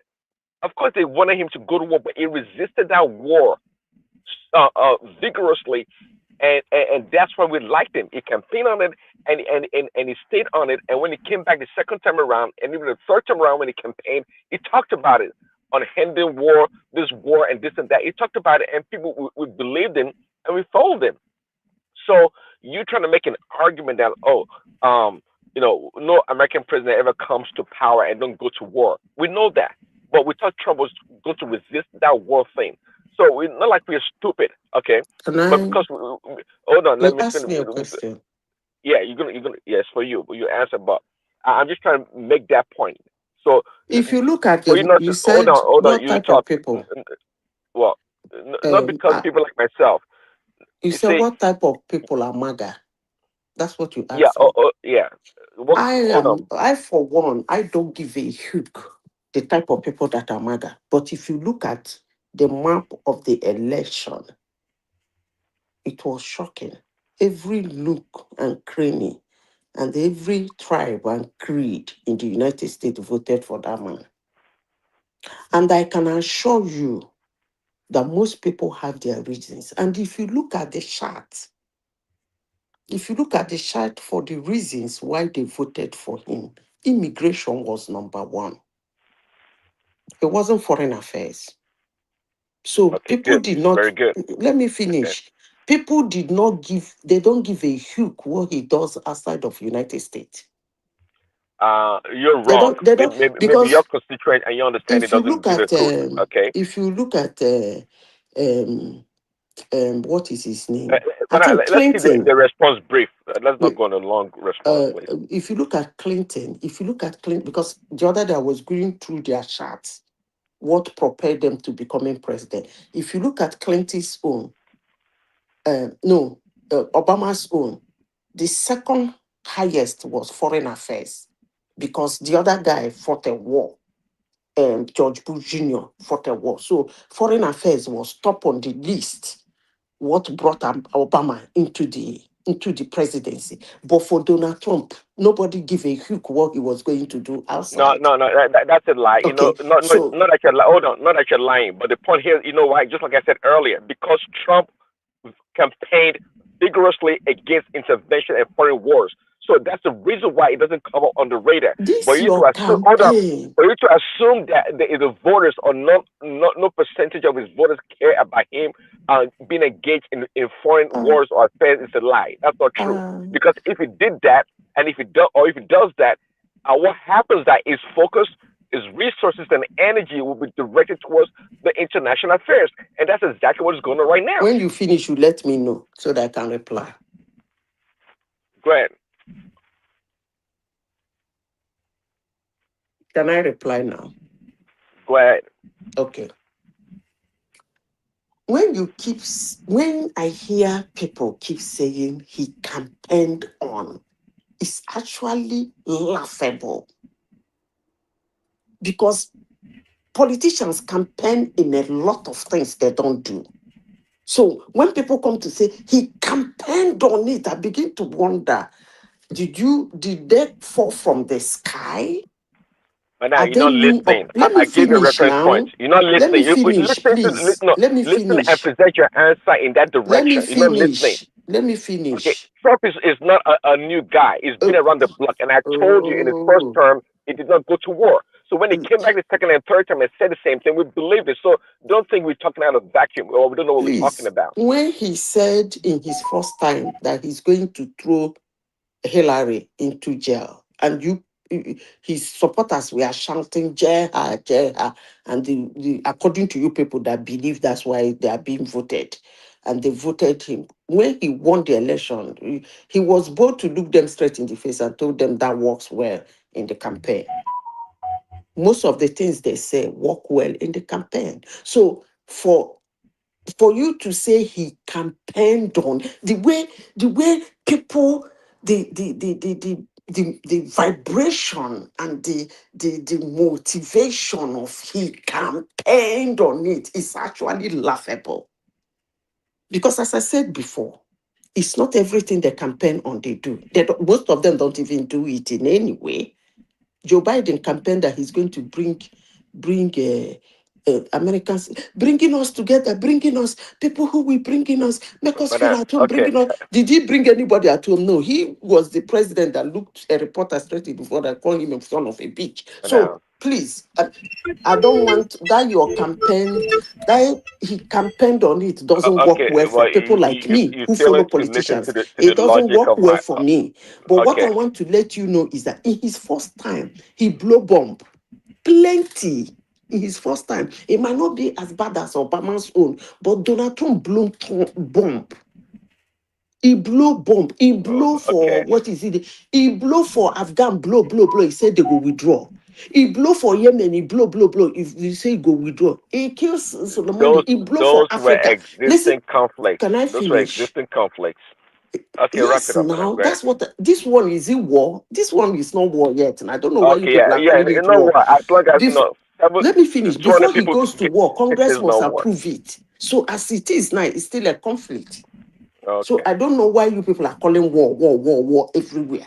He cannot go to war without Congress approval. So all this ginger, he's gingering around the race thing. Oh, to me, that is ginger. It's still a conflict. Okay, you want to be stuck as schematics, right? It's not war. So I guess, do you define war by how many people are killed, or what does it matter if Congress approve it or not? Are people not dying? Or I don't understand that what you're trying to point. The argument behind. My Are people brother, not people dying? die every day. Okay, all right, Yeah, that's people die logic. every Okay, day. And when people die every day, it's not war. It doesn't okay. amount to war. People die every day. In conflicts, people do die. So because people die in conflict doesn't make it a war. There must be a declaration of war before you call it a war. Please. It's not a war yet. Okay. Until we officially label a conflict, I guess, a war, that's when it becomes war. I get it. So okay, that's fine. So We have if to the leak. Congress did not approve it, it's not a war. Is that the definition that Yes, that's what she's saying. It doesn't matter, as long as the Congress has not declared war, it doesn't matter. We can't call it a war. It has to be conflict or skirmish. That's what it comes down to. That is fine. But again, I'm gonna try to repeat myself. It's not about we don't hang on to every damn word a politician says about what they're gonna do. Even it say when they say he's gonna jail Hillary, for example, it was funny, and in his rally, I think some believed and some used it as a way to rally and just make fun. It was fun. It got people excited and gingered up. That is fine. But when I was making the point that it didn't go to war in his first term, we have a reference point that it did not go to war because it resisted the war machine that wanted to push him to war. So when we voted for him the second and third term, we have a point of reference to know that it has propensity not to want to go to war, to resist these people. So it's not because we're holding on to every damn word that Trump's orders. That's not Daddy, the point Big there. Daddy, let me ask you this question. Is it that we have some people or group of people or companies that are actually benefiting from war. That is why America goes to war every time. Of course now. Of course. I mean, see, listen. Slim, that we don't know. America. I mean, they're trying to up it to like 1.3 or 1.5 trillion dollars. America's military budget is about $1 trillion every damn year budget cycle, right? That's how much freaking spend on the military. So, and there are private companies that benefit from all these damn things, and it's our way of corruption. There's a big corruption that happens in the military industrial complex, and you can tell right now. Based, I mean, imagine we spend $1 trillion on weapons and all these damn things, and we are out of what you call it, missiles, deterrents, and bunch of ammunition. Like then you ask the question, what are they spending money on? Where's the stockpile of all the inventory of all the things we spend money on? It's all waste. These people, they produce weapons for us it's well documented. For example, that the Iranians weapons, their drones they make for $10,000. We are using $1 million plus, $5 million plus equipment to shut them down. Look at the ratio in terms of the cost involved in this war already. It shows how bloated and how inefficient American manufacturing, all this military companies are.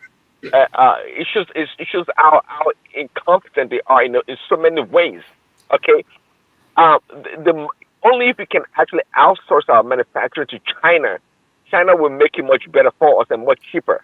Which of course would be kind of embarrassing. But at this rate that we're going, spending all this money, we're not getting nothing for it. That's why if you go on Wall Street, all these companies, their stocks are going high. You know, they're just billing American taxpayers for nothing. They're incapable. We don't even have that manufacturing base to ramp up like we did in the Second World War. That we're able to convert a lot of manufacturing facilities into producing weapons. We can't even do that right now. They can't even produce as fast as this little war. Imagine the United States and Israel against Iran, and we're running out of ammunition. We're running out of weapons. It's crazy. It's not even a world war. How much more, for example, if we have to freaking face China? We're not going to survive. There's no freaking way we're going to survive against China. Because China can produce the weapons in no time. And even think about it. Even the materials to produce the weapons, even China has it. So we probably got to go get it from China to build our weapons. This is how crazy it is. We're totally ill prepared for this conflict with Iran, and it shows Trump has no clue. He thought he had a strategy. No, he didn't have no strategy. They had a plan to go in. I think the Israelis, they had a strategy for what they wanted to accomplish, and it's quite clear right now. And that's why Trump is combobulated and not knowing what to do, because right now he has no clue about what to do right now. I mean, imagine Iran, just Iran with no nuclear weapon.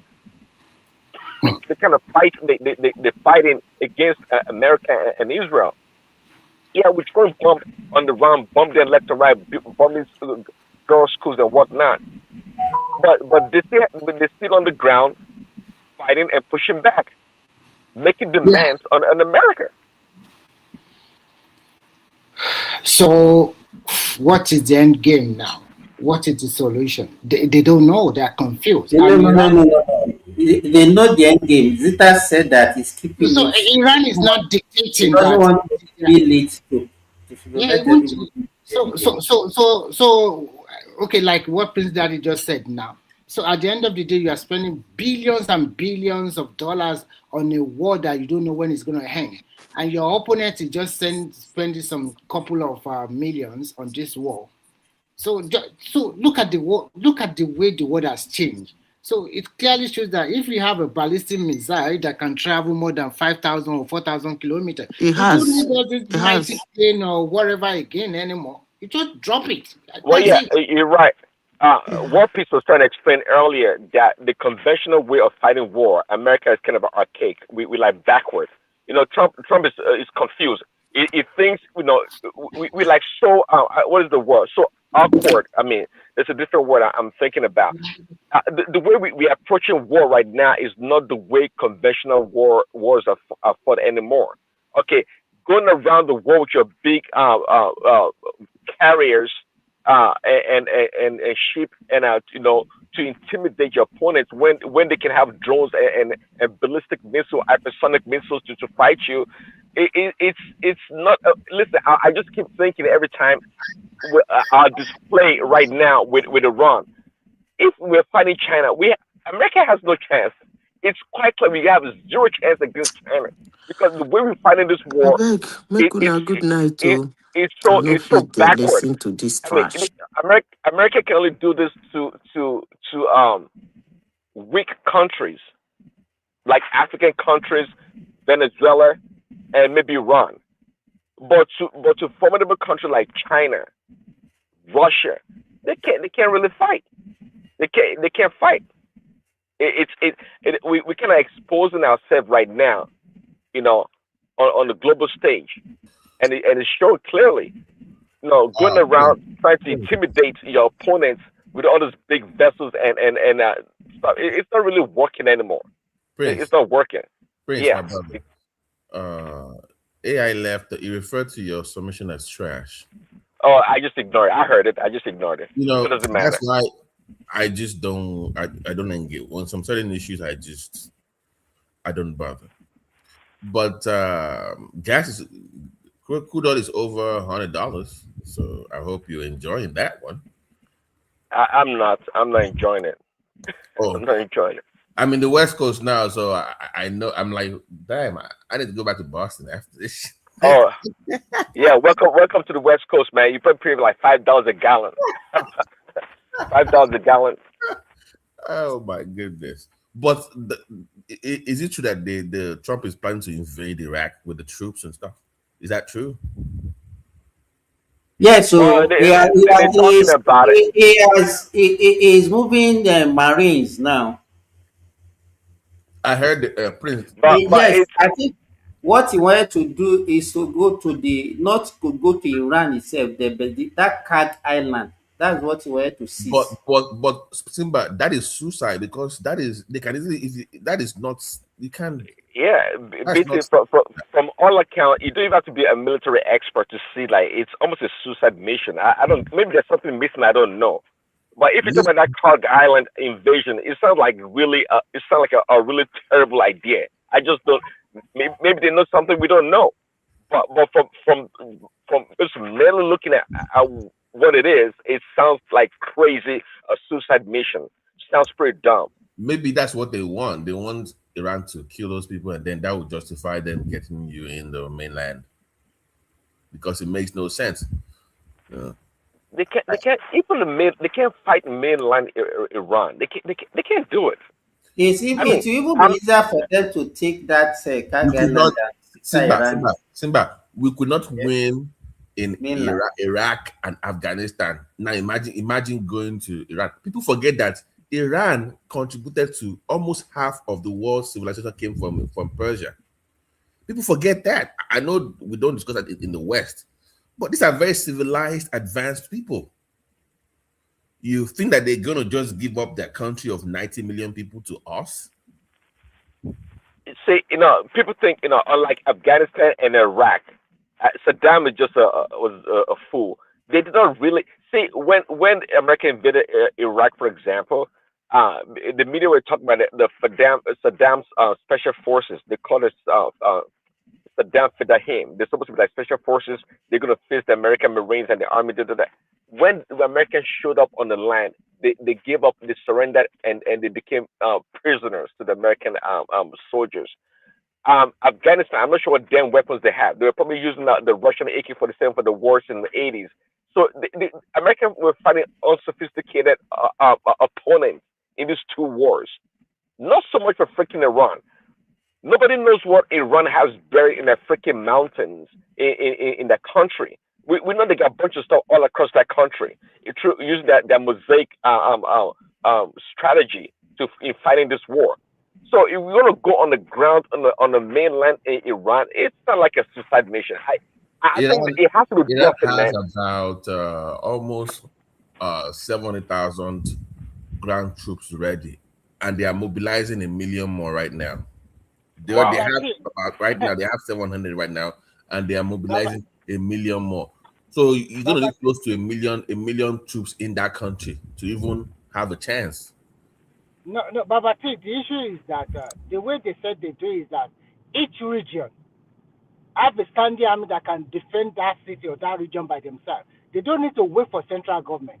So do you want to go and fight with a country like that? Well, that's right. They decentralized their military Decentralize operation. everything. That's what they call the They call it mosaic strategy. mosaic, yes. They call it mosaic, yes. And It's a decentralized. everyone are strong to fight any enemy. And it's a mountainous terrain that is not easy to go. Yeah. And these people are highly educated too. They're not just non-entities. You cannot. These people are smart too. I think this is the first time America is actually fighting a war. You guys can correct me if I don't know much about this stuff. But anyways, this is the first America is fighting a war whereby the opponent is actually punching back. No matter how small and weak their punch is, they're still punching back. You follow me? No, they are really punching very hard. They have decimated all the Middle East countries, all those Kuwait. Sorry, let me answer the question real quickly. To Madam Zita, always comical when she talks sometimes. It's why is that Iran attacking the Middle Eastern countries? Do you need to ask that question? No need at all. They are not stupid too, now. Of course, you are using the military bases for where America keeps the military personnel and whatever their surveillance equipment and whatnot. That's where they're attacking, and they're also attacking hotels and places where they think American service people are hiding. That's just common sense. Obviously they don't have. I don't think they have a weapon that can reach all the way to the mainland America. If they did, they probably will fire one. But it's easier to attack those military. Continue. Sorry. Yeah, I was going to say it's easier to attack those nations. They do so because that's where really America will be launching its attack on Iran. That's what they have. So you have to destabilize or destroy those bases all across those regions, especially in Saudi Arabia, Kuwait, and other Oman, all those places. You have to do it. Stop that. Don't mess on my. Yeah, please, don't mess on my. Prince. By the way, Prince, get Simba's phone number. Let's be calling him on a daily basis just to check, just in case. Don't you think Simba should also have an exit strategy? At this point, he should Simba for real. For real, because if it's not stopping, they are not stopping too. They will continue to bomb the airline. Simba. It will take Babati hear this. They say it will take United Arab Emirates 20 years to come back from this while they find themselves. Because of that, it's really bad for the Gulf countries, man. I don't think UAE they cannot recover from the effect of this war. Yeah, that's what I'm trying to say. I think among all the Gulf nations, UAE would be the one that would suffer most. I told you, Simba. No, we have friends. I think I agree. Yes, Prince. We have friends that in healthcare. We made a lot of money during COVID. So they put all their investments in all those $500,000 properties in Dubai. They've lost almost 1/3 of the value of those properties right now. Wow. But they can't sell because even BT before the war started. No. I mean, Simba, they bought those properties for like maybe 400. It was up to about $600,000. No, what I wanted to can't sell. No. They have people that want to buy, but if you sell it, it's going to be at a loss. So you can't sell right now. The thing was already declining even before the war. And now, so you are stuck right now, and people are, please, and you know the model of Dubai is kind of flawed in terms of foreigners. They don't build bars and all those clubs alone. They build them within. They have them within buildings. So you know, like if you go to New York now, you have all these clubs by itself, bars by itself. In Dubai, it's built. It's within a building, hotel or housing Yes, unit. So but I think now, if you that don't is have Asian if you and don't Middle have East model. residents, if you don't have residents, you can't get customers for those bars or clubs. Yes, you can. Yes, you can. So That is the Asian Middle East model. You know what happened to Beirut is what is going to happen to Dubai. That'd be terrible. That'd be horrible. That'd be a disaster. The earlier the war, I think I don't know what those countries. I think they should negotiate with Iran, irrespective of what US is doing. Dubai, UAE especially should negotiate with Dubai with Iran. But how would they negotiate? America. I mean, they forced think all Iran. those countries should tell America to stop, and America will now put pressure on Israel to also stop, and everything will be fine. It's unfortunate what's happening, really. That is what Iran want to achieve by bombing the countries. Well, and they've opened a can of worms that is not good at all, because now, for the first time, Iran actually attacked its neighbors. They've always had that in the back of their mind, right? But because America's presence in those countries, they have so much military bases around there, and so much assets for anti-ballistic missiles and whatnot. They have them there. But Iran, see what it did? It destroyed them all. Don't you see it this way? Don't you think that it will be a strategy so that whatever they even have, they will now be weakened. All the countries in the Gulf region will be weakened so that Israel can survive. Well, exactly. That's another point people are making. That's what I'm saying. Once I came, see, don't ever think in life, if you're walking in the same direction with somebody else, that you're going to the same destination. That's one thing that Trump got fooled on. Israel and America were working on the same destination. What is the destination? Right at the same road, which is to attack Iran. But Israel had a totally different strategy and different plan. See, what is going on right now really benefits Israel, of course, because they're going to be more powerful in the Middle East. And now, because America will be really out of there, because what Iran is doing to their bases across the GCC countries. So it's making Israel stronger overall, but at the same time, it has put fear in the minds of the GCC countries and the rest of the Middle Eastern countries, because now they know Iran in the future can strike them at any time it wants to. They can, and it's not good. It's not good at all for these countries. It's just not good. So, but Prince Daddy, what option does those Gulf countries have? Do they need to change their agreement with America, because all this defense something is not working for them? So do they need to go to the Pakistan or China or to Russia? Well, good question. Good question, because for the first time that they needed America's defense based on a military basis and whatnot to work. It failed. It didn't work at all. Yes. None of these countries were defended. So the next question would be, okay, who comes in there? What do they do? Are they going to defend themselves? Well, them all. I don't think all this. Even Saudi Arabia is a very weak country with their military. They have very nice, sophisticated weapons they buy from America. But trust me, they cannot face Iran. I think Iran can defeat the entire Gulf. They can defeat all those countries apart from Israel. Iran can take them all on at the same time, including add Iraq to it. Because right now, unlike in the 80s when they fought against Iraq, Iran is now well developed in the Middle East after Israel. Of course, it's Iran. They're well advanced. Prince Daddy, don't you think that all these ranking that they say they have this number of missiles, they have this number of aircraft, they have this bunker and all those.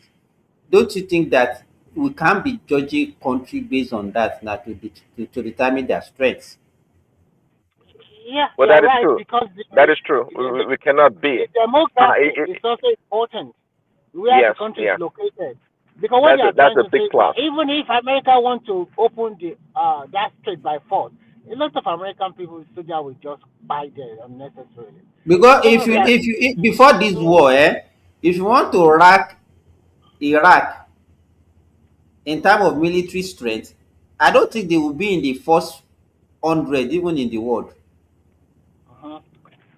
I was even I surprised think they that will be. I think they will be actually. First 100, they In the would be. Middle East, let me tell you, they are not even in the first 3 or 4 in the Middle East. How do you rank them? Based on what? Whatever they want to use, whatever you want to use, they are not ranked. Egypt, Well, even Egypt ranked first in the Middle East. no. Egypt. I don't buy Egypt. No. I said it earlier. After Go on, Israel, just check after hold on. now. Just No, check. you don't Just talking about that record. I don't buy that record. After Israel, it's Iran because trust me, Iran it's actually now has that you are real. saying this. If before this war, before you see Oh, this, if somebody you asks you, said before, you will but say before. you will not say what you are saying now. No, Things like that. before, but we all know that. Well, that is true in so many ways. Before, we know that Iran is developing. They have really, they have that the what you call it, defense industry. Of course, not compared to America in terms of the money they spend, but they have technical expertise. Egypt got nothing. That's why. Why do you think? Hold on. Why do you think Israel goes after the Iranian scientists? Why do you think they're trying to fight them all the time? Why do you think so? Do you think they have any damn scientists in Egypt or Saudi Arabia compared to Iran? They don't. So it's the brain power behind Iran that is what concerns Israel, apart from the weapon they develop. That's why they fight their scientists all the time. They know they are smart, and they gain so many tacit knowledge over so many years, developing weapons, testing them, so they know they're good. That's why they try to fight them all the time. So we know Iran is formidable. We know they're strong in terms of their military. And that's what I said, right after Israel, it's Iran in the Middle East. And it's not even a close third. The rest of the countries from Saudi Arabia with all their nice weapons they spend billions of dollars buying from America is not going to do them anything. Trust me, Iran would decimate Saudi Arabia overnight if they wanted to. They would. In fact, they can destroy them. Come on, imagine if they attack all the Aramco facilities from their refineries to their distribution and depot and all this thing. Saudi Arabia will be overnight. They'll be broke. Hey, stop that now. Why are you always emphasizing Saudi Arabia? No. I'm just saying though, because they are the part when it comes to money and what you call it and influence in the Middle East. Saudi Arabia is the king. Simba, according to the scriptures, half of your country belongs to Israel. So they are coming for their land that God gave them, right, Prince? So Inshallah, that will not be possible. Yes, so it's from the right river now in Egypt all the way to the great river Euphrates. So the Euphrates in Iraq. Mm-hmm. Okay. map that's what they want. So you are going to take Turkey, Syria, Iraq, everywhere. And Saudi too, half of Saudi looking at me. Yeah, it's in Genesis 15 from verse 18 to 21. They are like Nnamdi Kanu.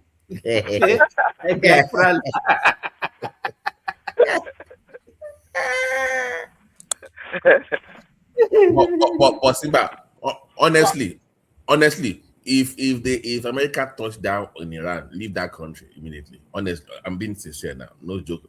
I'm not kidding.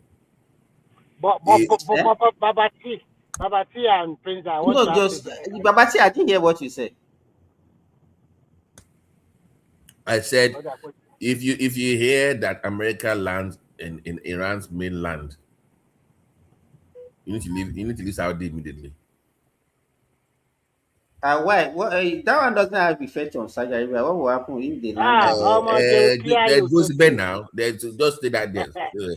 What clearing down on the straight away? I don't think I'm not sure America will do that. It's 90 million people, man. These people are very patriotic to their country now. These are people that are ready to die anytime. So you don't fight with people like this, okay?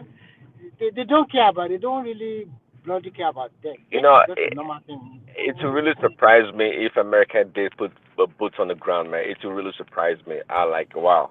I'll be But he's confused already actually. preparing for that now, so Uh, don't be but, but, but, surprised. but, Oh. but, but, but, but can he do that without the He has congressional already, let me approval? tell you, he has already about 10,000 marine waiting now. Maybe They are it's just by praise, mouth. So, I think he's They're blustering, going man. to I think, you know, it's yes, part of the so, intimidation tactics, actually. they are I going don't to think that he. was, no praise listen to me. They are going to invade Iran. Do you know how I know? Once they increase the age to 42 for military in America, that means they're going in. But BT, are you saying we're going for what, another 10-year war, or what are we going for? of You course, know, even more than 10 years this time you around. can Prince. My point is that at this point, there's no way. The only way is to go through the war. You cannot turn back now. It's too late. You Yeah, already why knee deep. cannot turn back? Why cannot turn back? Because you cannot allow them control that part of the No, but Gulf. I think according to him, I don't know whether he's confused or whatever. It's like they are talking to some people, and the people they are talking to, they are not even Iranians, they are Pakistanis. So, Remy, my yes, brother, listen to me. If America leaves right now, uh-huh, Iran becomes more powerful, of course. which kind of goes against the thing in the first place. So the only way is like to go all in and just finish it at once. You can't. So that means you are expecting more body bags. Yeah, BT, so now you are when stuck you say finish it, what does that entail? What does that mean? to He cannot take over the country. They cannot control it because I you will have tell you why to they cannot. no you have to the whole plan is to turn it into a failed state. Remember, we want to prop up Um, Israel. That's the whole So what do you think? The one we now think will be what is going to be like Libya, and then no, exactly this that's the security plan. in the Middle East will now be worsening. No, no, no, yes, no, no, exactly. no. Simba, So Simba. If the Middle East is worsened, who becomes stronger? Israel becomes stronger. They can then take it over without any resistance. That's the whole point. no, it's not gonna work. So are they were they able to take Libya over? Were they able to take Syria over? Were they able No, to take oh, Iraq over? Simba. This is They, what I'm no, saying. Simba, try to One understand it. need They the are not country care interested in over. that one. They Simba, just want to. my point that when they start to expand, they don't want any resistance because if you're Yes. not strong enough to resist, that's the whole point. They are so Okay, weak. They because don't they carry won't have themselves. enough resources to fight back. Exactly. So they can then start expanding what they want. That's the But but for but that the but Baba T, the issue here is this. I will not. I will tell the truth. There is two big boys behind them. So if you are going to take your boys in, you are going in for a lot of body bag with you. Those two people they already send a lot of things to Iran as well, and they are uh, also there helping them. and they don't care. See, they don't care about the body bags of that. I don't think they can win. I don't think they can You control because sure I or will tell you winning why. with me? No, no. Do you know It's not why? No, no, winning. no. Let me say this. Do you know why the two big boys will not allow them? Because if they allow them, that means they control everything in the world. They already control Venezuela, oil, and the rest. So this is the only one that those two big boys also rely on. So if you are taking it, that means you control everything. They're not going to allow it. It's not going to happen. Go and write it down. Maybe if care is not it's not taken, then we are going to start under World War III. That's what's going to happen. They don't. If America fully commits to Iran, yeah, I don't know what is stopping China to just go ahead and take over Taiwan for Yes. nothing. Like it's like taking the candy from a baby. I don't know why they wait any longer. Please, in that one, you do it now. They already have their fleet in the ocean, right? I hope you know that. They're doing that 10-day military thing right now. Yes, now yeah. My source told me that they are They can't already wait. Once preparing for the you war. move Okay? in, they just want to do their own thing. Japan is not even They on their just own. move in and they start controlling all those Philippines, all of those. Even Japan is not. Yeah, because nobody and nothing can stop them. No, it's very That's why I'm simple. trying to. Nobody and nothing can stop it anymore. America is overcommitted already. So I mean, and they move That all the means assets. Russia. Yes, that means another World War III. That's the thing. So when I said the cycle of violence will continue, she was just talking about interest alone. Oh, Well, I think at the end, even Europe dare not. Europe is even begging Ukraine to open the pipeline that goes to Europe, so that we can reduce the power of gasoline here. Ukraine refused, and they are the one that donated money to Ukraine and resources to them. They are they, Remy, where are you people getting your gas now? I don't even know, Jare. Gbogbo ẹ̀kọ́ wọn lọ ní Jare. I'm tired, sef. It's getting expensive day in day out. Simba, by the way, Gbogbo yẹn káàárọ̀, ẹ káàsán, ẹ káalẹ́. That means ọmọ we all are Faransé, going back home. ọmọ Faransé. By the way, Simba, did you see the No Kings march in America yesterday? Who? What? There was a protest in America yesterday now. Against the war? Yeah, they don't. Against Trump. Against Trump Against now. Trump. Those people came I out in did the not news. say so. Where it's Babati, you are just playing the double face here. Are you guys not the one that put him there? You and Prince Daddy. So you just go and deal with it by because that So, time I was saying this guy I is remember corrupted. before election, all of them Yes, were no, getting excited to put him there. yes, no, and including that Larry. Where is that Larry today? You can't even find him on the market is tanking, but the one will late. Him complain ni.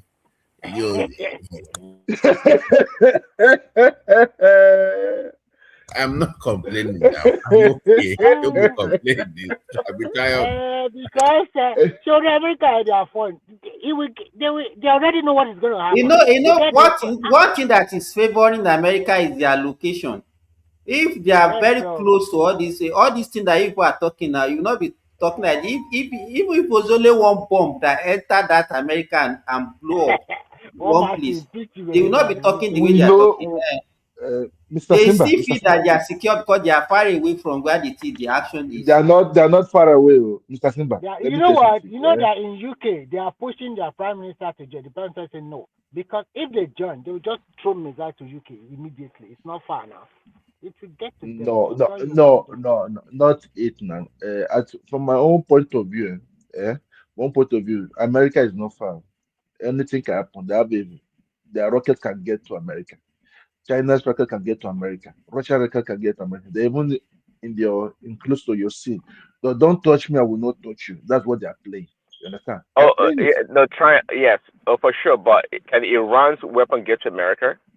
Yes, I don't know. With the help of Russia and Cuba and Venezuela, they will do it because they are close now. They are close. Do you know why they attacked Venezuela? Because of China and Iran, understand, and Russia. They don't want anything close to their border, but they know that something will happen to them very soon.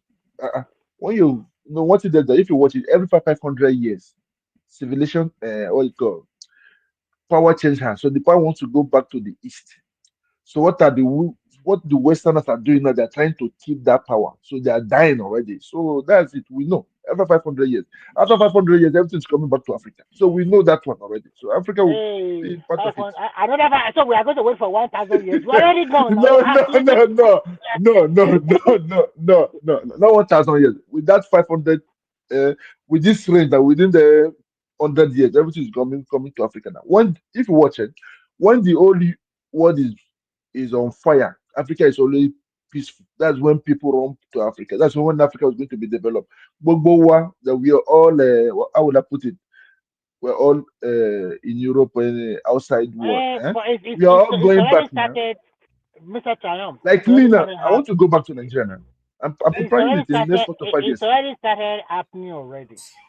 Some Yes, Nigerians are already divesting from Western world and putting some of their resources at home because they are sure that because here in Europe it's just the same cycle continue every day. So you have to think about any little something will just affect all your plans, just like that. Like this. It can happen anytime now. Just what Europe are afraid. They're afraid that if America goes down, they too they go down, and China and Russia and Iran will not forgive us here because they say that we are allies. Understand? So that's just it. You can see. So everybody is protecting their own interests. Like now, my son Yoruba, mo fẹ́ sá lọ because anything, boom, they will come and call my enemy, not me, to come. So I'm going back home. Understand? So I don't came here to fight their dirty war. I think the issue is because American president does not take his allies along before this kind of attack. You can't be doing And that. again, Even I want to ask stop about talking. T and Prince Daddy a very good question. Isn't it the first time that Trump jumped? They said the big bomb jumped into Iran. They don't have any nuclear power anymore now. Do they have? They asked him that question. He said he doesn't not know whether it's under the debris or whatever. I can't understand it anymore.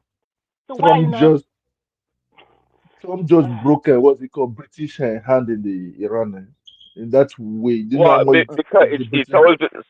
Sorry, go ahead. Yeah. So it's always been the big thing that controls everything. Americans just took over. You guys don't know what is going on. Americans don't. hmm, It will be the envy of the world. That's when they will want to attack them later. Because now they are now restructuring the world. Before it was the Britain that restructured the world. Now it's America restructuring everything. So everybody wants to collect their share now. You understand? Everybody wants to collect their share. So But it's not that. Mr. Triumph, I want to Yes. ask Prince Daddy. Prince Daddy, don't you think that America is just like a pawn in the hands of Israel? Of course. Oh, Well, so I that's what a keep lot of people quiet are too. saying. That's what a lot of people are saying. But Prince Daddy said it too. They are the one with the money bags, and they are the one that put the leader there every year for every 4 years. They are those big guys that put them. They put their money behind the well, candidate, and see, they get paid. because they're not to play the politics. At the end of the day, So I don't blame them. I don't so blame they are them. the They owners. play For politics. me, I think they are the owner of America, and nothing you guys can do. Okay, Nothing can. Prince Daddy, let me ask you this question. For you, Prince Daddy. Honestly, just in your own opinion. There's one thing I don't agree with Trump. When he was doing his campaign, he said that no war, no war, no war. I think they have something against him. That's why he's bowing to some people. You understand? He's buying. You understand? Okon Sheikh Bobo is just doing what they want him to do. It was not like that. They have something against him. I think that's why he has to do it for his own protection. You understand? That's what I think. That's what I think. So, But what do you think Mr. about Okay. it? Trahell, No, no, but no it's for matter Prince what, Daddy. Please. I mean, it's for Prince Daddy. I know where I'm going to. I know before I say another thing. Prince Daddy, understand? Yeah. There's something they have Trump. against. I've heard that argument before. A lot of people are saying it. And I don't think so. I don't think so. I don't think because they have something against them. I don't think so. I mean, but keep in mind though, um, you know, people that support Israel, for example, they spent in the last election, they spent close to $400 million overall, probably close to half a billion dollars on Trump's campaign and supporting Trump. So in politics, just like if you pay, you got to deliver. They paid, he has to deliver. People like the Miriam Edelson and many other Jewish people or Israel supporting people, they supported Trump. So Trump now has to do their bidding. It's quid pro quo, right? Quid pro quo, politics. You got to pay up. So that's just the bottom line. That's the way I say it. Um, and I think also Trump's ego is part of it. Uh, I think they made what do you call it? They made a proposal to Trump, and they said it like the past 4 or 5 American presidents have always wanted to do something with Iran, but they didn't do it. And if you know Trump's personality, it's kind of arrogant. We know that. It's kind of narcissistic in a lot of ways, like some of us are. But the point is that they told him, look, uh, Trump came off. I believe that also that he came off the high of Venezuela. What they did in Venezuela was spectacular. I mean, really, they lost no life. They arrested a whole president of a nation, and Trump was still high on that. He thought they were going to do the same thing in Iran, and it didn't work out. If he knew it was going to be this bad, I don't think it would have gone in. So that's what I would say. Not so much they have something on him, maybe pertaining to Epstein file or whatever. I think it's beyond that.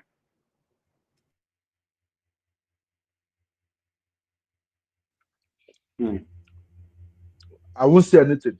I just want to hear from you. One thing there is that I used to tell people that when you know that if I say that I'm following you, I'm supporting you, and you can't fall my hand, I go run from you. That's my own. Understand? One thing is that nobody is. You should just come out clean. Nobody's a saint in this world. Everybody has something in their bag, in their cupboard. Understand? So for me, for my own, he did not follow this promise. And one thing, I'm a man of my word. So anybody that doesn't follow their promise, I just remove. I say they're Yeah, not. I don't know if you heard me earlier and BT. I was trying to explain to Madam Zita that Trump in the first term he didn't go to war, right? Because and when he came back, we have a frame of reference. He has a precedent. So when he came back the second time Prince, and he question. said if he Prince, campaign, he's not going to go to war, we believed him. So I Prince, mean, we have a reason. Yeah. Prince, what changed? The first 4 years, it was MAGA, but what changed the second time around? That's the question. Mm-hmm.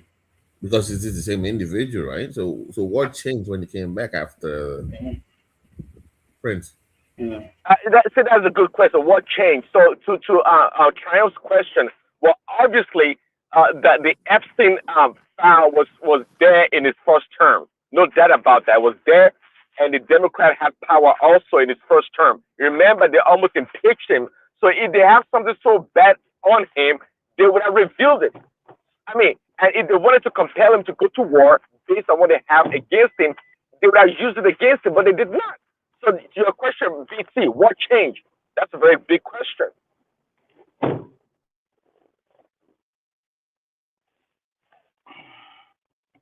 For me, I think my own opinion. Pardon. My own opinion. There's something fishing somewhere. Understand? If I want to control you, I set trap for you. Then I will control you. Understand? That's what my Baba is using to win this election. We know that he's going to win 2027. We know that he's going to win. So everybody's now in his pocket. You have to play. He's not playing leverage. They use leverage against my man, Mr. Trump. Understand? So that's it. If you watch, even the VP is not with him 100%. He said so already. Forget that VP, Gary. No matter what happens, Trump is already low. So what can they have on him? Maybe sex with young children. It does not matter anymore. America already voted for him. They know him. It's not a saint and it's not a morally upright guy, but they still voted for him. So I don't think. I think it's just his ego. I think he just wants to bully everybody.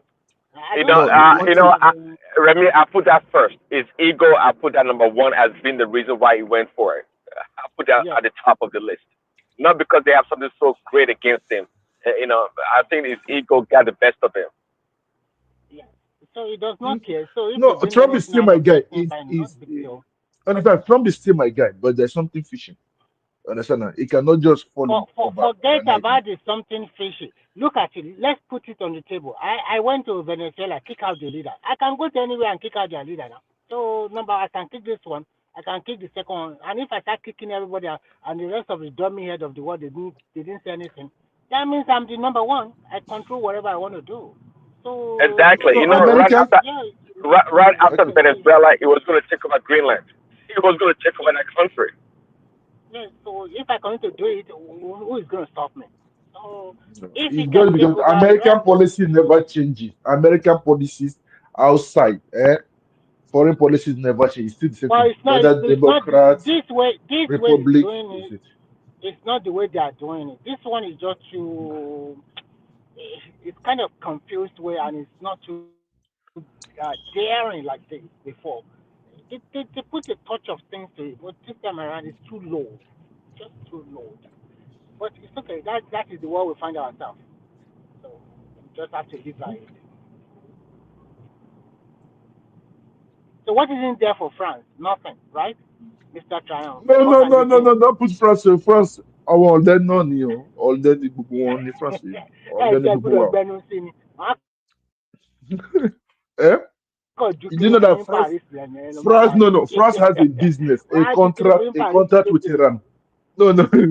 France has a contract now, many contracts with Iran. You understand? So even that is what Europe is thinking. We have contracts with Iran. You understand? Mr. Triumph, we are in trouble. One thing that it is Finland that is very close to Russia. That means you people are going first of all.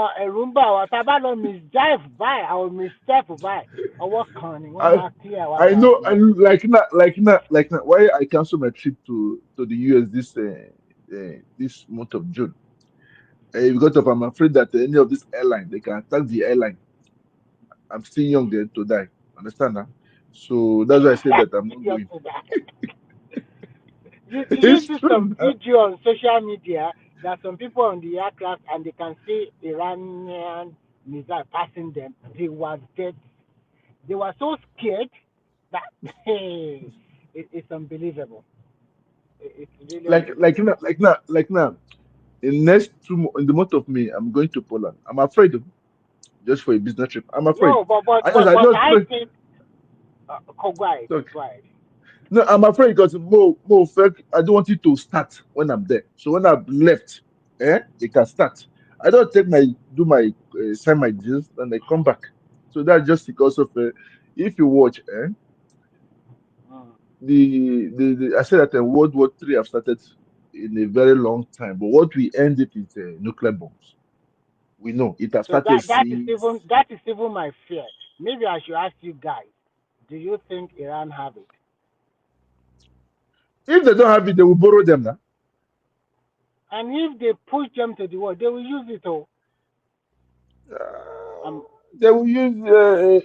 I'm afraid because I have one thing that when you're a family man, you start being afraid for being concerned for your children. I understand concern of your family. So that's just it. Even If it's not even about marriage. Everybody is not safe. We are close to one another, one way or the other. So and if they push them too much, if that is the last resort, they can as well use it. there's a word I had one of Are the you community are told. you saying are you afraid of Russia using nuclear weapon or what? What is the issue? No, I'm afraid of I'm Iran. afraid. If they I'm do afraid. have, I'm they afraid. can use it. I'm gonna use you. If No, they do have, they said it on L. They said it on of L course. that if they attack Russia, that there's no need that the world will exist. There's one thing that they call hand of God. They have. Have you heard about it, Mr. Yep, Simba? the hand of God. It's up The on the hand of God. That mountain. means Who has the hand of God? Russia. That if you misbehave, it will find a way to go and press the nuclear button itself. What No, do you no, want to no. say? The hand of God. Okay, if they, for example, if they drop atomic bomb or nuclear bomb on Russia and fight Russians, right? The hand of God is a system, it's a computer system, so to speak, Activate. that would automatically by itself, like AI, detonate atomic bomb across the world, even without the Russians doing themselves. Why is it across? Why can't they just point it to America and China? Why is it across the world? I don't understand It, this it, system. it's good. Just point it among yourselves Obviously, now. no, obviously, of course, it's going to drop in Europe. Finland is number one. It's going to drop in Europe. Then it's going to for real. It's not the hand of God has been there for a long time. That's Russian strategy. That means Russia cannot be. I mean, That you is why can't destroy. Europe cannot attack them. Man. That's what they want. NATO Yes, cannot. They wanted to go. The guy said that you try me, I scattered the whole Europe with a nuclear. Everybody Yeah, went back. Everybody went it's back. true. When you have nuclear, you have power.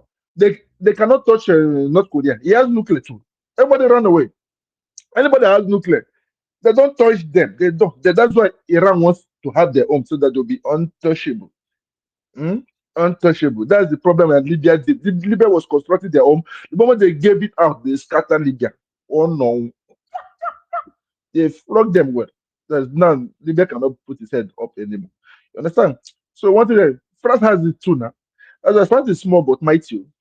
Right now I'm telling people I was talking to my friends, they were boasting of these African nations, Francophone nations, that they took power. Something like I said that give me before the end of this year, France is taking back everything back.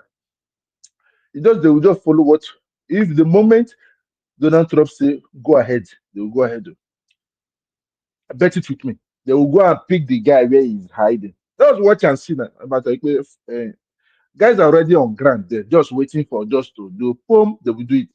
Why are they afraid because of Trump? They cannot misbehave. If not, France have already gone to Botswana now. It can't affect what we used to eat now. It's affecting everybody here now. Look at the stores now. Many shelves are empty. Understand? Many shelves are empty. So it's unfair. That's why I tell people that in Africa that Africa should work with European, with the westernized world, so that it will be equal, give and take. They share ideas, share knowledge, share foodstuffs, share growth and everything. Like now, but I don't know. I cannot say too much. Yeah, one thing that not that I'm a soldier. I'm not a soldier. Eh?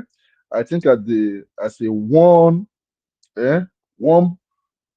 one Nigeria, one Africa, one world. Understand? So that's it.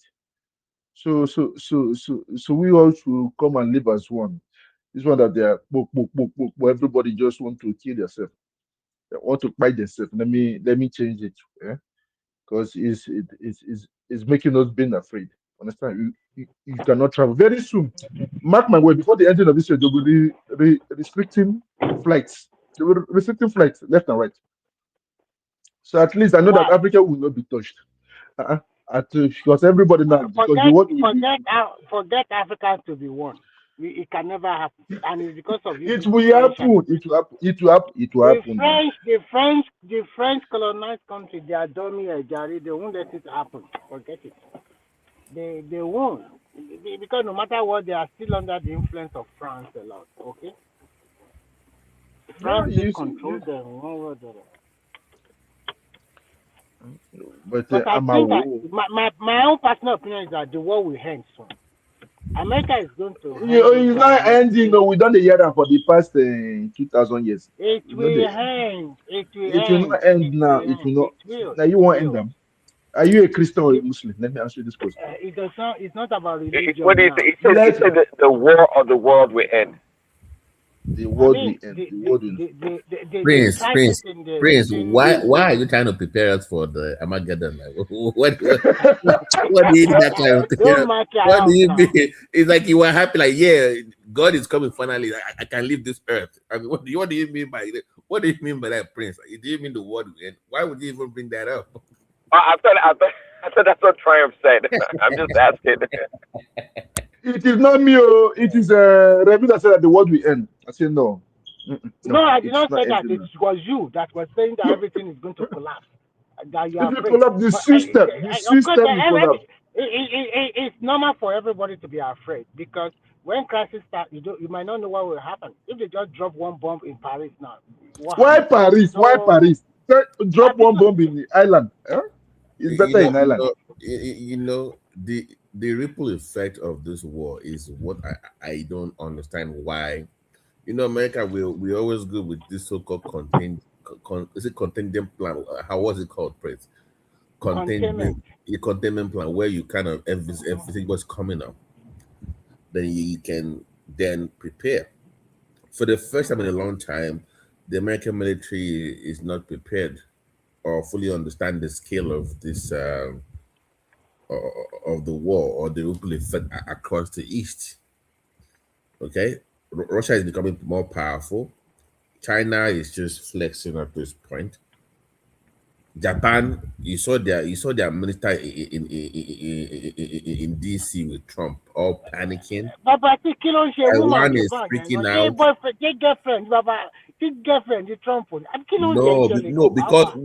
Because they own a large portion of our bonds. Japan owes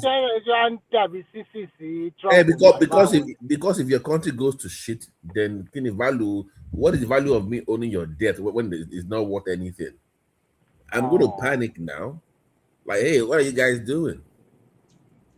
So I think that continue, Papa. So I'm just saying that it's like didn't they? I mean, I see it. Everybody on the platform sees it. Don't tell me the American government didn't see that coming. Like Philippines, Singapore, Taiwan, Japan, all these countries are even not all of a sudden. I'm not seeing more of North Korea in news now. They're now bringing down their nuclear weapons. It's like they want that. Like, yeah, even saying they're going to send soldiers to Iran too. Look at what they are saying. Remy, they're like, don't forget us. So we are here too. I'm like, What? Only you. Everybody is showing their muscle. Exactly. So if the Korea now, people in Korea now, they're like freaking out, like Korea's out now, like my goodness, these Northerners are coming with their nuclear weapons now. So you have They will opened just up the take over process. South Korea within the twinkle of an eye. Exactly. Below So Baston. Continue. No, let me say something that I know, my own opinion, my own what I've heard of. You know that the world is meant to Japan to have a nuclear weapon and Germany. Do you know why Germany and Japan are going to America to flip it around that they should own their nuclear power? Do you know that the last Do you 3 years, think Russia? Japan I'm have wait, now? They have. no, no, no, no, They no, no, have no, no, no. already. They don't have. They don't have. They don't have. They don't have. They don't have. They No, have, because Jared, of the they World have. War II. You I'll check go it and check now. it. They Go and do check it. have. I I'm will telling check you. it. Because let me And explain something to you Triumph, after now. that's why China is really upset and aggressive that Japan was not rearmed. So you're right. That is it because there's something want to go on. All these crazy people, even Germany too. Our German don't have the nuclear weapon. They sign an agreement that they can help them in order to know that. So they're talking to Trump just to give them the right to have it. Moment they have it, Omar I, Dalu I go think one. Trump will give them the go ahead, man. I think No, now no, no, no, no. You must not do that. Too. That means I'm going finally with my family to Africa. Then there's no need staying. No, there's no need staying. but Sorry to say. it's trying to disband NATO. Once NATO is gone, each and every country to themselves. I mean, that means Trump is a destroyer. Then destructor. Then sorry to say this way. He must not allow it. That's why. Do you know that Russia have not forgiven Japan? Oh? Last 4 years, the minister of foreign minister said that we've not forgot what he did to us. Russia said it. I mean, what 2 years have not even ended. There's still cold stuff. You understand? Now? That's why everyone to arm themselves. Some people that don't. China is a business. That is a bit. They don't want to sell their market. Even though you misbehave, they don't want to know. They don't want to sell their market, buy your goods. China is just for trade. But Japan, even their films will tell you this is Samara there. They don't forgive you. They come after you. They will come after you. They say eye for an eye, tooth for a tooth. Isn't it? You guys have Are they to. not the same thing? Even the Arabs are even more. They are not. How to say? They don't forget. They don't forget and they don't forgive. They will come after you also. So I don't know. It's only African people that they say, let bygone be bygone. Let us see. No, what is that I know that when there is a the better let me tell you how Africa is going to grow. I tell people that when the Europeans start fighting themselves because of American, that's why they cannot fight themselves. Europe they fight themselves every time. The Asia they fight themselves every time. When they start fighting themselves, that's when Africa will grow. So for African to grow, they have to go down. Sorry to say, So Europe, all the whole Western, they have to go are down. you sure that when they start fighting, then we have to absorb a lot of refugee from Europe No, to no, no, Africa? no, no, no, no, no. Have you It ever doesn't matter. considered that Africa one? is big now. Oh, new one. Oh my, no, I don't want to say. Wá sí lóríjàre wá One claim new, àtàná one díẹ̀ new, díẹ̀. Wọ́n one new one. máa wá, That they will come. They will they will come. restrict Like the movement from intermarriage the now. air and the land. Okay, let me They will ask you, restrict them. Triumph. Now, let me ask you a question. In all over Okay. Europe, there is an intermarriage between Africa and all different kind of Europeans. Do you think if there is a civil or crisis among themselves, they will not say, let's go back to Africa? They will follow you now. What are you talking about? There will be a lot of refugee influx to Africa. They will not come. They will not come. They will not They come. will. I'll tell you, they will not. You don't know Africa. What it is that, but only some people that are. It's only the rich ones that will come. The middle ones, the average, and the poor, they will rest. It's only they say rich people So never you dies. mean that they will just stay and they'll be quiet like that? Are you kidding yourself? Like now, do you see the poor people who run away from Do you know that Ukraine? They are still there now. do you know that during the Second World War, a lot of French people they migrated to China? Do you know that? I don't know. In I their don't know. thousands and millions, you don't know. I'm telling you, in their thousands and millions, they migrate. They fled to Asia, especially to China. So you see them a lot in Shanghai, in those two big cities, especially in Shanghai. They still have a lot of interest there. So if there is a war here, in Europe here, a lot of them will quickly influence Africa now. What do you mean? I know Are we that not they living for say Europe? okay. There is a book I read 2 times. So in this book, when there was problem in the Middle East, in Europe, generally in the world, the people that will save their country migrated to Africa. They just migrated to Africa. If you see, that's why if you watch, They many will. of their women want They to marry will. our Especially, men. not Africa is in serious trouble. Especially Morocco and Tunisia. Hey, they will flock No, there. no, they Morocco, want to come now. They are The kind of migration that goes into Africa in such no, situations they want. They are are, if you watch, their women now wants our men. Our women are jealous. Their women now wants okay. our men. Yeah, well, the kind of So migration that goes to Africa is, when we have such situation is more like uh, well resourced individuals or family, because when they go to Africa, that's those people that will come. Yes, they will come. yes, but those are we are not the talking people that about have migration. We are people that have talking money things that and we are resources. talking about war. Yeah, war The But the migration. ones amount of coming. Yeah, war that's what among I'm saying now. themselves. So, but Okay, the go people ahead. that go to the West are usually people that don't have nothing. So they Uh-huh. become a burden on the welfare system, right? That So is it. That is it. that's how the migration goes in the opposite direction. Wealthy people can go to Shanghai. That's why I mean when I went to Shanghai, I'm not sure. I think I see some French influence in Shanghai. Actually, I Yes, didn't know. that's what I'm telling them. I didn't They know about have the a lot. story, Remy. I didn't know about that story. But when I was in Shanghai, I can see some They European kind went of for a business. flavor They went to for it. business. They went for business. That's it. That's what I'm No, not. it's because of the Second World War. They went there. What are you telling? They Yeah, took all their money I there, saw the and they influence. started I a saw lot the of influence there. Shang- investment in that city. yeah, Do you know they Shanghai have is Because is a many very of them are beautiful coming back. city. Understand? They're coming back because of the French gave them technology concerning their work, aircraft, and everything. They were doing exchange, trade by barter. That's what Mm. they do now.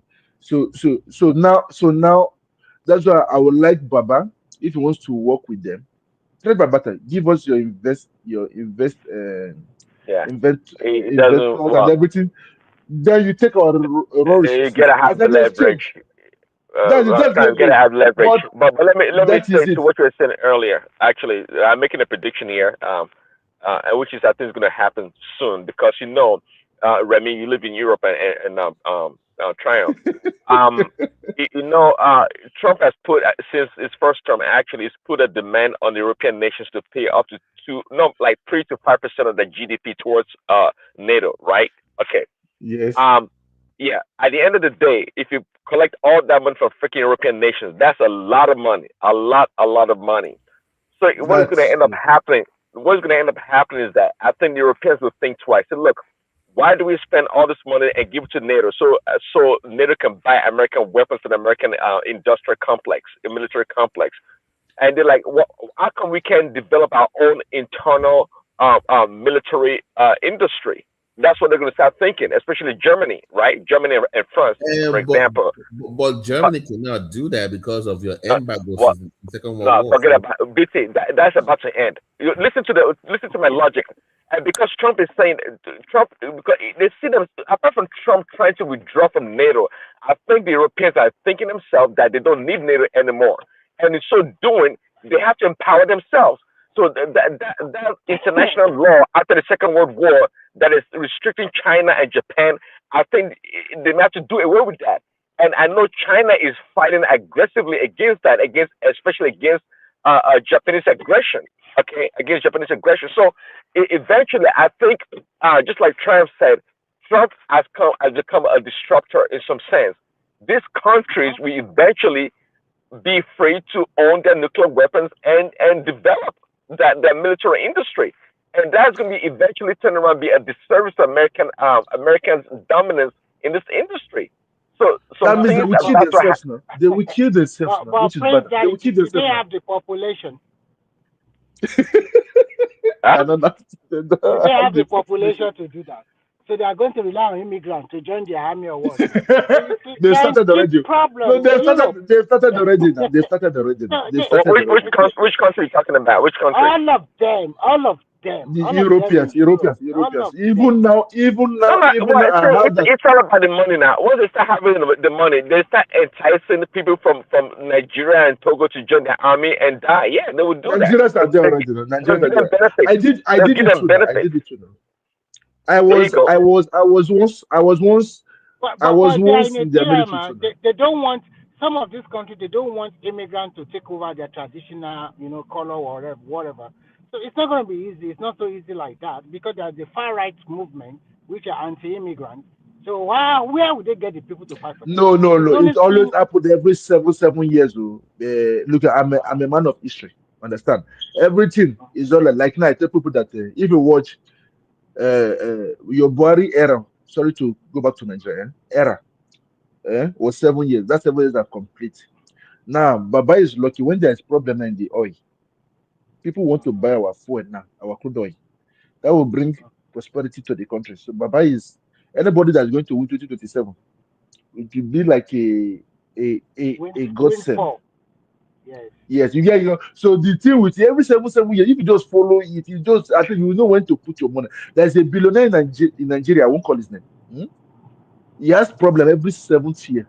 That's when they come and dupe him. He will be crying on the internet. I know you guys know him, but don't call his name. So you follow life circles and life pattern. I used to there's a year I don't invest. I will do anything I want to do. That's when I know that problem is coming. I just run them. I just hide myself. But I do stuff, but I don't touch things. What is that? You just understand it. It's just about circle. Circle. That means there's a time you go up, the time you go down. So you have to make sure that you have to put the right thing, a systems that work. Like now, European now, they need immigrants now than ever. The moment you don't say that women, sorry for them. I don't know about women, but the men, they want the men to come and do their dirty job. Because them, they don't want to go and buy. You understand? So, They don't want to buy now. so they just want to They don't come want to to buy. enjoy their free lifestyle, quiet Uh, neighborhood, no trouble. they So will who's give gonna? you all Nigerians in America now. After 5 years, they have a good insurance. They can their intuition can be paid for. They have their grants, and again, they can give them a citizenship. That's what the French did. Give them. Hear America me is now. understandable. America is a land of immigrants, French whether too. we like it or French not. does that. Like now, I know that last Yes. year November, they wanted to use a village in Belgium to start constructing a arm preparation for the next war that is coming within 29 and 30 because they're preparing. Europe is preparing. Don't be deceived. Who It's are they preparing going to because be fighting with? no, the war is coming now. They just want Trump to go first.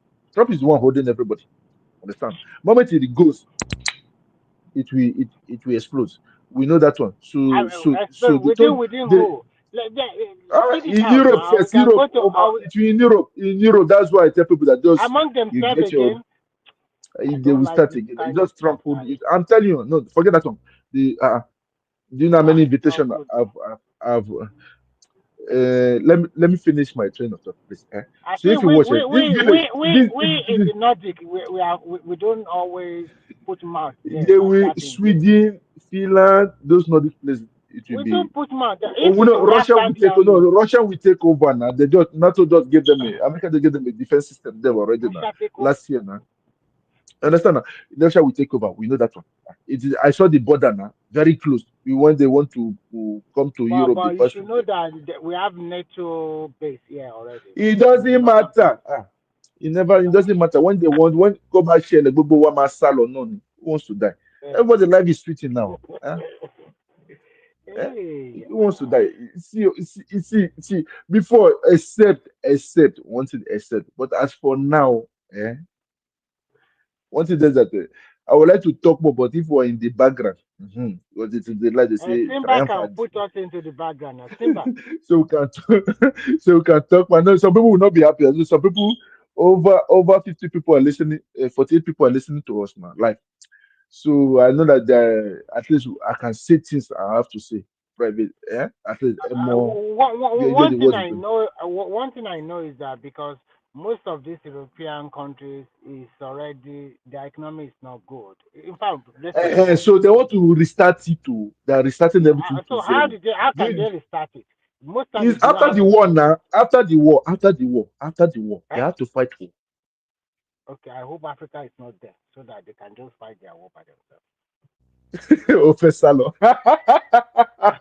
No, they have to they have to put it. No. When there is problem, that's when they start the no no. Let me use it as in for married couples, If you watch it during when there is quarrel, that's when the husband and the wife they say things they want and what they don't like.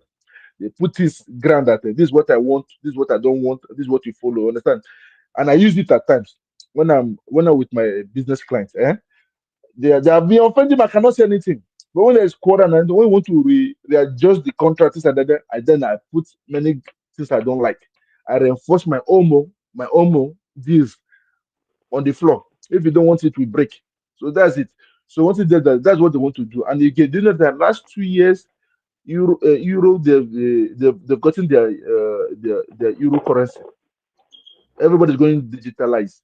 Even Nigeria now is already digitalized. Are you people aware of it? There's no more Yes, of money course. flowing. Yeah, of course. There's no more cash flowing. Sorry Even to in say. Nigeria too, everybody does not carry cash around. They So just use anymore their like bank. before again. So Nobody at least I carry think cash. people that sorry to say, we say it in the background. So we say it in the background because everything and again that I can see where you can keep your what you will do to have cash. I know Babati knows about this one now.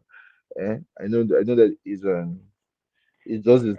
It It's is doing only this kind of stuff. Simba that can put us into the background. I think maybe it's sleeping or maybe it's working because It's working. Like, no. over there they Triumph. be in the Triumph. in the Yes, afternoon. Check, yes. just check on Simba from time to time. Okay. Okay. Thank you. Because sábà lọ gbé mu sí wọn á ju gbogbo kìíní sí wọn bẹ́ẹ̀ ni. Wọ́n dẹ̀ no they did a mistake. No. At least I know that Saudi Arabia said that they don't want the war to end. You understand?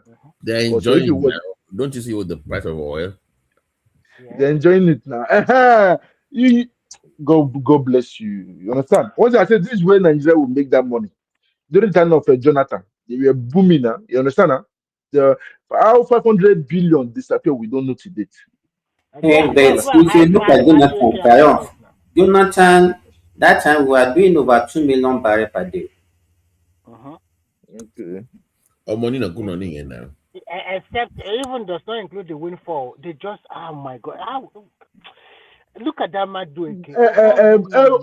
Like Russia kept their own, reinvest it in their country. That's why they don't have problem today. They just use the Nigeria. African love to waste. Sorry to say, I like to waste. At least they will go.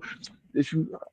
I cannot say. Let's, Mr. Simba, put it in the background. And the people. I'm sorry, I'm a lot background, so we can talk easily. I can flow with my mind out. I cannot flow like this again. Yes, we've had enough time. Let me put us in the background. Okay. Anybody that want to So come in, I will post the link out there. If you want to come and join us, come and join us before we go to the background. Thank you. The link is there. So